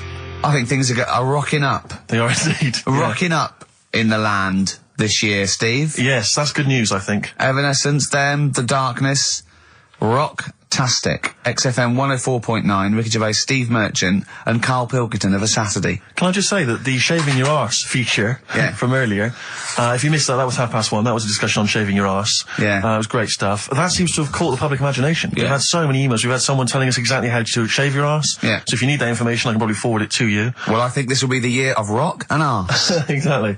But it's extraordinary how, just a simple discussion like that you would think perhaps was crass, crude. Mind you, our listeners do like Karl talking about monkeys. Sure. Do you know what I mean? Yeah. It's not like it's something to be proud of. It's not like we changed a nation or freed a people or found a cure for something. We hit them in their, at their level with monkeys and arses. Yeah, exactly. It's what our listeners love. Yeah.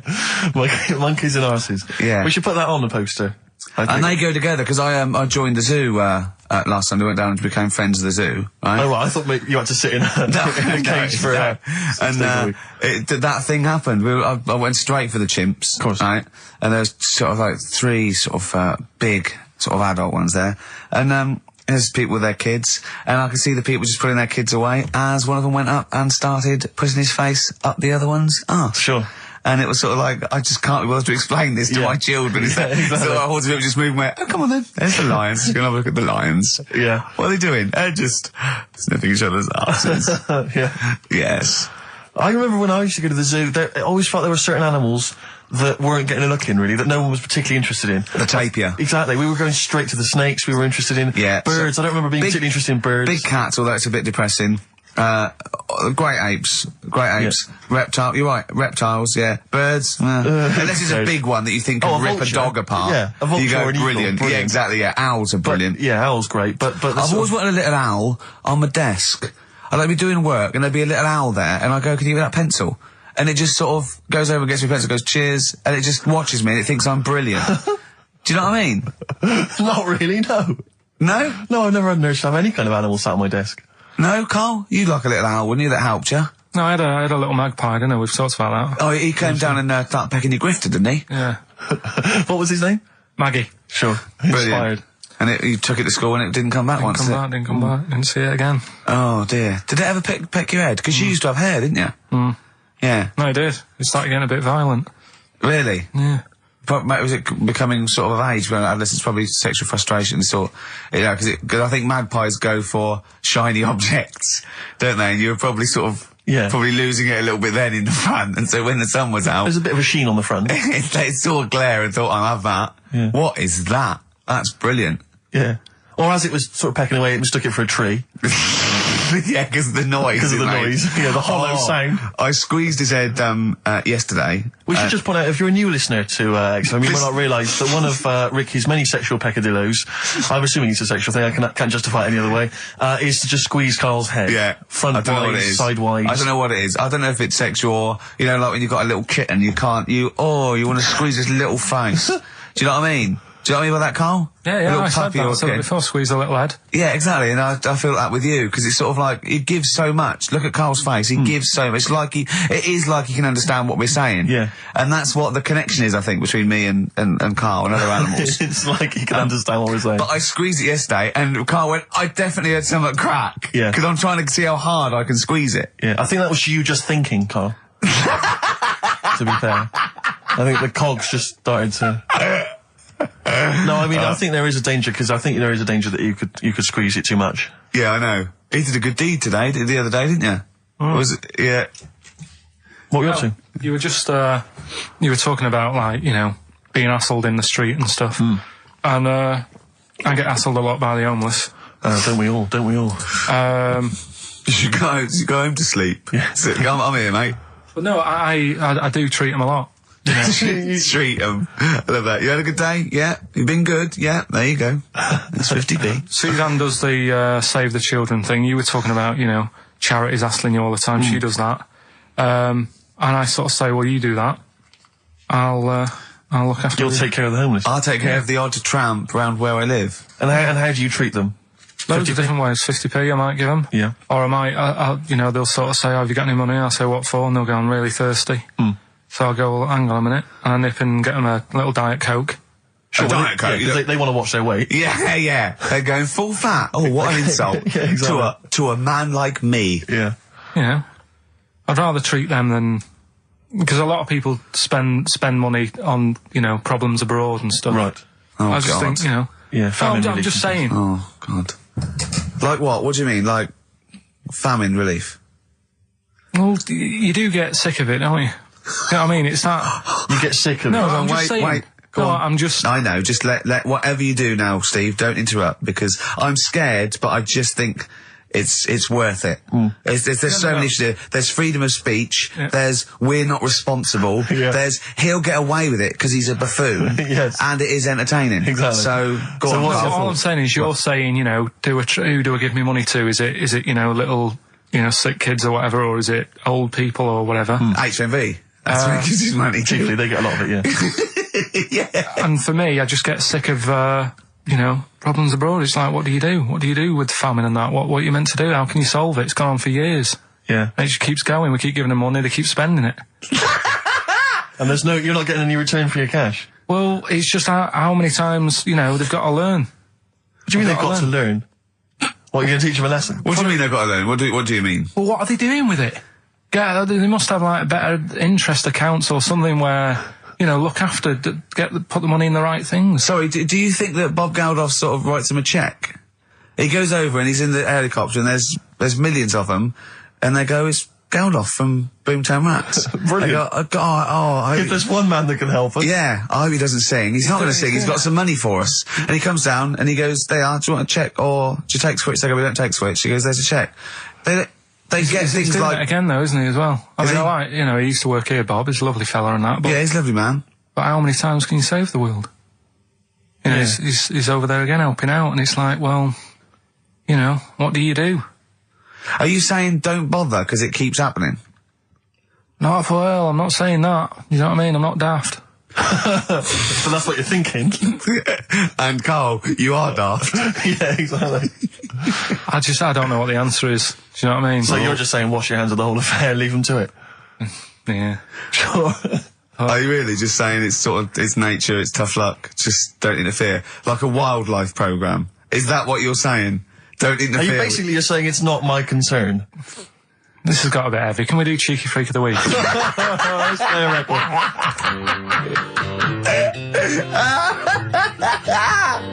Oh, God. Oh. Placebo. This picture on XFM 104.9. Steve, you're thinking of taking over as producer, aren't you? Well, I just think it's a shambles. I've asked for Cheeky Freak of the Week, and it appears that Karl's not ready. He's not prepared. No, I can sort of remember it. It's just, I like to have all the information. Contempt for the listener. You've just had a whole bunch of adverts and placebo in order to get it ready. We're shouting, we're having a shout and that. Right, do you want to sort yourself out in future? Yeah, that's what we were chatting about. Someone emailed in about they watched the £200 tumour thing, and when it was removed, it was carried away in a wheelbarrow, right? Karl said, what, even when she had it removed, she still carried it round in a wheelbarrow? And he went, I thought it's sort of like she'd become attached to it. You definitely are my favourite thing in the world. It's great. Look at the way he's looking back. But I think they're all the same. The people, I have had more emails about people saying I watched the £200 tumour and I shaved me arse than anything else. When we ask questions we come about up science, with science, we talk, nothing, science. Concept, we talk about political issues. One person emailed in, they said, I tuned into the £200 tumour documentary, it looked disgusting, I couldn't watch for long. What were you expecting? Yeah. That it might sing and dance? Do a little show for you? Anyway, these are really your listeners, Karl. Now, I think do you know what I mean? You find your niche, you attract your. I think me and Steve are pretty much just here. I think the people that we had in the early days, Rick, they've long since abandoned us. They jumped ship. They've got jobs. Yeah, they've got jobs. They're out now. They've been released. Exactly. Yeah, they're getting their life back together. Libertines on XFM 104.9. I'm Ricky Gervais, with me Steve Merchant. Over there is Karl Pilkington. I'd be great for Heart. You really would. Wouldn't I? You really Virgin, would. I'd probably. BBC Radio 2 be my first. All one. Late night one would be good. All good stations. All professional stations. Yeah. 4 weeks to go. 4 weeks to go before we may give up or we may come back. Who knows? It's all up to Karl Pilkington. Can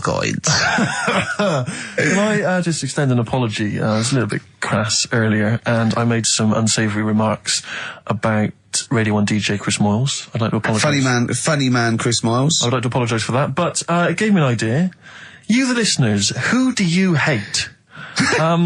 Email in ricky.gervais@xfm.co.uk. I just think that we've never really used XFM as a kind of, as a research tool, really, and it seems to me that we can get great opportunity. And we don't sort of do this thing. We don't go on there and sort of like slag off other people and people in the public eye. Well, we pick on targets that can't fight back. Helpless, the elderly, people suffering in some way that really, and particularly we don't want to pick on people like Chris Moyles, who's got a big platform, much bigger platform. We want people who can't answer back. Yeah, so, who do you hate? That's us. Who do you hate? I don't want people you went to school with or your boss. Do you know what I hate, Steve? Who do you hate, Rick? Right, my top three, just in your top three, would be Hitler, Mussolini, and General Pinochet. Really? No, probably Moylesy, Harry Potter and Jamie Oliver. Nice. But what are your top three? No, don't make them comical, don't make them... These are the people that wind you up. When you see them on TV, if you hear them on the radio, if you see them in a magazine, they make your kind of blood boil. Might be us. It could be us. I'm expecting that. We know that we're not stupid. We could take it as read that it's us. Yeah. And then if anyone other let's assume it's us, so we want other people. Yeah. But I want to draw up the top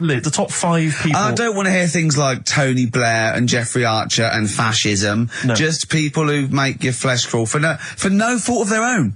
Well, really? Well, sometimes their own, because they're talentless or fat. But that'd be good. That'd be a good long-term poll over the next 4 weeks. And then in 4 weeks' time we go, well, we're off. We're in the top 10. Exactly. But here are the other 9. So I think it's just genuinely going to be quite interesting. So ricky.gervais@xfm.co.uk. Maybe who you hate and why. It's like giving a reason in the diary room. Yeah. You can't just nominate someone. You've got to say and why. Sure. But if you can't be bothered to write and why, just nominate. Yeah. Because that means we've got a lot of reading to do if they start doing that, Rick. Yeah. Keep it down to one sentence. Yeah. So the reason to be so-and-so because they can't walk. Something like that. Sure. Maybe. Whole lot of love from Led Zeppelin Classic. On XFM 104.9, I'm Ricky Gervais, with me Steve Merchant, Karl Pilkington. We've not heard much from Karl this week. We haven't heard much from anyone who can speak Chinese for us either, so we're not that one on the edge. I don't think we'll be learning Chinese today, Steve. What annoys me is I'm going to go out into the world still ignorant. I know, yeah. The only Chinese I learned was from Benny Hill. No, Benny Hill could speak fluent Chinese. Well, the only ones I know is you silly idiot is Siri idiot. Yes. And bloody foreigners is spready foreigner. Yeah. That's all. I mean, that's it's just a matter of it get you by in Peking, but I mean, you come in, you hit a dialect and you know, your worms meet. Sure. Carl, yeah, we haven't heard a lot about from you. We've been going there. We've done a few features already. We've talked about different parts of the world, different parts of the globe. Do you speak any languages? No, not really. Well, still struggling with English. Yeah. Learn a few words. I mean, literally. So about 4,000, I think he's got. I've had a lot of emails, actually, people saying, Carl, please don't leave, we don't want to see the show ending, blah, blah, blah, blah. And we've had a couple of calls bringing back Cheeky Freak of the Week. And do you know what Carl said? He said, a bloke on the phone said, oh, bring back Cheeky Freak of the Week. He went, can't, not allowed to, I don't know, you know. And he went, oh, go on. He went, well, no, I had a story today. A fella born with 2 dicks, but I can't do it. Now, Carl, you cannot not do a feature about a fella born with 2 dicks. Well, look if we need it. I mean, how much more have you got on the Chinese? We've done that. We've nailed Chinese. We've done it. That's done. That's put to bed. Fella with 2 dicks, please. No, we might get round to it later. But, like I say, Cheeky Freak of the Week. Sort of, we've put that on hold at the moment. Sure. Right.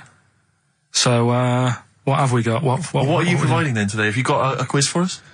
Yeah, we've got, what's her name if you want? We've got, We've got what? What's her name? What's her name? No, Is that a new one? Don't know. Yeah, what's her name? Yeah, what girl am I thinking of? Songs of Phrase. We've got that coming up. All right.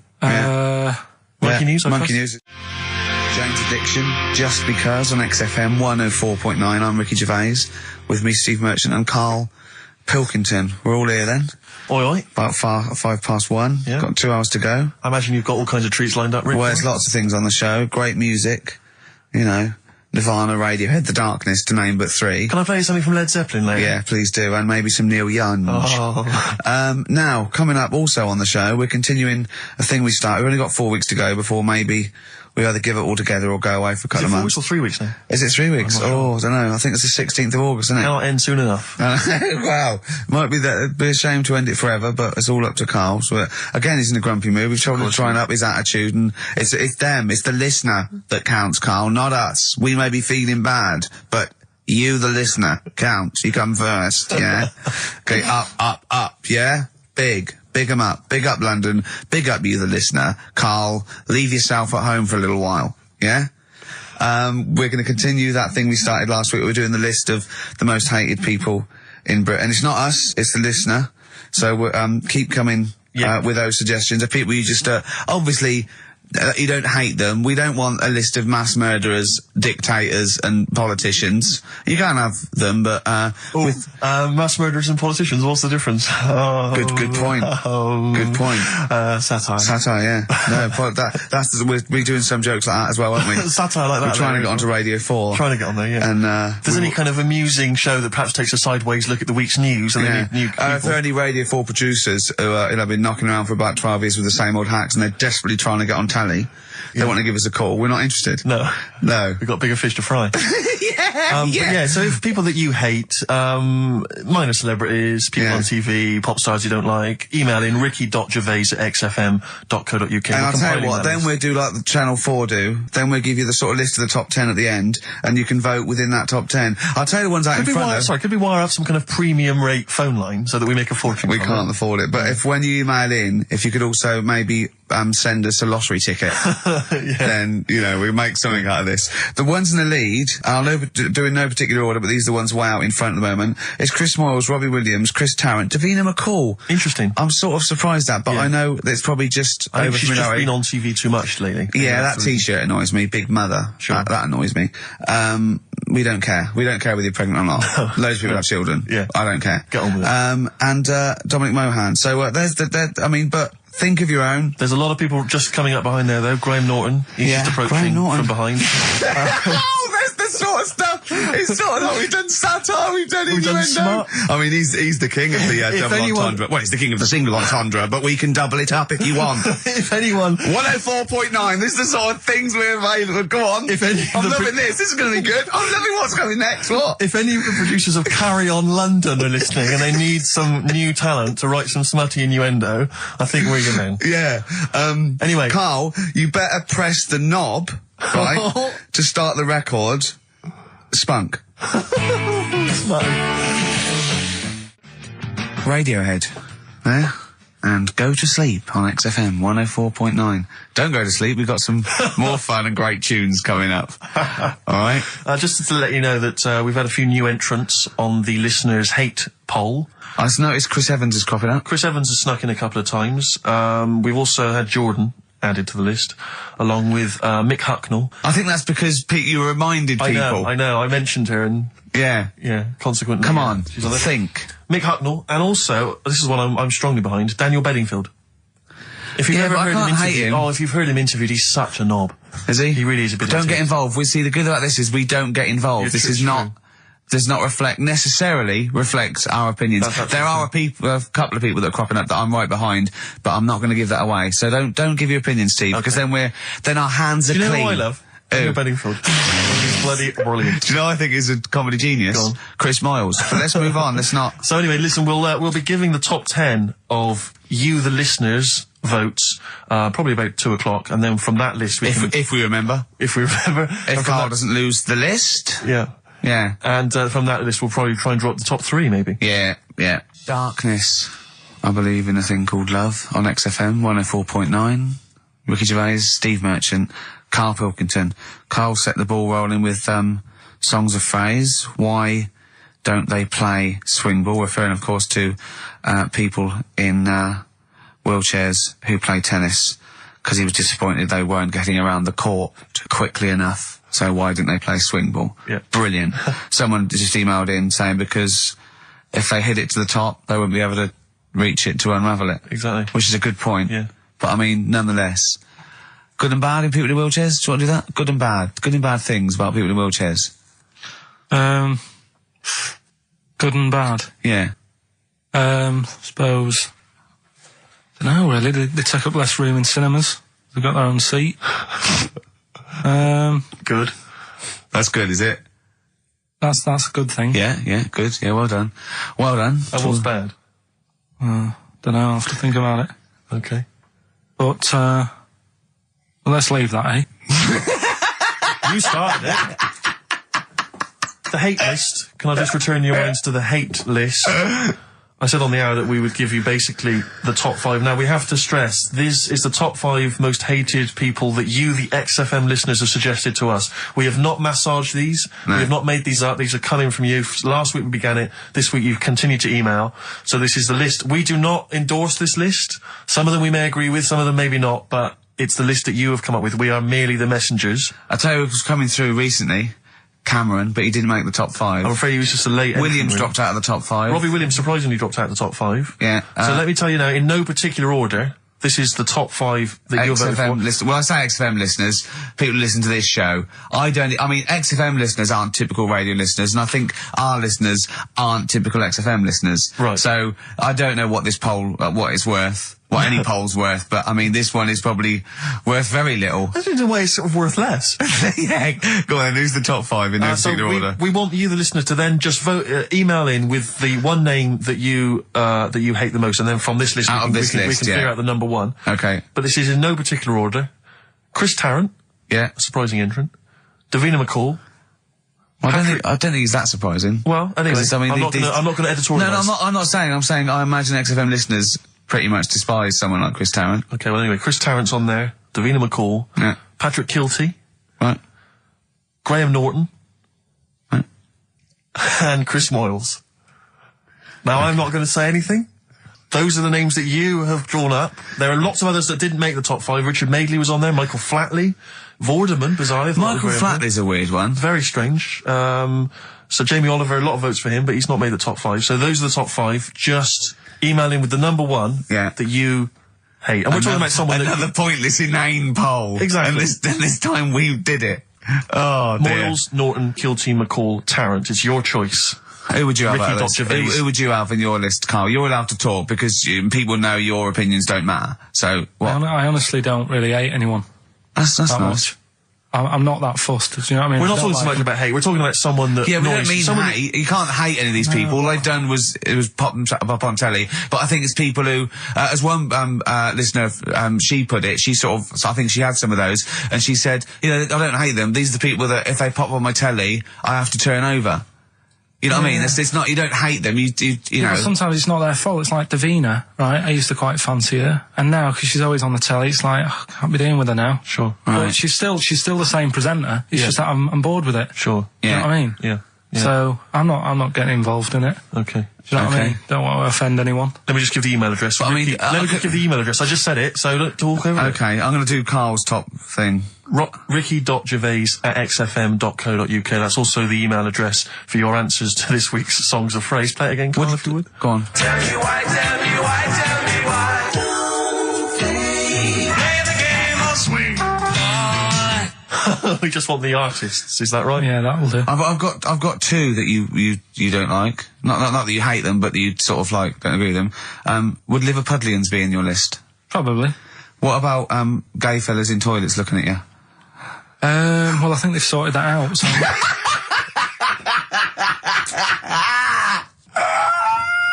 One of the prizes this week in Carl's goodie bag features this song. Play it, Carl. It's the Monkees. Pleasant Valley Sunday. God. Snoop Doggy Dogg from 1993. And What's My Name? Long time ago. It was indeed. 10 years ago. XFM 104.9, Ricky Gervais, Steve Merchant, Karl Pilkington. Songs of Phrase. We've had very, very few entries. I really think people aren't interested. They really have just given up. I mean, seriously, Carl. That's the one thing you contributed to this show, Carl. And it's the weak link, I think. Missing link. In the chain. The missing link. Oh, do you reckon there is one, Carl? Do you reckon they'll ever find the missing link? Wandering around Manchester. Wait a minute, Carl. The stats then. Let's have the answers, if we can. Right, it was, let's specials. play it once more. Alright. Tell me why, tell me why, tell me why. Special. Yep. Jermaine Jackson. Play the game or swing. Right, it was, Play the Game of Love. I think that was Wayne Fontana and the Mindbenders. Right, you think, but you're not sure. Louis Armstrong was the, Don't Mean a Thing if it ain't got that swing. Mm-hmm. Yeah. And Queen, Don't Stop Me Now, We're Having a Good Time, and that. We're having a ball. We're having a ball. Yeah. Well, I mean, considering you yourself weren't entirely clear, I think it's only fair to give it to Paul Brown, who got some of the answers right. PB, you are getting those prizes. Well, they are on their way to you now. Their way to you. Okay, the stats are in for the XFM listener hate list. Some interesting results. Go on then. Reverse order. Okay, in 5th place. In 5th place. Interesting, Davina McCall. Yeah, I think that's is a reflection of being on telly all the time and running out of stuff and being a bit over the top and, yeah. 4th position. Yeah. Christopher Tarrant. Okay, well, I mean, I wouldn't have thought he's the favourite. There is role a model joint of, go on. 2nd place. Go on. Graham Norton. Yeah. Is alongside in 2nd place. Patrick Kilty, which means Chris Moyles is the winner with an overwhelming vote. And I swear to God, I have not done anything to those stats. Yeah. That is exactly as they've come in off the email. We do not give our opinions on this. That was the XFM listeners, but well done. Thumbs up, you all win a prize. We're going to play you some nice records because of that, aren't we? I reckon they sort of prefer some ads. Either's fine. Yeah. Muse, time is running out on XFM 104.9. Just a couple of emails just to update you on what's coming in here. Go on. Natasha has emailed us. She says that she's of Chinese origin, and at 27 she often got mistaken for 24. So your notion that Chinese people don't age well is obviously factually incorrect. Yeah, well, we didn't need... Thank you for phoning, but I mean, honestly, trust us, Natasha, we didn't need you to tell us that. We know Karl is talking absolute nonsense. Wait till you get to 30. Oh dear, now this is quite a nice email from Paul. He says, let Karl know that I have a Chinese friend called Oi. Imagine the confusing and amusing situations we get into. We're out and about in busy Soho. Does his surname come here? Lightning wit from Karl. Wait till you're 30. Yeah, I know. Brilliant. But no, actually, we've had a surprising response to Songs of Phrase this week, despite the fact everyone has agreed that it's racialist. They've nevertheless had a go. So keep your answers coming in, because we may as well. 1:05 then, already, over Saturday. So I'm Ricky Gervais. That was Placebo, yeah, with special needs, which brings me to my next point. With me, Karl Pilkington. Karl Pilkington, there he is. Steve Merchant, 104.9. That's it. We're back then. Well, for one last time. Well, it's certainly the end of the season. We're away for at least, 2 months. We're doing the Office special. And possibly forever, depending on whether Karl decides he wants to carry on with this. Because, I mean, we do this for fun. We don't need to do this. We don't need to do this for, money. Obviously not. The kind of money you're earning, Rick, you do not need to do this. I don't need to. It's quite honestly beneath me. Yeah. We don't need to do it to further our career because it's embarrassing being on XFM. Didn't say, do not even bother cashing those XFM checks. It's not worth your while. No, it's not. The time it took to sign them, Exactly, it wasn't worth it. So we do this basically to ridicule Karl on a large sort of platform. I say large platform. Yeah, XFM. No other radio station will have us. It's roughly the same as standing up in McDonald's. I imagine so. But of a lunchtime though. Yeah. Or when it's just the cleaning staff mopping up. Yeah. So if Karl doesn't come back, he's breaking up the three-way partnership. He's very much forever. Sting, isn't he? Like, what, 1986, 87? Exactly. He's going to go off and sort of make some quite poor, sort of jazz-inflected white man soul, and leaving us to go about our business. Play pizza places. Exactly, yeah. Yeah, well, I'm going to go into sort of maybe writing Dad, why can't I be in the CIA? Yeah. You don't know anything about it, you're a drummer. Yeah. So we'll have to see. I mean, do you think anyone cares? I wouldn't have thought so. Because I think if someone was interested in having some good chat and some great laughs, they'd spend more time with their friends. Yeah, or listen to another radio station. Or listen to a decent radio show. I think something like that, they listen to XFM for some music to have on in the background that's loud enough so they can hear it while they're hoovering. Yeah, I don't think our fans hoover. Well, true. I think you've got to have... Or shoot up, whatever. I think you've got to have a house to hoover. I'll tell you what they do want, though, some great music. They do indeed. They'll be saying, since you've been gone. See that? That's the sort of link I can do if we stay If you together. could cut out all the other drivel you speak, you'd be great on Magic. I know, yeah. You've got to... Come on. I know, you've got a rainbow something, haven't you? Rainbow. You got a rainbow something. Oh, it's rainbow. Well, I mean, for a last show, that song had everything. It's got 2 guitar solos. Yes. It's got a key change. It's got bad grammar, Since You've Been Gone by Rainbow, and that's for Camfield, the Prince of Rock. Yeah. He's going to be the king when Vance, just hands over his crown. Yeah. And you've still got that on XFM, so, don't worry about us going, oh, you weren't? Oh, okay then. No one cares. No one cares. This is our last show. Let's make it a good one. Let me give out the email address because I imagine there's going to be a flood of emails demanding please, Karl, keep the team together. Yes, it's jono.coleman. Coleman's not a team. He's just a big lad. Yeah. Right, come on. What do you mean, come on? I've got nothing. Ricky.Gervais. Oh, Ricky.Gervais at XFM. Or Karl.Pilkington, because you can do it throughout the week. You can do it throughout the 2 months. And what's the phone number for XFM? 0207. Is it 766 6000? And then just ask people through the car and leave a message on his voicemail. Yeah. So email him a lot. 0207 766 6000, I think, and just ask for Karl Pilkington. Yeah. Little Karl Pilkington, little baldy mank twit. And say, please stay. Yeah. Please stay.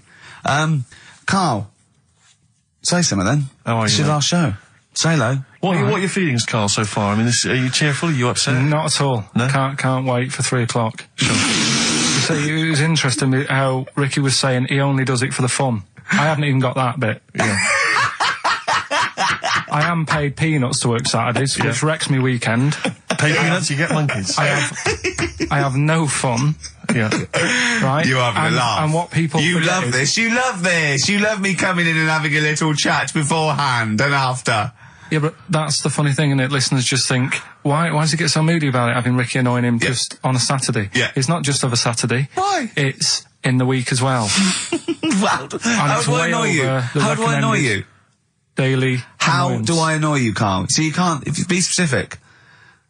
See? The first thing that springs to mind, when I'm trying to work with Steve before saying, come on, let's, find some interesting stuff to talk about, I think you were playing the accordion in the air. Was it the accordion? Oh, it doesn't really matter. They get the idea. Although I can't play the accordion, so it wasn't very good, was it? Where did you find an accordion? I just was one out there, right? And then so the drum kit you started playing with. And then I had a loudspeaker, and I put the accordion for the loudspeaker. Then it loud, those loudspeakers. They're amazing. My question is this, Carl. Do you honestly think that's going to stop just because we're not on air anymore? He's not going to see you on a Saturday, so he's just going to come in even more often. Yeah, I can just drop in. He won't bother me as much, though. I think he will. And he'll have his fob taken off him, so he won't be able to just wander in. Of course I won't. So what? They're not. Do you think they're going to? Of course they're going to let Ricky Gervais walk in anytime they want. Yeah, I might come in, might do a few trailers, might hang out, you know, with Andrew, going, "Hey, Andrew, how's it going?" He go, "Yeah, we're having a bit of trouble. What do you think?" I say, "Lose it off the playlist. Put that one on. Sack them. Yeah. Let's have a little bit of feeder." Yeah, that's all we want. Yeah. Feeder. Forget about tomorrow. At least we're here today, Steve. The three of us for an hour and a half more. The last time ever, possibly. It's up to little baldy head Mankey. Well, Karl Pilkington. A number of emails, Rick. This is from Matthew Davis. I think he very much captures the mood of the email public. His email is just simply titled, "Go, in the name of God, go." It says, why wait till 3? Why not leave immediately and stop subjecting us to this abject misery? Well, Carl did once when he had to get a train. Of course. So that's never happened on radio before. But who knows? I mean, stay tuned. We might shoot off at 20 to 2. Or we might get better. We might get better. We might get better because we've done a bit of planning, because I got Carl round last night. Really? To do some planning of the show, didn't I? Loosen Your Hold by South. That's great. On XFM 104.9. Well, that's nearly it. Rick, can I just say thanks to everyone who's emailed in over the weeks and months we've been on, because obviously we're too lazy to even send them a response or a reply, but we do appreciate it. We do appreciate it. Same with all the letters and stuff that we can't. Yeah, people send stuff in all the time and they say they like the show or they don't, or they contribute little ideas and stuff, and we do read them and we do appreciate it. It's just that when you've got someone like Karl Pilkington in the studio, you just need to pick his brain constantly, and you've got no real time for admin. But thank you for sending in all the nice letters and responses and stuff. Well, finally, we should let people know that next week, for the foreseeable future, it's Adam and Joe. Brilliant. They were brilliant, and they're standing in for us this time next week. Well, you say standing in, but possibly replacing full-time unless Karl Pilkington decides to change his mind and come back.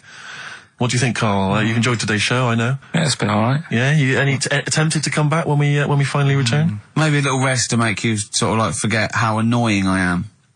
Because that is my secret weapon. Sometimes, because it's the thing that you can fleece a sheep as many times as you want, but you can only skin it once. Sure. So what I do is sort of like, I fleece you. I never actually completely lose a friend. I tease them and talk to them to the point where they're going to leave me, and I go, "Oh, anyway, how are you doing?" I go, I'll sort of confuse them. Yeah. And that's what I've done with you today. And I think over the next couple of months, where I'm sort of nice to you on the phone, I'm not squeezing your head, you'll go, "He's all right, Rick." What? Yeah, and then I'll get you back in it. And then I'll absolutely rip you to pieces again. I'll be dealing with. So, but hopefully, and also, unlike a lot of my friends who are clever, I don't have to worry about you, because you will forget. Because you've got a tiny little intellect. And do you know what I mean? You'll forget this conversation even took place. Oh! So if the Telegraph are listening, that is the sort of quality entertainment you get. Well, you don't anymore. Let's just put a song on then. Yeah, that's the end. Goodbye, everybody. Have a lovely summer. Yeah, the rest of it. And we might see you in October. We might not. It's up to Karl Pilkington. Chances are slim. So call 0207 766 6000. Ask for Karl Pilkington. Or email him. What's this? This is Tim Buckley to end with. I think you'll enjoy this. It's called Once I Was. Andrew Phillips. Call Andrew Phillips. See ya. Nickelback, Someday on XFM 104.9. How old's the bloke from Nickelback? He looks about 40. It reminds me of, when a kid's made up a fate to look like a lion? Yeah. Do you know what I mean? It's like the Wizard of Oz lion. Yeah. But, good tune. No, I'll be controversial. I think rock rules the world again, Steve. Well, I'd hope so, mate. Do you know what I mean? Are we going to hear some rock later in the show? We're going to hear lots of rock. Excellent. In fact, I might even play a little bit of Rainbow. Blimey. Just to, we've got the darkness, but sure. I want to remind them where it all came from. Yeah. You've heard the Liz. Yeah. You're going to hear the Bow. Cheers, mate. Thanks for that. No, just high five. Yeah. So, Carl. Yeah, keep it real. Here we are then. Oh, listen, before we carry on, I just thought, it's weird, I was reading some of the fan emails and stuff we've got, and one of the things a lot of people like, it divides the listeners, is your laugh. It's interesting. Some people love it, they find it infectious, they find it adorable. I mean, close up in a small space, like a kitchen Terrifying. or something, it's annoying. Like, Carl was annoyed, because I squeaked in his ear earlier, didn't I? Sure. Why did I laugh? You on the toilet? I think I squeezed his head again, didn't I? And he said, "No, it's not 1 o'clock He doesn't like the squoozing. The squoozing head. But He's it's the Squozen one. The funny thing is, right, we were out a few weeks ago with a mate of mine, right, and he went to squeeze me head, right, give it a squoze. Sure. And I was like, don't do that. You know I don't like it, right? And Ricky said to me, mate, yeah, he doesn't like having his head squoze. As if it's like Marmite. As if some people love it. Yeah. And some people hate it. Sure. Yeah, okay. Well, anyway, there was a little taster of the laugh. That was more the kind of deep, throaty laugh, the belly laugh. But there's that kind of high-pitched squeak that you do. When I've got to get air out quickly. Because I'm going to burst. Sometimes I laugh so much that my liver and all, they try and get out to it. So I have to get it out really fast, like a siren. Right. Do you know what I mean? Is that how you explain the fact that you're quite fat? Yeah, that's just laughter waiting to come out. Every time you laugh, you become a svelte young thing, like Brett Anderson. Oh, dear. Well, anyway, it reminded me of the game that you and I used to play in our very early days of XFM, when it was literally Make Ricky Gervais laugh. Which was a great game. I remember the first one. It was that fella drinking a pint of beer. Yeah. I remember the very first time. I tell you what, it's not great. Though? Ant and Dec do it now. They actually, it's very similar to Make Ricky Laugh. It's called Make Ant Laugh. Interesting. So many of our great ideas have been stolen. Yeah. Or stoled. Stoled, yeah. Anyway, I was looking through the paper in the week, and there was a picture which which I think might be a Ricky Gervais, Make Ricky Gervais Laugh. I don't know. Again, obviously it doesn't really work for the listeners at home, but I'll try and do my best to describe it. Can we stop saying my name, because it's like a Dave Gorman project? Can we just stop? It's getting, let's say a word often enough, it doesn't mean anything. Yeah. Let's stop saying Ricky Gervais. Well, what we're going to refer to you as. Alright, well, Make Patty Laugh is a new game. I'm trying to get one of those squeaks of a laugh. I'm concerned because I know. I'm not a monkey. I'm not sure, you're not a performing monkey. No, okay. I know that. Right. But anyway, let me just briefly summarise the story for those at home. Okay. The headline was Mum 48, a mother of 48, seduced boy of 14. Well, that's not funny. Not her own boy, obviously, but a neighbourhood child. I don't think it's a funny story so far. He said Grand Lana Allen, 48, led him upstairs and undressed to her waist, then took his trousers off. Okay, bear that in mind. This is a quote from him, right? Bear in mind, he's a 14-year-old boy, he's quite excited about this. He says, then we had sex, it was every boy's fantasy.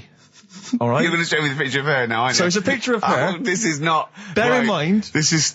Okay. In his own words, Rick. Right. In his own words, this was every boy's fantasy. Okay. Here's the picture. It's a silent laugh. He's collapsed on the floor. I was thinking it looked like a fat man. I was not expecting that. Oh my god. Oh god. She looks like the drummer of Iron Maiden. She looks a bit like Lemmy. But I tell you, she looks like reminds me of most. Did you see those? They've got one with a fag on as well. No, I know. That's her with them out of makeup though. Carl, have you seen Every Boy's Fantasy? You should see. Oh god. Oh. Have a look, Carl. Oh god. How old is she? 48. Oh god. Oh, 48. That's lovely. Nothing wrong with that. I'll tell you, if you weren't lucky enough to see the picture, she looks just like the oldest man in the world. His photos in newspapers and on the web for a while. He was about 135 or something. Carl. Look. It's, Carl's got a theory that Chinese people don't age well. This man was a Chinaman, right? And he was 120 or something. Yeah. Did you see a picture of him? Yeah, he's still alive. No, he's not. No, He's he's not. He died at 120, so... He said 120 or something, but makes you wonder. What makes you wonder? Well, because they don't age well. I think he's using that. He's probably about 37. Oh, God! Honestly, we walk down the street, right, and we see an elderly Chinese person, right, and Carla go, I'm just thinking he is. Yeah. Like, it's not... I don't understand. This notion that Chinese people don't age well, I don't know where this has come about. No, I mean, I'm not having a go. No, right? I never want anyone to think I'm like having a go at them. But they are really good looking and they're healthy and that. Till they're about... I've never seen one, right? Can you tell me if you've seen a Chinese person who's about 30? It's either 20 or 50. There's no middle ground. This is what I came back for. for? This is 2 hours of absolute drivel from the brain of Karl Pilkington. Let me just check something. So the Chinese gentleman who died recently was 130. Your theory is... Sure. Your theory is that he's maybe in his late 30s, early 40s. Yeah. This is an elaborate conspiracy on his part, because obviously whenever they talk about the oldest people in the world, it is always a Chinese person. Yeah. Invariably. They do, yeah. I mean, they seem to win that every year. Go on. So your theory is that in those small backwater villages in China... Ross McWhirter comes to a little village. they go, the Guinness guy's on the way. He goes, well, until recently, the oldest person in the world, how old are you? And they're so embarrassed, because they think they look about 120, they go, 120, they go, really? Yeah, can I have his birth certificate now? In fact, I think this Chinese bloke it wasn't verified by the conspiracy because he didn't have his papers. Didn't have his papers, no. So... Is this the same one or a different fella? I think it might be the same guy, I'm not sure. Try it on. So there's a huge conspiracy amongst these Chinese villages that every time... When you get to about 50, say you're 70. Because no one will believe us. Well, if you can confirm or deny that, then please email in ricky.gervais@xfm.uk. This is the Racist Show on XFM 104.9. Call in if you're anything less than a little mank. Born Again, Star Sailor on XFM 104.9. We're back. It's the 1st of November. Ricky Gervais, Steve Merchant, Karl Pilkington. It's the same old email address if people want to get in touch. ricky.gervais@xfm.co.uk. We've had a couple of emails, Rick. Someone, actually Ian, he's emailed in. He said that because of the blinking postman, it's his wife's birthday today. She's had no cards or presents because, presumably because she's got no friends, but also because of the postal strike. But you won't be able to use that excuse for Suzanne's birthday again because she knows that the postal strike won't be on around that time. All right, Karl. So. But anyway, so would you just say happy birthday to Tracy? Have those condoms run out yet that you got for Christmas? Karl? I've still got them. Have you?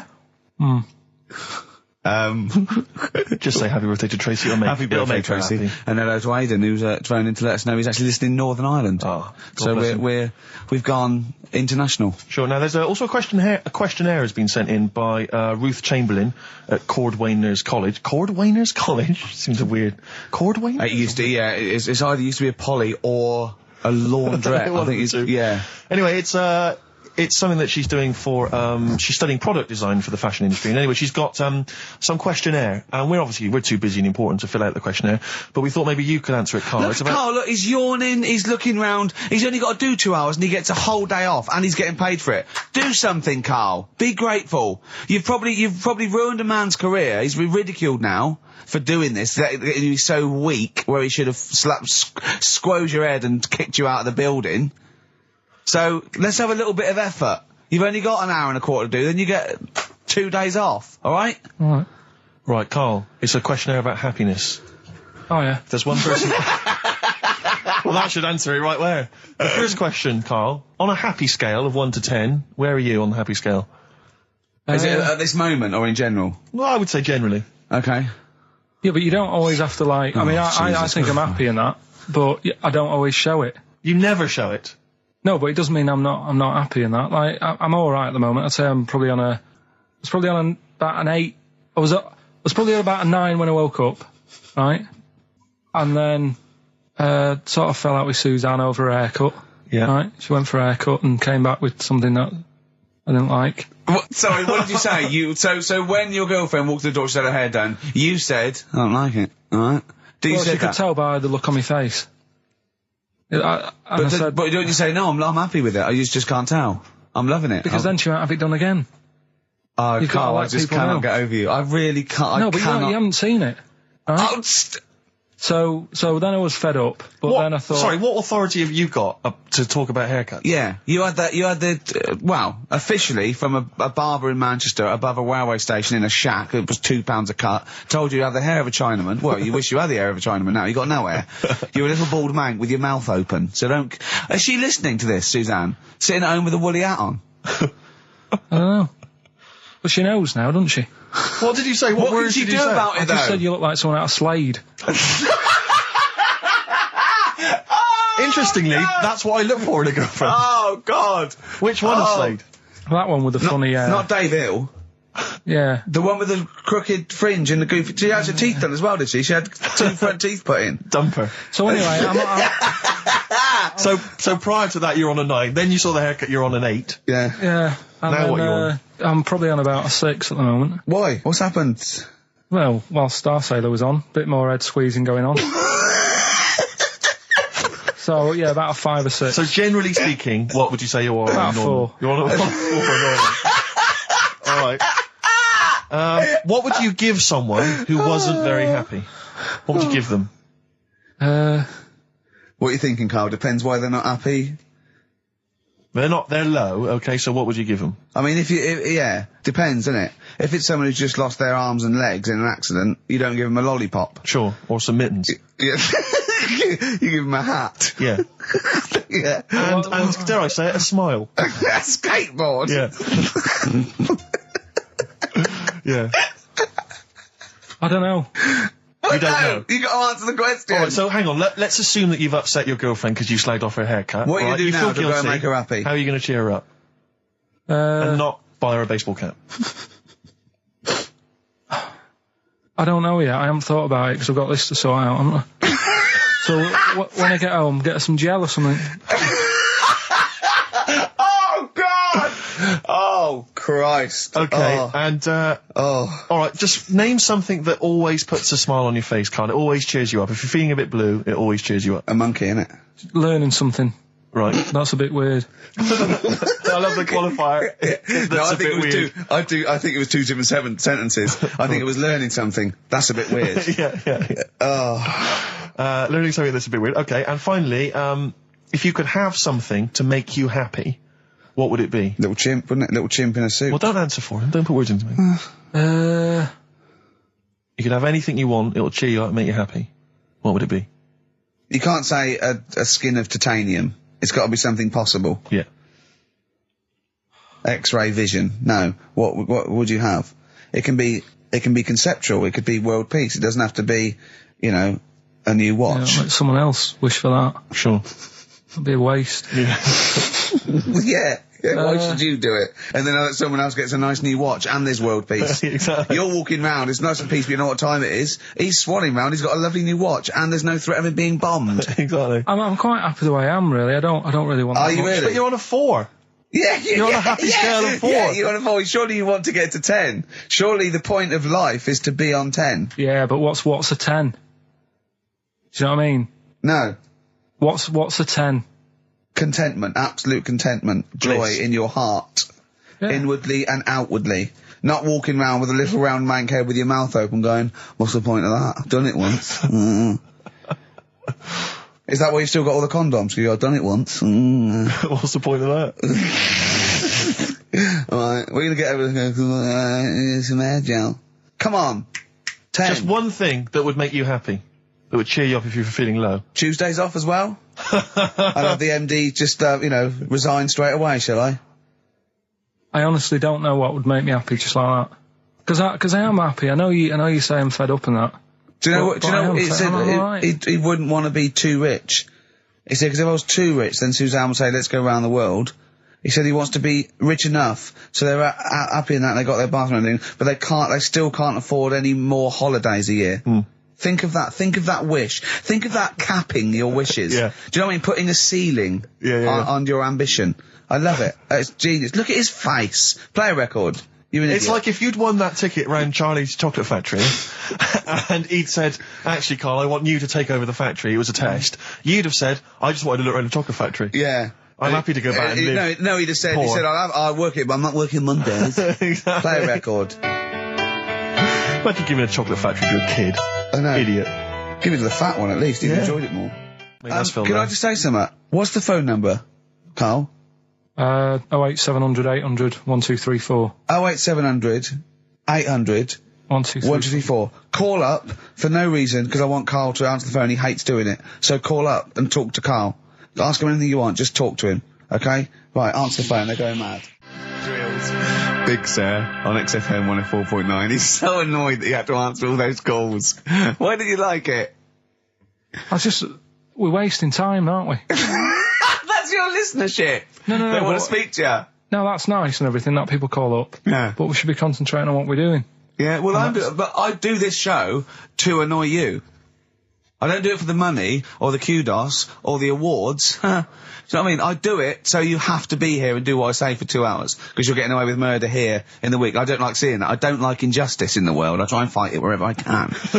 So I do it to annoy... It's good of you, Rick. Thanks for doing that, mate. Yeah. It's interesting, though, that you're passionate about fighting injustice, but you focus specifically on Karl at XFM. One of the world's lesser crimes. Being a little bald mank twat. Exactly. I know, yeah, but nonetheless, it is a crime. Well, here we are again, XFM, on a Saturday. Just gone 1 o'clock, Steve, if I'm very much mistaken. But we're not here, as such. We're away again, gallivanting around. We've got to do the special sort of best of again. Okay. Which we did a few weeks ago. So this is the best of the last 3 weeks. Which I think is, I think it's the best 3 weeks we've ever had. But I'd like it condensed into 2 hours. Yeah. Yeah, some great music as well in there. Yeah, there'll be some great music interspersed with fine chat that you've already heard. Yeah. Except this bit. This bit's new. We've actually, out of the kindness of our heart, we've come in last week. Yeah. And we've done a few clips just because we felt a bit guilty about shooting off. Yeah. Even now, having heard this link, I'm beginning to wonder if it was worth our time. Yeah. Well, should we play a classic link? Let's play, what, from the last 3 weeks? After this is Feeder. Alright, so, here's the first bit. Now listen, I'll give this one. This is an easy one. Now just think just what it means. They're not that hidden, they're not that cryptic. Just think what this means, okay? Okay. When the Hares addressed a public meeting and claimed that all should have fair shares, the Lions answered, "A good speech, hairy feet, but it lacks claws and teeth such as we have." How would you use that? No. What do you think that means? This is translated from the, I don't know, Greek or something, I don't know. It was Aesop. Where's he from? Greek. Yeah. So shall I do it in my own language? Okay. So what would happen if there's hares and they have a meeting in the jungle with like loads of lions and go, "Hey, hold on, wait a minute. I think we should all be equal and share everything, all right?" And the lions go, "Well, yeah, it's easy for you to say. We've got claws and teeth." Yeah. What does that mean? It's saying like, of course the hares want that because it's better for them. The lions get nothing out of it because they're already king of the jungle. That's right. So it's negotiating from weakness. Anyone can negotiate from strength, but negotiating from weakness is it'd be lovely. It's a lovely utopian look at the animal kingdom. But the way you said it is better than the way they worded it. Well, that's because Ricky's very much the modern Aesop. I mean, many people have thought that. That's why he's getting a lot of awards with the TV show. For him, that's a fake. So look, I'll take that home and read ones you like and tell me about the ones you like, ones that click. I don't care if you only come in with like one or two. Go, I'll tell you what, Rick, that's there's one thing that I've learned from that. Because sometimes you can know all these phrases and until something happens, you don't think, everyone's heard, to, I don't know, to err is human, to forgive divine. And then something, might happen. Do you go, oh, that's what that means. That's amazing. So, Do you know any, Steve, offhand? What's that? A fable. Well, I would imagine that the most famous one I've always remembered is the lion with the thing in its hoof. Do you remember that? Paw. The lion, yeah, with the spike in its paw, and a smaller animal gets out for it, but it still attacks it anyway. Well, that's life, isn't it? Well, I read one the other day, actually, which was very interesting. It was one that the famous film director Orson Welles said. Oh, yeah? Which he said, apparently there was a bear going across a lake, wading through the lake, and a scorpion said, well, let me go on your back, will you? Come on, just let me go on your back, we'll go across, it'd be brilliant. He goes, well, no, you'll just sting me. You go, don't be stupid, if I sting you, you'll die, and we'll both drown. And he goes, oh, fair enough. Who was doing the stinging? The scorpion. Right, okay. Yeah. And the bear's wading through the water. Yeah. So the scorpion jumps on the back, and they wade through the water, and halfway across, the scorpion stings the bear. And the bear goes, well, we're both going to die now. He goes, yeah, it's my nature. I thought he was going to say, I can swim. Oh, you're the best. What's the one about... Does that mean anything to you? It's my nature, i.e., that's in my nature. That's the way it is. That's what I do. Yeah, I'm a scorpion. Yeah. One of my favourite ones. These don't mean anything to you, do they? I mean, what I'm saying is you're not impressed by them. They're all right. What about this? What about this one? Don't trust bears. Here's one of my favourites. What? He said, well, why not just say, don't trust bears? The bear's the one that was too trustworthy. Don't trust scorpions. Yeah. Right. Here's one of my favourite ones of all time, okay? A lion is dying. It's an old lion. He's in the front of his cave, and all the animals come around, like the foxes and the hyenas and the rabbits, and they're all taking the piss out of him, and they're laughing at him, and they're laughing and going, "You can't fight us now." And just before he dies, he goes, "Fine, but I was a lion once." What does that mean? Don't know. Well, he's saying it's better to have lived and had what I had, because I was great, if only for a short time, and you lot are still alive, but you're nothing. You're rabbits and hares. I was a lion once, so, you know, Are they always using animals for these stories? Well, yeah, I could change it to refrigerators and household appliances if it would make it help, but animals, you know... I remember the one about being ill a lot, and you say something about... Go on. You know... If you keep doing that, if you keep having time off, well, I won't believe you. That's the boy who cried wolf. Is that right? Yeah. Do you know that one? Have you heard the famous one? This is probably the most powerful one. When you're pulling a face, and they say, well, if you keep doing that, the wind changes. I've heard stay like that. Because you know that's scientifically proven. That is. That can happen. That can happen. Should we have hip hop hooray? Yeah. Are you queued up for that? No, but go on, you... Carl, sort it out, mate. I was going to... No, come on, this is what I asked you to play, mate. If you've not, you know, you're getting too big for your boots now with your showbiz lifestyle. You're not paying attention, are you? You're not playing the record we want you to play. Heat magazine's favourite. Yeah. Okay, so, you dropped that, you'd be embarrassed. That's clumsy. Oh. You know, you're, you know, with the big... I can't believe you're not... Oh, fables are great. He's not impressed, is he, Rick? No, I am. I mean, you know, once I take this book home tonight and that, have a read, I might change my mind on them next week. You're coming all stressed. I'm not impressed with the ones you've been talking about, I must admit. Okay. Coldplay, The Scientist on XFM 104.9. Right, competition, isn't it? No, it's Educating Ricky Part 2. Oh, is it? Yep. I wasn't even listening. He's doing all the work, I wasn't even listening. I want to spill some water down that. Right, what's this one again then? Right. What's the teaser headline? Teaser headline is, What's Tomato with You? Brilliant. Yeah? Go on in. How excited were you when you came up with that? You couldn't wait to come in and tell us, could you? I think it's a good one because you won't forget it now, will you? Okay. I mean, like the worm one. What's so special about the worm? You know, a lot of people think that if you cut a worm in half, two worms will grow, but no. What happens is if you cut the head end slightly nearer the tail than the head, the tail will die, but the worm with the head will be okay. So, it's exploded a myth, and it taught me something. Right, so the second one, part 2 of Educating Ricky. What's Tomato with You? Yeah. What this one's about is, ages ago... It's scientific. There's never a date. There's never a country, a location.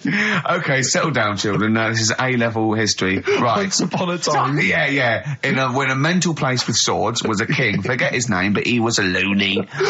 So, and it was literally ages ago. Yeah. So, good luck in the exam. Yeah. Right. So, like, you know, all right, many years ago. Oh, yeah, cleared that up. Go on. They thought tomatoes were poisonous. Right? Okay. Because what hold on, are they going to be proved wrong at the end of this story? Well, because I don't want to give away the ending, but is it something to do with are they poisonous tomatoes? No. Oh, you're having a laugh. I don't believe it. Go on. They could have been eating tomatoes all this time. Oh, Steve, what's tomato with you anyway?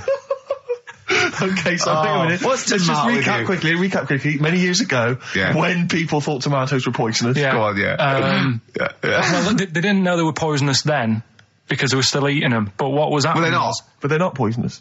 But hang on a minute. All right, and it's not. I'm just going to listen. I'm not even going to talk. Okay, I'm not going to tackle it. So, if you remember, years ago they didn't have like pottery plates.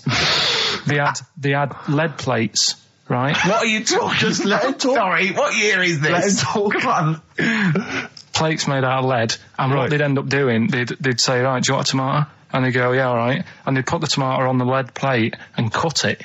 And because of the acid in the tomato, right, it would sort of make the lead runny, and the lead would go into the tomato, and they'd say, oh, it's lovely this, and they'd be eating it. They'd get food poisoning, lead poisoning, what have you, and they'd be really ill.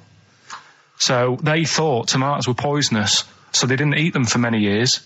And when you say they, do you mean the people of Narnia? Yeah, this didn't happen. Where was this happening? Sort of in Britain and that. You put him on the spot there. Oh, I hope there's no uppity pupils at this school when they go, what do you mean, sir? Oh, if you're gonna... Oh, I'm fed up with you. Do you understand? No. So the... No, you've got... No, right, okay, first of all, Carl, where'd you get this information from? Where 14 did I get times that? as well? Do you know... You can't remember? I don't know where I got that from.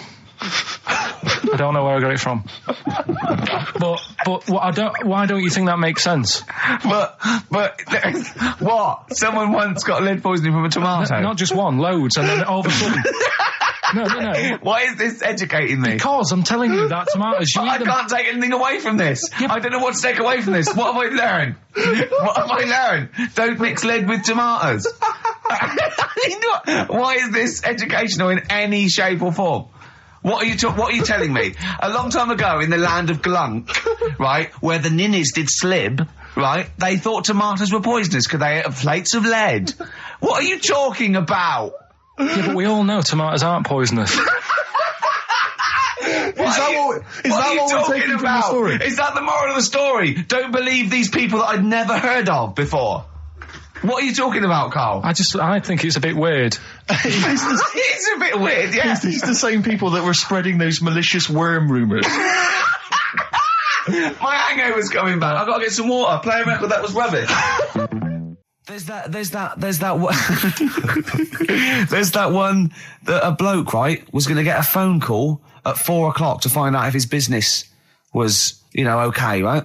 And if he didn't get the phone call, he knew he was broke, destitute. So dead on 4 o'clock, the phone didn't ring, so he went up to the roof, his office, and he jumped off to commit suicide. And as he was passing his window, the phone was ringing. Oh, no. Carl, it didn't happen. Didn't happen. Think it through. Who told that story? Who told that story? As he hit the pavement at 120 miles an hour. He's the only person who could have known that series of incidents. Also, why didn't he wait? As his life's at stake, why didn't he wait till 5 past? I said I'm going to give it 5 minutes just in case. In case the lines are busy. Yeah. And what sort of bloke goes out, I'll call you at 4, okay, if your business... Well, call me anyway. No. If I don't call exactly 4, then, you commit suicide. Commit suicide. I would, because if I don't call at 4, that's the end of it. Well, call me anyway. No, that's not the way I work. Why can't you just call me and tell me the other way? Well, I'm telling you how I do it. If you're bust, I don't call. Can't you just call to verify in case someone goes wrong? What if it's engaged? It won't be engaged. Just commit suicide at 4, please. It didn't happen, Carl. This is the Best Of Show on XFM 104.9. I'm Ricky Gervais, with me, Stephen Merchant. Yes. I hope you're enjoying the Best Of. I know what you're thinking. If this is the best, my Christ, what was the rest like? Well, we'll be back in a week's time, so you can... judge it for yourself live. But anyway, in the meantime, this is one of the best clips I've ever heard. Oh, I'm laughing just thinking about what it might be. XFM 104.9, I'm Ricky Gervais, with me Steve Merchant, Karl Pilkington. Steve. Well, we were talking about the news just now, and there was a story I heard in the week. I think it was on the radio, and I don't know all the details, but what I heard was that a number of, I think it was Falkland, maybe Gulf War veterans were, I think, suing or complaining to the government because they wanted compensation for post-traumatic stress disorder. Now, I don't know all the ins and outs of it, but it seems to me that if you're in the army and you're a soldier, a certain degree of trauma is kind of inevitable. I mean, after all, if you're any good at your job, you are going to see people getting killed. So I don't understand what the ins and outs of it are. I don't know why. He only came back and Tony Blair met him and go, all right, well, not really, no. Go on, what's the matter? Well, there was people shooting at us and everything, it was all muddy. Well, calm down, don't cry. Well, I will. There was a drill sergeant just kept shouting, saying, look at you, stupid boy, where's this gun's not clean? I just cleaned the gun and it was fine, and now he's telling me to clean it again. Yeah, the boots, they were shiny. He's got to do that, it's more distant. His neck was as big as his head. Well, yeah, but you don't know what they, I don't know what the ins and outs of it are, but... what you got to do is make sure you know what you're going into. That's what I do. You got to check the small print. So if I was, going over to the Falklands or, the Gulf, I'd put man and go, will it be horrible? I go, you hit the back, yes? Will it be horrible?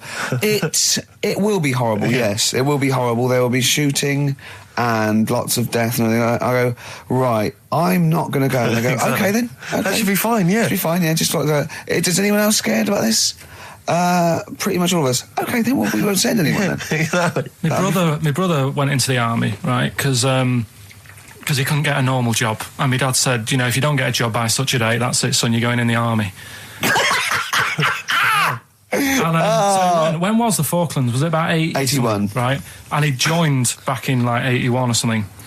And he I don't know, he was in Aldershot or something. Oh yeah. And he wrote back to my mum saying, you know, a bad time to join, bad time in this. So she wrote. What bad time? Join, that's so sweet, Carl, isn't it?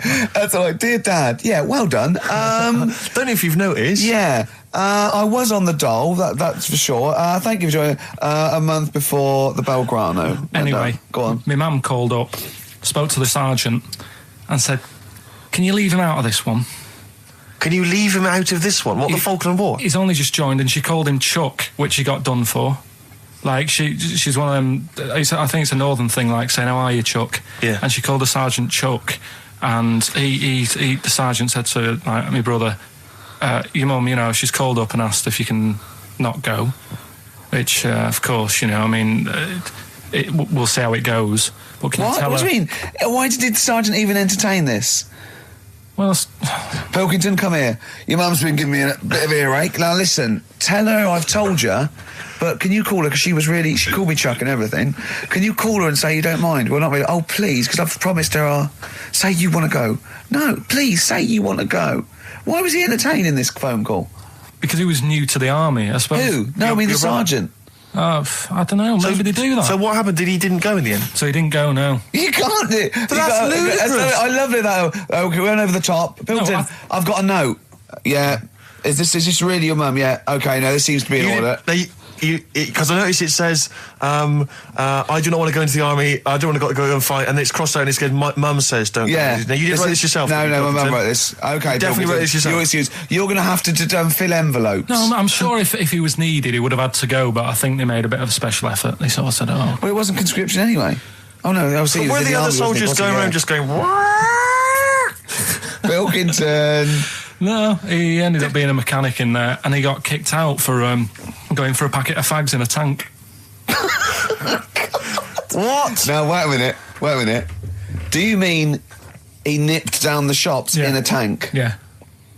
I don't believe that, Carl. You've Honest made to God, that, and he went off with the sergeant's wife. So that didn't help, and he ended up getting kicked out. Sorry, your brother's a genius. I love this. First of all, he gets a call from his mum, going, let him up, and he goes, oh, God. Then he goes, where's Pilkington? His mum's on the phone. Where is he? He's near your house, Sergeant. Near my house? Well, why is... No reason. Well, when he comes back, when he's finished, tell him his mum called. And can he get me a packet of fags? Tell him to walk this time. Wow. This is ludicrous. So the sergeant found out that he was sleeping with his wife? Yeah, I don't know. I mean, Did your mum phone up and say, let him off? Let him off this time. Can he... Yeah. That's fantastic. But he misses it. I mean, I haven't seen him for about 11 years. But ever since he came out, he's just kept getting into trouble and that. And the army, you know, people slag it off. But I think if you're a certain type of person, it's good for you. It didn't straighten him out, did it? No. He was going down the shops in a tank, he was shagging someone behind their back. It's really weird. It's like back then, he was like a proper adult and he had a house and he collected crystal with his wife and that. And now, he hasn't got any of that. Has he got the wife? No. Has he got the crystal? Don't think he has. And he hasn't got a house. Seriously, I haven't seen him for about 11 or 12 years. So I haven't even spoken to him. Carl's stories always start off nice and funny, and then they just leave me empty and slightly depressed. I don't know whether to hug him or shoot him, put him out of his misery. Can we take Carl to the... phone in if you think I should take Carl to the vets and have him put down, because it's just too stressful. Carl's getting very excited, as we all are, about his new... Should we let him do a little taster for us? Well, I'm very excited about it. I mean, so the gist of it, what is it? What is it exactly? Right. Is it a game show or is it a competition? It's just just thought it's something that, you know, you can play and also people at home can take part in it. Now, would they phone in about this, or they can just play at home while they're listening? They can just play at home. Okay. You mean we haven't got any prizes? No, there isn't. No, I think we could get him to phone in, maybe. Well, I don't know. Let's hear the game idea first. Yeah. Right, it's music related. Okay. Good. And what I do is I sort of tell a little story. Okay. And that story makes up a song title. All right. Well, it sounds ambitious. So, is it a cryptic clue? Could be. Say like this, right? Oh, dearie me. Oh, dearie me. Say like this. Right. This woman, right, she's pregnant. You know the answer to this one, so don't be saying anything. This is just aimed at Steve. Okay. Right. This woman has a baby. Yeah. She's pregnant, has a baby, and the doctor's there in the hospital, going, "Oh yeah, you've got a lovely little baby." Oh, you told me that this is. Oh, this guy. Got a lovely little baby. It's just coming out now. You'll be able to see it in a minute, and it's like covered in gunk and stuff. Yeah. And he's going, "Yeah, it's nearly here. It's coming out. I see its little head and that." And he gets hold of it, and it's full of all this gunk. Right. The baby's full of gunk. Yeah, like the covered in gunk or full of gunk. Covered in it. Right. And he goes, "Here you go. Get hold of your baby," and he drops it. Right. What song's that? There's so much irrelevance there, Steve. I can't tell you. It's not a cryptic clue. It's not a cryptic clue. Because only... I mean, the gist of it is relevant. That isn't the best one. That's just... Right. I mean, there is just... There's things there that you were dwelling on and thinking of puns. Don't. Just go for gut instinct. What was it? What was that? Right, I just need to try and get the basics of this. There's a woman, she's pregnant, she has a baby. Yeah. The baby's covered in gunk. Yeah. Right. And because of the gunk, the doctor drops the baby. Yeah. And that's all I need to know. Yeah, that is all you need to know, yeah. The pregnancy is largely irrelevant. Okay, what are the key elements? It's the birth and the doctor dropping it that are irrelevant. The birth and the dropping of the baby. Yeah. I've absolutely no idea. I can't even begin to guess. Think about what's happened here. Oh, Karl, she's had a baby, the doctor's trying to deliver it, he's saying it's a nice little baby you've got here. This is all irrelevant. This is all irrelevant. Right, let me tell you this. So just to be fair to Steve, he can get into your mind, right? This is not a traditional cryptic clue, logical problem. This is Karl, what song am I thinking of, right? That is Underworld, Born Slippy. I have to say, actually, that makes textbook sense. Yeah. No, that does actually... No, I'm sorry. Do you like all the story about... It's all right, you can see it in a minute. Oh, it's just covered in gunk. Yeah. No, I agree there is some extraneous detail, yeah, but I have to say... Yeah. That Born was good, because it was... That's the good bit. Born was good, yeah. And Born Slippy... no, I was quite impressed by that, Karl. I have to say, no, to be fair to you, I'm not just patronising you. Oh, well, wow. I actually think that was really good, and I disrespect Ricky Gervais for slagging that off, because I actually think that was quite good. Well, let's go ahead with it then. I feel we could maybe open this up to email correspondence or or the let's phone go line. for it then. Okay, this is Karl Pilkington's new game show idea. It's just what's the song? Karl Pilkington presents What's the Song? Ladies and gentlemen, please welcome to the stage Mr. Karl Pilkington. There's a fella who was in a coma for 20 years. Just they kept like taking him through like the normal day. They take him to Alton Towers and stuff. Doesn't know anything about it. Just kept going through the motions. Don't know if they kept charging him. Kept putting him through all that. He eventually came out of it. 20 years. And went, "Stop taking me to Alton Towers, it's shit." I just thought, imagine how much post he had. Eh? How much post?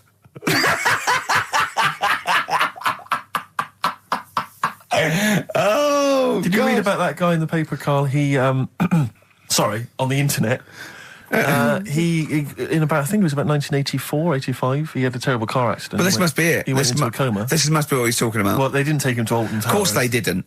But you've got to try and decipher the truth from the conjecture, from the thing that I mean, don't forget, Karl realises that he's had a dream. He talks to Suzanne and goes, "That was good, wasn't it, last night we were in the plane?" She goes, "No, that's a dream." He goes, "Oh yeah, where's my cornflakes?"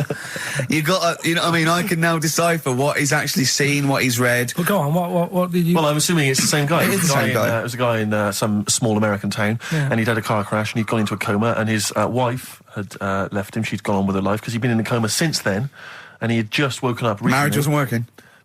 Marriage wasn't working. He just wasn't paying enough attention. She was pregnant at the time, and so now his daughter is basically the same age as he was when he went into the coma. And he's just started coming around. He's just started making jokes. They said, "How do you feel?" He said, "Horny," which I thought was quite witty for a man who'd been in a coma for however many years. But anyway, so he's slowly trying to rebuild what life he can. That's what do you make interesting. of that, though? Because the thing is that he's missed. Imagine what he's missed, Carl. Imagine the music that he's missed. The Live TV Aid. programs. Missed the Live news. Aid. Live Aid. He missed The Phil Spice Collins Girls. playing in 2 continents in one day. Which, frankly, I'd be devastated if I discovered that. Missed Bros. Yeah. Yeah, so he doesn't. So he put on ripped jeans and they go passe. They just have to send him a series of those I Love 1986 Exactly. programs with Kate Thornton filling him in on what he's missed. Exactly. Peter Kay reminding him of space operas. Yeah, he Richard remembers Blackwood those. talking rubbish. Yeah. So extraordinary, though, isn't it, Carl? To think. No, obviously. So not. had he aged much? Because he hadn't had any problems or anything. No worries. Well, he probably wouldn't have, physiologically, he probably wouldn't have the wear and tear of a 43-year-old man. Because he wouldn't have had sun, he wouldn't have had sort of nicotine, beer. Unless they were just feeding that to him. Yeah, anyway, To try and bring him round. Yeah. So You'd feel groggy, though, wouldn't you? yeah, you might feel a bit groggy, yeah. Well, he's not fully back to normal. I mean, there's some kind of residual brain damage. Yeah.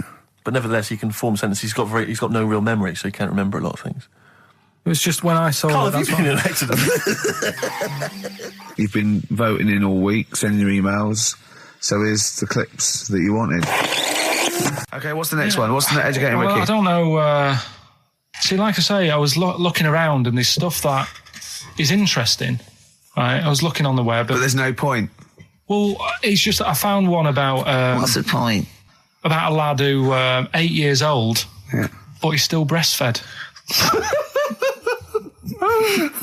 Now, I don't know if you can get anything out of that. Is that what his mum said?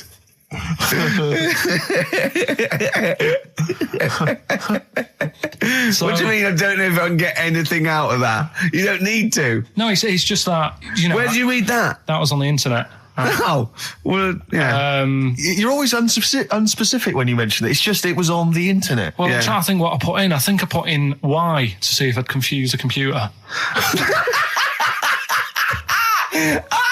And then, Carl, you are... No, honestly. I did a search, put in Y, and it came up with funny things that, like, why is this person doing that? Why is that? And it had a picture of this 8-year-old lad, sort of, you know, on his mum's nipple. And it was saying, you know, is this healthy? You sure that wasn't asking you that question? What? I put in Y just to confuse the computer. Like, the computer go, what do you mean? Yeah. Stop it. Yeah.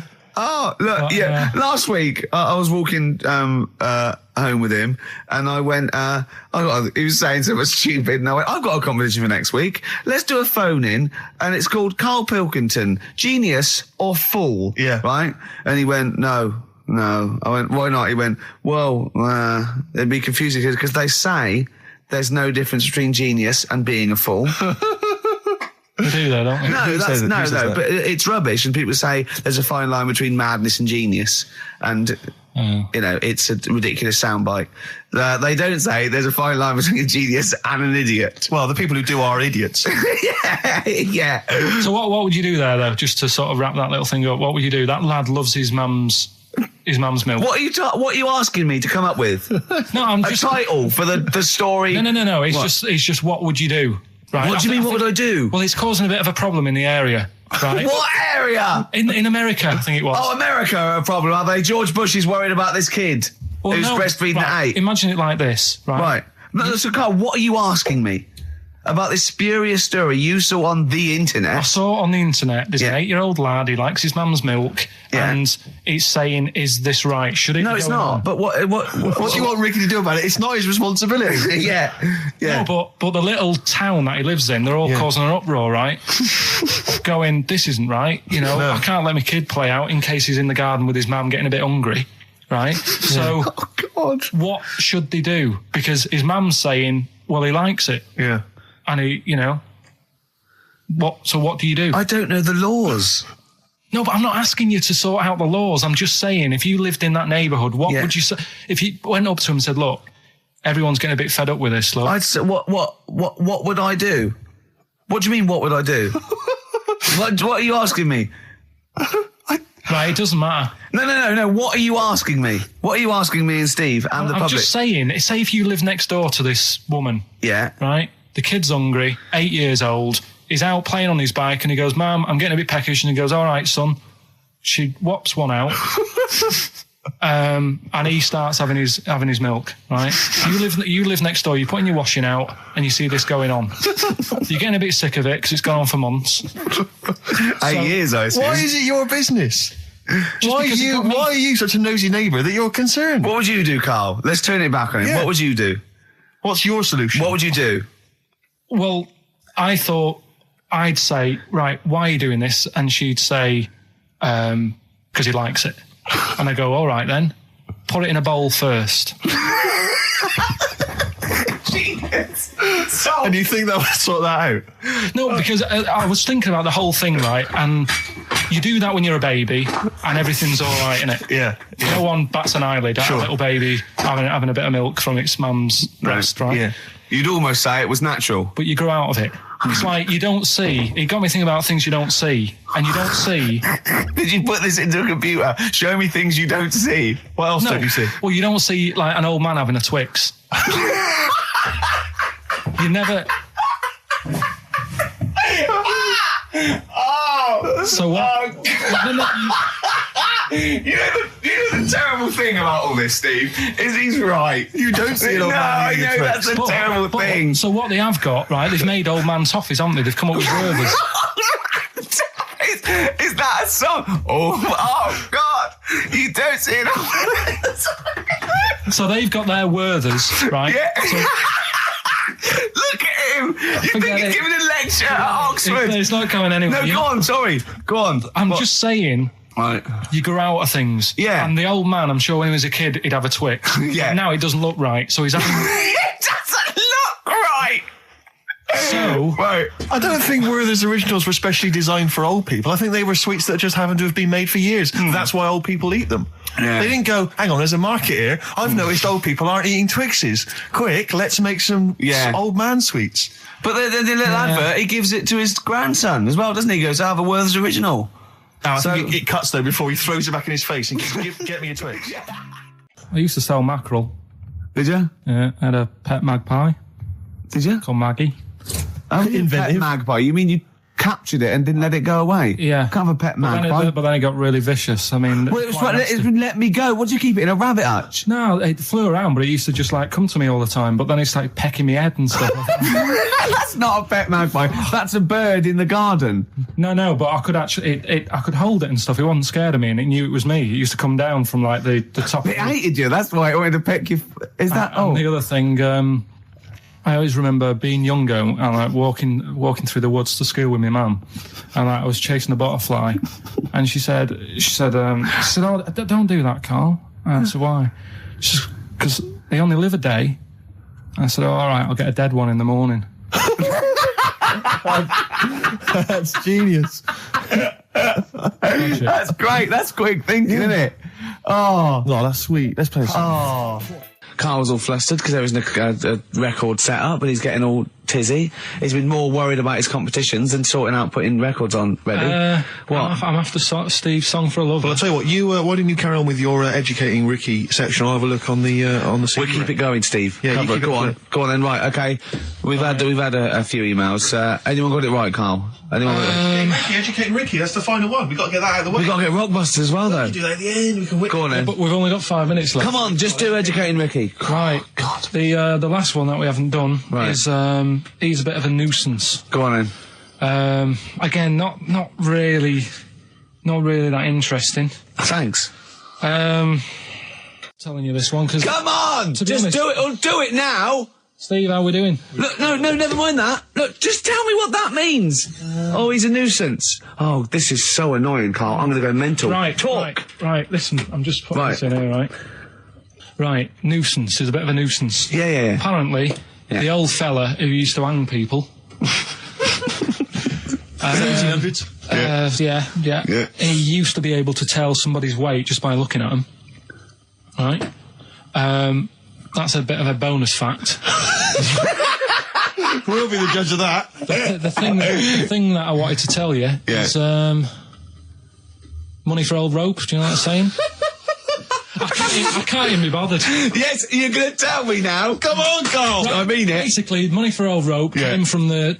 right. What was all that about What? He can tell someone's weight? What was that bonus for? fact. And blind blessed shitting himself. What are you? What?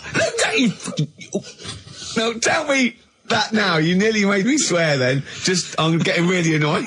I'm getting really annoyed now. Tell me this back, Carl, or I'm going to go mental. Come on, Carl. Time's running out. More that people years ago, when people used to be hung, right? Right. If you didn't like the person who's been hung, you'd go, God, I really don't like him. And so you never forget the time. Because even if they're being hung, we take that as read. Yeah. So they never forget afterwards to get the hangman to get the rope and to cut it up into little pieces, and he'd sell them. He'd sell the little pieces of rope to people. See, Carl, that's the most interesting thing, if it's true, that you've come up with. Right, okay. And so so they sell the rope? They sell the rope, and it's money for old rope. Money for old rope? Meaning, like, you know, God, it's easy to make money, that all they have to do is cut it up and sell it. I'm cynical. I'm not so convinced. Listen, we're really tight. We haven't even got time for a last track. We've got an ad break and we've got to give out... Okay, give the answers then. This is ridiculous. Alright, this is Carl, the producer of Ricky Gervais and Stephen Merchant on XFM 104.9. We're playing out some of the best bits. Hope you're enjoying it. Here's another one. I've got that feature Educating Ricky, which is a bit of a play on words as well. Right. Do you know the film, Steve? Educating Rita. Yeah. I see what you've done. Go on. I'm doing that, and I teach Ricky stuff. What do you teach me, Carl? Well, I've got a few different topics. Go on. Do you know, like how you taught me about Hitler and Che Guevara and Winston Churchill? I'm going to come in with topics every week, and this week I've got ghosts. No, hanging bacon is one of the topics. Say that again. Hanging bacon. Hanging bacon. All the titles. Francis Bacon. No, all the titles are sort of named to sort of tease you and get you more interested in it. Hanging bacon. Well, you've certainly intrigued. Go on. What's another title one? Hairy Chinese Kid. I'm going to go for that one. If there was a university degree with that title... Yeah, no, I'm going to go for Hairy Chinese Kid, and I think. The final one, Alien Gives Man a Beard. Right. Alien gives man a beard. I am going to burst. Right, listen, Carl, you've got to tell me. Right, first, let's do it in reverse. No, we're not going to do it now anyway. What do you mean? We've got to do it now. This is the first interesting thing you've said in an hour. Okay, the listeners have just been subjected to rubbish and mistakes and everything for the last 6 months. Please, we've got to do Alien Gives Man a Beard. What is that? Tell us that.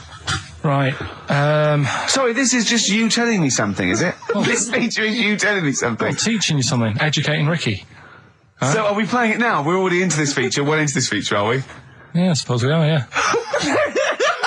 Should there not be a jingle or something? Yeah, can we have a jingle? There's no point, because look, I come up with ideas and you dismiss them straight away, so I'm not wasting my time making stuff.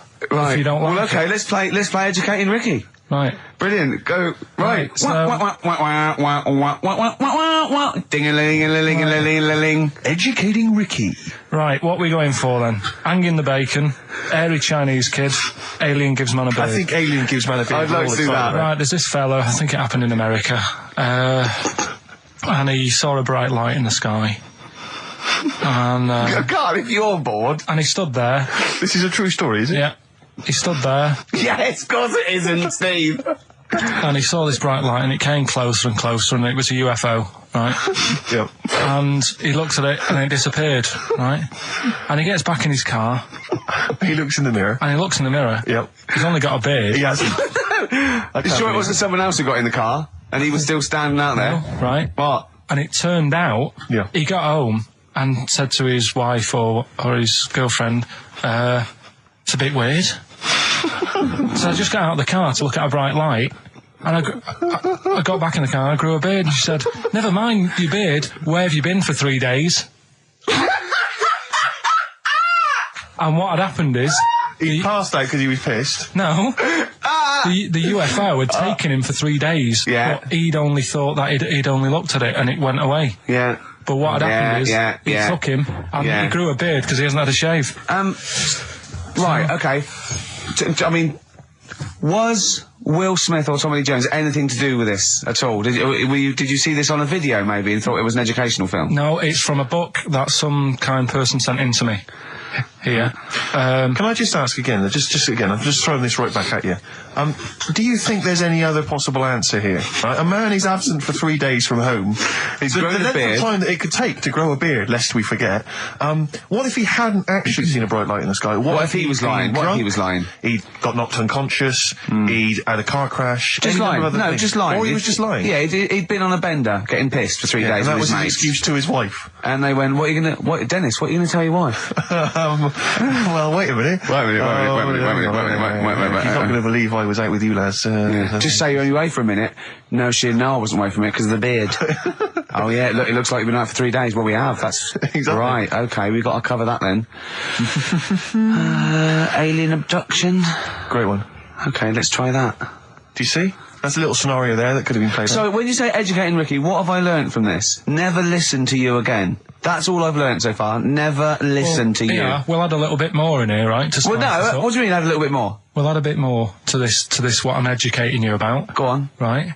There's only a law in America that says if you touch a UFO, you're going to get done. Now, why would they make a rule? I don't know do you know, like, all their rules have a code? Carl, I genuinely do not know what you're talking about. Right. Do you know, like, how here they might have... Do you know what... I have no idea. Right. Okay. Do you know, like, over here... I'm listening to Capital and these headphones. I got Foxy on from yesterday. Right, let's bin that. No, wait, it's great. No, I want to hear about Airy Chinese Kid. Let's play a tune. Okay, play a tune and come back with Airy Chinese Kid, definitely. Some doors? Yeah, I just thought I'd go back, take it back to the 60s. This is a tune that a friend of mine sent me. If you touch a UFO, you get done. Soul Kitchen from the Doors. Shambles today, this. We talked about it before. Do you know the little mouse that had an ear on its back? Yeah, sure. Right. Well, you thought he had a bad time, right? Listen to this one. Mouse walking about with us sort of wearing a monkey's testicle. They're just having a laugh. This is what I mean about a lot of scientists. What are they doing? When's that going to come in handy? I don't know what you mean. Well, they were seeing if, say if a fella loses one, right? Yeah. Hitler or whatever. And they go, well, don't worry about it, we can sort you out. I don't know what the monkey's going to do. I don't know if they keep passing them on or whatever. But the actual monkey testicle was put on the mouse, and it worked. It worked for the mouse. But isn't it... I mean, isn't a monkey's testicle quite large in relation to a mouse? Would it not look like the mouse was on a space hopper or something? Oh, yeah, it didn't look good. Well, they didn't put it where its testicles would be. No, they did. Like, well, how could it walk then? The ear was on his back, so he could just get about. Well, I don't know. But you don't know, do you? You just guessed. Did they grow the monkey's testicles where the mouse testicles? It looked stupid anywhere else, though, wouldn't it? Oh, whereas a mouse with monkey testicles, that's fine. Oh, you'd be showing off. You'd be all right. I'd prefer that than the ear. When that mouse gets put back in with the other mice, do the other mice go, George, you look different. Have you had anything done? But the weird thing is, as well, apparently it still works as a monkey. What? So, like, what are you talking about? Like the sperm and that was it was still sort of monkey. Of course sperm. it was. What are you talking about? But that's weird. But what, Carl? What do you? It's only a thing to give it nutrients. That's all the thing they're testing. It's like grafting at that level. Right. What's your question? Because I'm right. What do you think? It would change eventually. It would have changed into a mouse testicle because it had been hanging around a mouse for so long. No, I thought the actual sperm of it though would be a mouse's. Why? Because it's hanging off a mouse. No, but your sperm is actually created in the testicles. So that's why it has to be outside your body. Otherwise, we put them in a nice little cage. But I'm guessing then that they've done this operation so that they can do it to humans. Yeah. Why would I want a monkey testicle if my kids are going to be monkeys? What use is it? No, think. That's no. That's going to happen anyway, Carl. Yeah, but think. Think of what you're saying. They've grown a monkey testicle on a mouse to see if it would still function as a monkey's testicle, okay? So they can do that to humans. So think, Carl. What they'd do is they'd grow a human testicle on a mouse and it could still be used as a human testicle. So what? To give you a testicle that you've lost. From a mouse? No, from another person who it was kept alive on a mouse. Because it's kept the nutrients alive, as opposed to keeping it deep freeze. Maybe bollocks go off after a week. I don't know. Maybe they get accidents. He had a little a card. Do you donate your testicles? Yeah, I'll tell you what. No one needs testicles yet. Let's keep them on a mouse. You have yours ripped off in some sort of bizarre skiing accident. You go, well, you're in a Battersea Dog Town. You pick the ones you want. They can grow them on anything. They can grow them on a Dachshund. Bulldogs are growing them usually, that's where you see a bulldog. Usually that's waiting for an operator. What don't you understand, Carl? Hang on a minute. I thought this was knob news, not testicle time. I don't understand what this testicle time's not for another 10 minutes. Yeah. No, it's all sort of linked and that, though, isn't it? Well, sometimes it's linked to a mouse. But what do you think about, like, I don't know, testing stuff out like that? Is it worth it? Could you not just go straight from... But listen, Carl, I'm getting this information from you. No, if this was on Question Time and someone said there were, Dimbleby and Paxman or whatever said it, I'd think about it as a moral dilemma. You've just said you saw a mouse with a monkey testicle. What do you think of that? I don't think anything of it. I don't think anything of it is the answer, Carl, because I can't trust the info. I cannot trust anything that comes out of your mouth. Well, it's true, but it's just all this... It's the same thing, innit? It's the leeches in a blender. It's the fella looking at an electron. Yeah. It's the mouse with an ear on its back. Yeah. I don't know what the point is. But you don't read on. Because I've seen you read something and you're going, look at that. Man survives on eating knee. And I go, what else? You go, I didn't read on. You look at the mouse with the ear on the back and you just think, that must be murder at a concert. You don't think. You don't think. No, I just think, is it worth sort of wasting You think he swallowed someone's ear? He gnawed it away and swallowed it, and it's just in his system. Yeah. No, I just get a bit sad about the mice and that. I agree. I mean, that is sad, yeah. Of course, anything like that. Travis on XFM 104.9 on Ricky Gervais with me, Steve Merchant and Karl Pilkington. We're doing Educating Ricky. Right, final one. Come on, Karl. Right, what was it? It was, why don't they just get a diary or some paper or something to write on? Yeah. Because snappy. I couldn't think of a heading for it. It's basically Go on. People who have tattoos. I've never understood it, right? That they have something put on their arm. Well, sorry. Have we started the educate? Is this part of it? Are you educating me? This is something that will be useful in my life that I didn't know about. Yeah. Go on then. No, it's just that they've got a machine out, right, that does tattoos. You come up with a design you want, and you this machine scans it, and you put your arm in this thing, and you press print or whatever, and then it does the tattoo on your hand or on your arm. Like loads of little needles that follow a pattern? Yeah, the computer, basically, yeah. Is it a real tattoo? It's a proper proper one. The fella said... well, as long as it goes out, it pierces the skin with a... I just wondered if it's one of those kind of, those kind of... No, it must be lots of little needles or a moving needle that can go Sorry, along but it. how is this cleaned, like, in between each person? Dunno, probably... I don't know. Well, no, as long as it's only that... If it's one needle, it's just the head, isn't it? If it's one needle that moves, and does it like like loads of little... What are we gaining from a machine doing it? Just because they're going to sort of mess it up. But hold on, how do you keep your arm still? Because your skin moves slightly. So the machine it's sort of strapped to your arm. Right, and so it's spread... the fella said that the tricky thing was in all this... It was the fact that, nobody would let him test it out on anyone else, so he had to do it himself. But did it work? Because the thing is with a tattoo artist, they can see when your skin's moved and they can see what they've done and they keep wiping it and looking, whereas a machine's just got to trust itself. Yeah. So I think one needle could go wrong. If it was a lot of needles, that it just came down, like, 1,000 needles that was an imprint. Yeah.